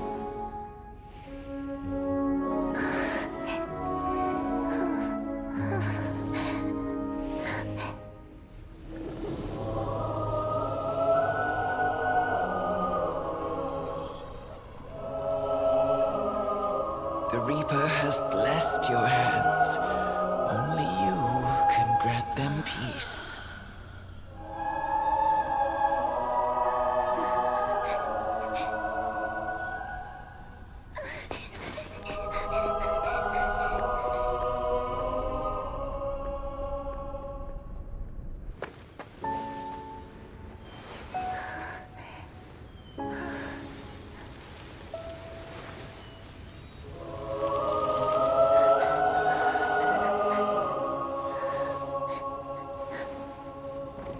Embrace death. Walk alongside it.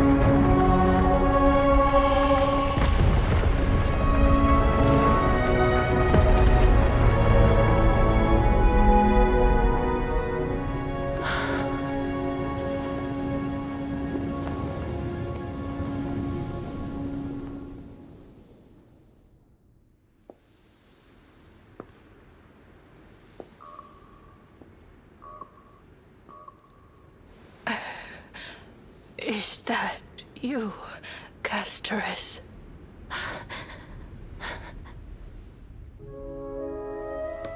All of them have gone, heeding death's summon, crossing into their domain. I must go too. I don't fear it, just I have some regrets. Watching people leave this world again and again, it must be lonely for you. You must want to desperately embrace them before they go. I can't. These hands, they're too cold.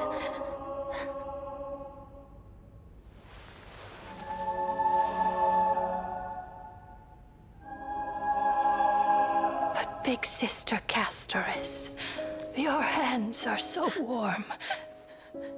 Just like anyone else's. So go on. Don't hold back. Give me a warm hug.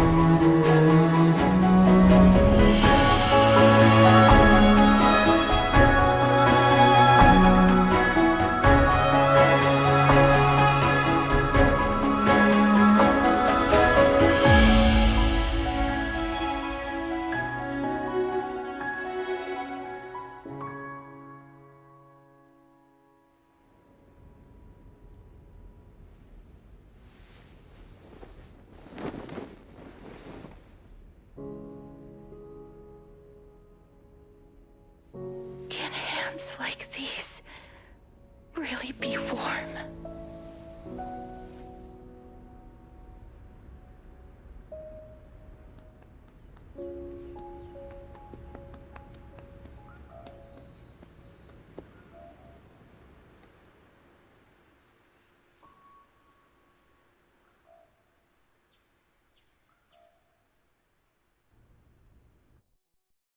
On the day that Ornyx's trial ended, you must have had many questions. I felt just as confused. Why, as someone from beyond the sky, were you so cruelly dragged into Amphorius's fate? I wished I could take action, but no matter how hard I try, I cannot simply interact with the living as ordinary people do.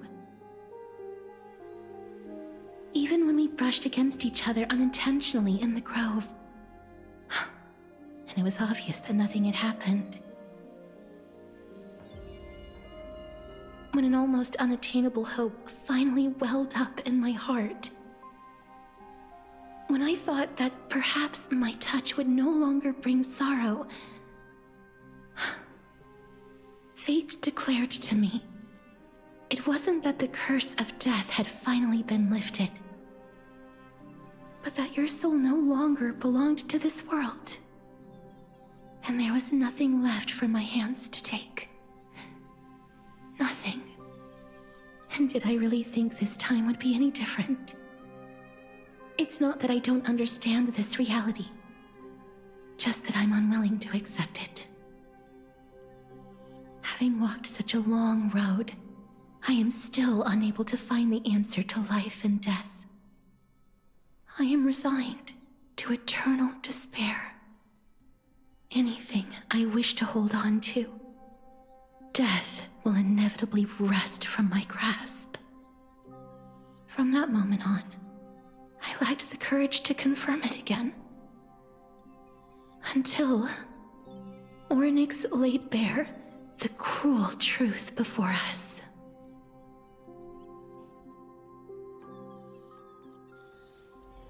But now, perhaps I might have one last chance. Long ago, Trinan read a prophecy to me. At the end of the Sea of Flowers, the souls of the living shall warm thy fingertips, and after an embrace, there shall be eternal separation. I found no surprise in it, for her words sounded not like a foretelling, but a perfect reflection of my past. Embraces in this world are born of reunions, yet my touch speaks only of farewells. In that moment, I had no doubt that this destiny would weave itself through the entirety of my life. And yet, things have taken a turn for the better. Now that I can finally have an audience with Thanatos, perhaps I can rewrite the meaning of that fated prophecy. I have no reason not to give it my all. For your sake, and for my own.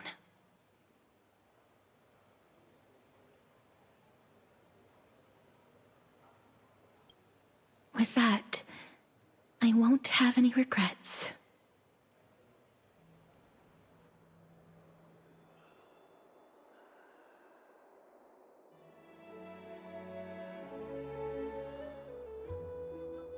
Let's put that aside for the moment.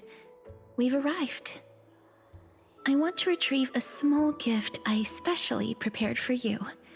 I made it myself, like the trinket I gave Lady Trian. I want to leave something for everyone, if possible. The journey to seek an audience with the Death Titan cannot be an easy one. I want to make full use of every moment I have before we depart, so that I don't have any regrets.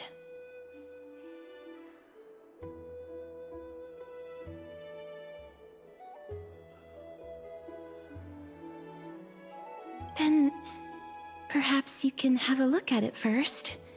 You don't have to take it if you don't like it. Look, it's right there. Huh? Where did it go? What's going on?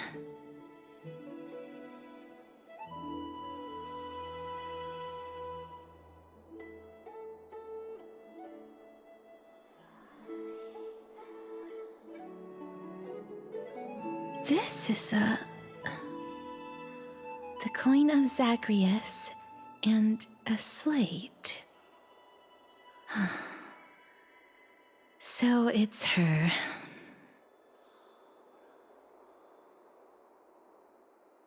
No doubt about it. This is her favorite symbol.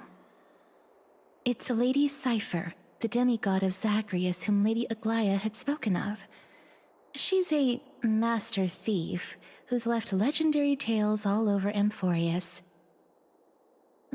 So many years have passed, yet she's still announcing herself in such a crass manner. Let's just do as the slate says and look for Lady Cipher.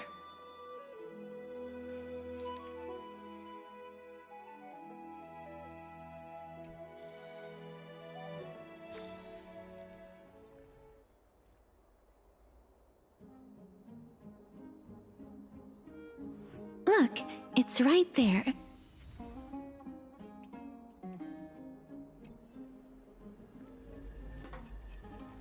We must pursue her. There seems to be a new show at the Bats today.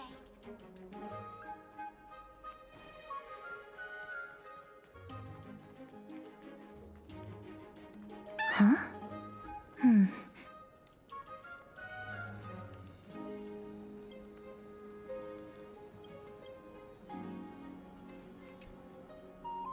This is a trick she left for us.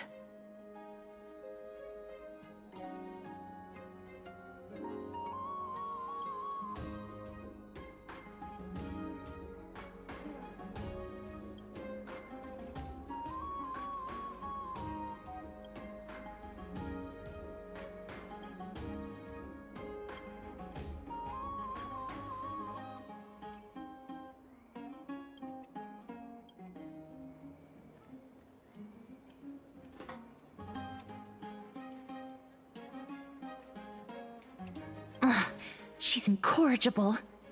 Follow me.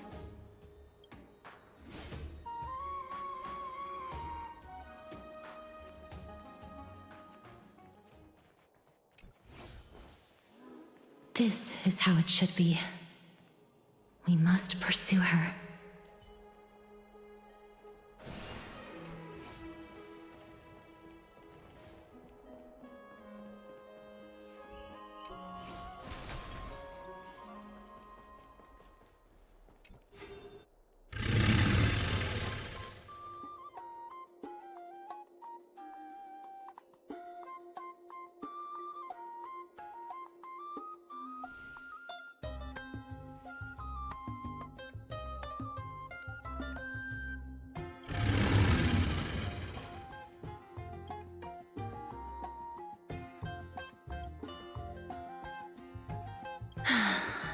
Lady Cypher, please come on out. You're still careless as ever. Shouldn't you keep such a precious gift near your bosom? Since you know it's a gift for someone else, please give it back to me. Stop hiding among the people and letting the wind carry your voice. Now, since I know it's a gift, that just means I need to milk its worth. The children of the wind never stay for long in one place. Unless your offer is tempting enough to steal the wind. What say you? Name your price. I'll give you however much you want.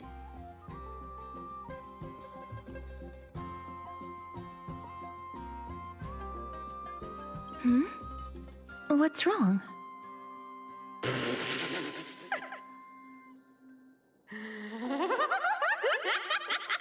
No wonder they call you Princess Homebody. Why don't you two come over to my place? It'll make a better venue for proper business discussions. You can find where I live through the winds I've sown. Right. Piece of cake. I can do that even if I can only sense your soul. Alright, I'll see you there. Oh, by the way... Everyone cool with me collecting a deposit before we reach an agreement, right? Now, come this way.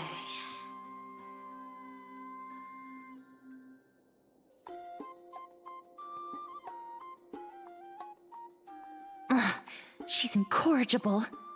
Follow me.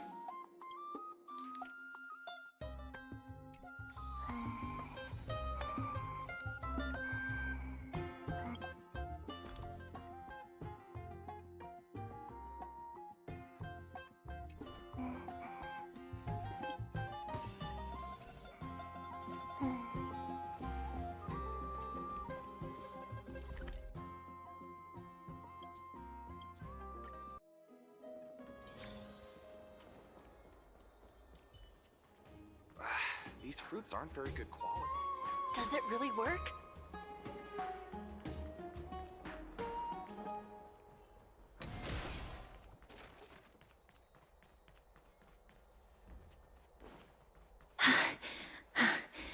Here we are.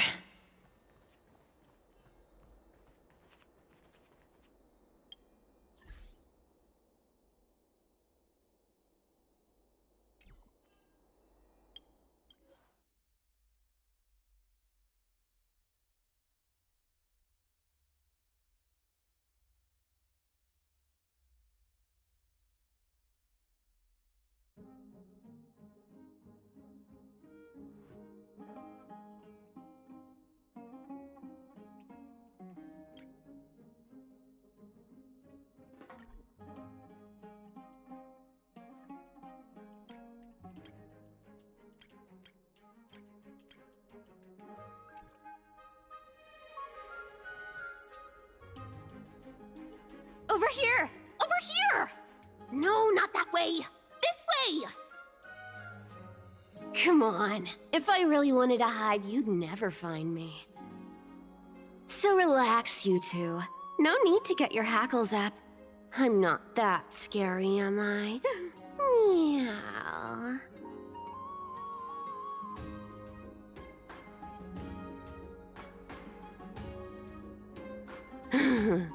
No way. Some people might have been into that a millennium ago, but it's long since gone out of style. Loosen up, buddy. Shall we get down to business? Give me the jewelry piece first, or everything's off the table.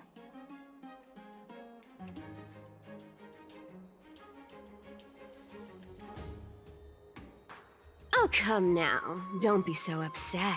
Relax. Relax. Look, isn't the view here just great? You can see what everyone is doing and where they're going, and they won't even know you're here. Now that we've broken the ice, let's get to the point. Everything I've said so far has been a joke. I'm inviting you two here for 3 things. 1. The seamstress found me and wants me to take you to Styxia to look for the Death Titan. 2. The Council of Elders also found me and wants me to make sure the core flame of Thanatos ends up in their hands.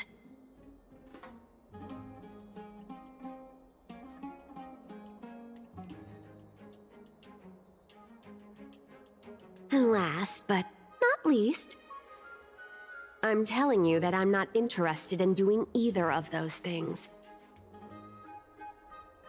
Don't go look for the Death Titan. The end.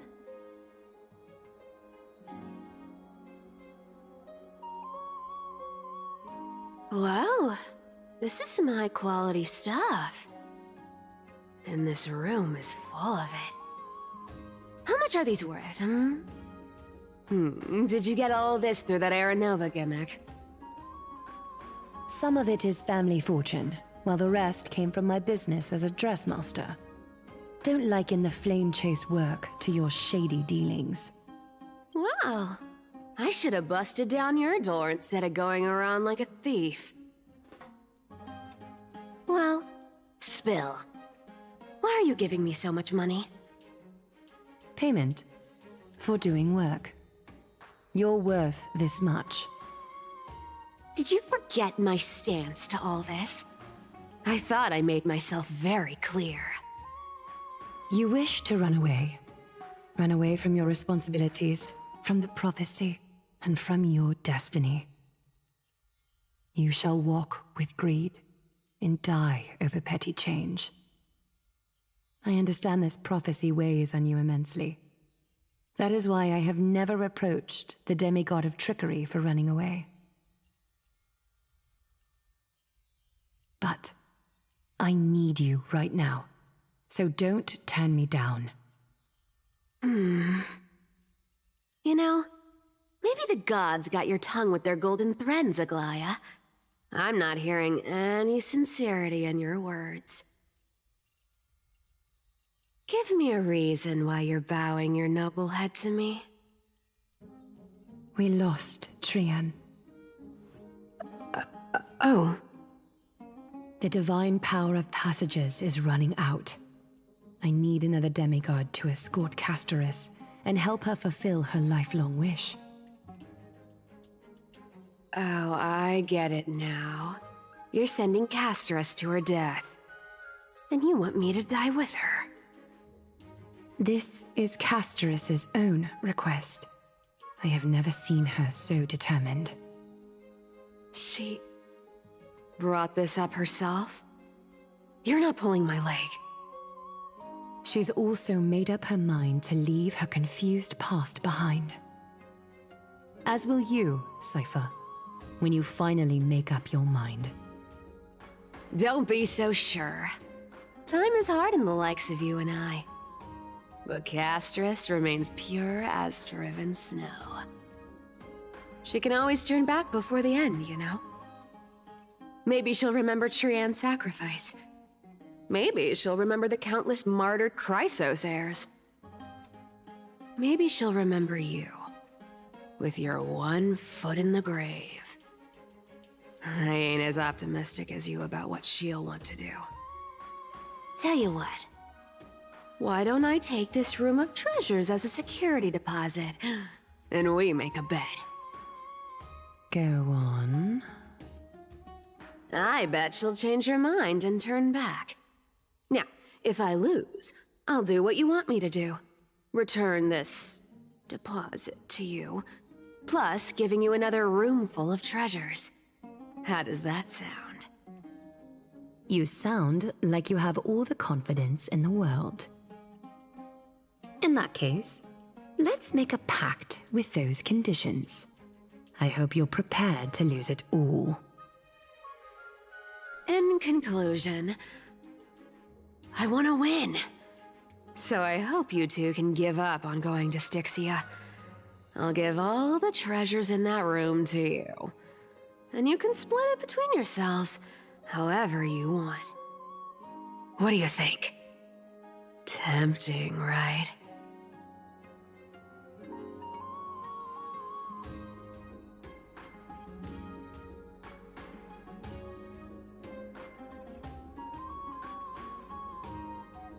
I decline. If we don't find the Death Titan, his soul will... Oh? I can't go into the details, but we have to go to Styxia. I really don't get how. Princess, homebuddy, you keep talking about needing to find Thanatos, about getting rid of your curse, and you don't care about anything else. But did you ever live for your own pleasure? Even for just one day? What are you trying to say? I'm saying, contrary to your beliefs, Aglaia didn't take you in just so you can die for her Aranova. The flame chase journey walks hand in hand with sacrifices. Isn't that why you're always running away from Lady Aglaia? Fine. Never mind. We all have our own problems. I ain't gonna say anything anymore. It's not like I was gonna honor that bet anyway.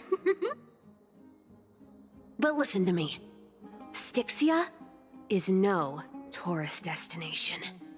Sure, the treasures buried in there are 10, no, 50 times richer than Aglaia's vault. Yet, I've never been there. And I never plan to. Because even a demigod can't be sure they can walk out of that place alive. And now I'm supposed to escort you to Styxia. Sure.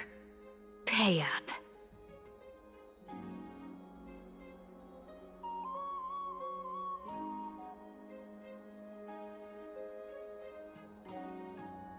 You know, you're not wrong. At least it's part of my responsibilities. I don't like this. However, I have lived a longer life than most people. Though I'm not as good at doing business as Lady Aglaia, I still have some savings. I can give them all to you. Then how are you going to live the rest of your life? Then I'll give you 90. No, 80%. Well, don't mind if I do. 80% of Castrus's savings and a bottle of dew of divine blood. Not a bad trade.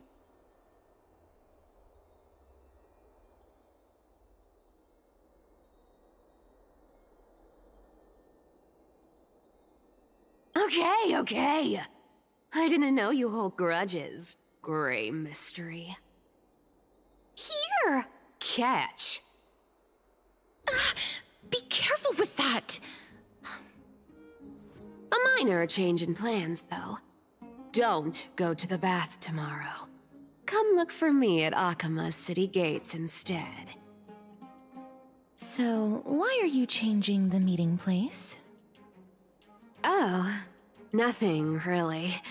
Just a bit scared of the seamstress's frosty face. I wouldn't stay a second longer in Akama if it were up to me. Well, now that we've struck a deal, why don't I give you guys a lift back?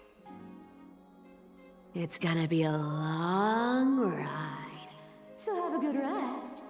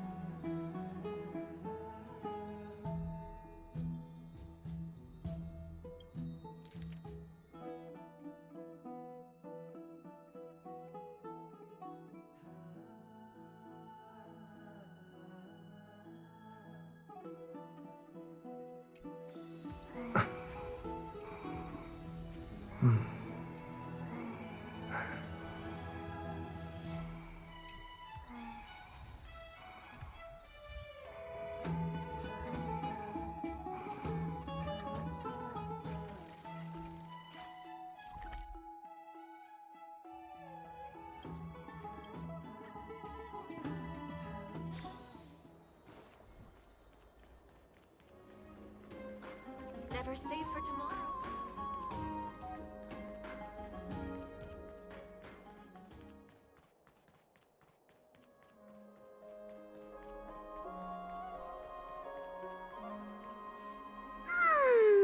Bright and sunny.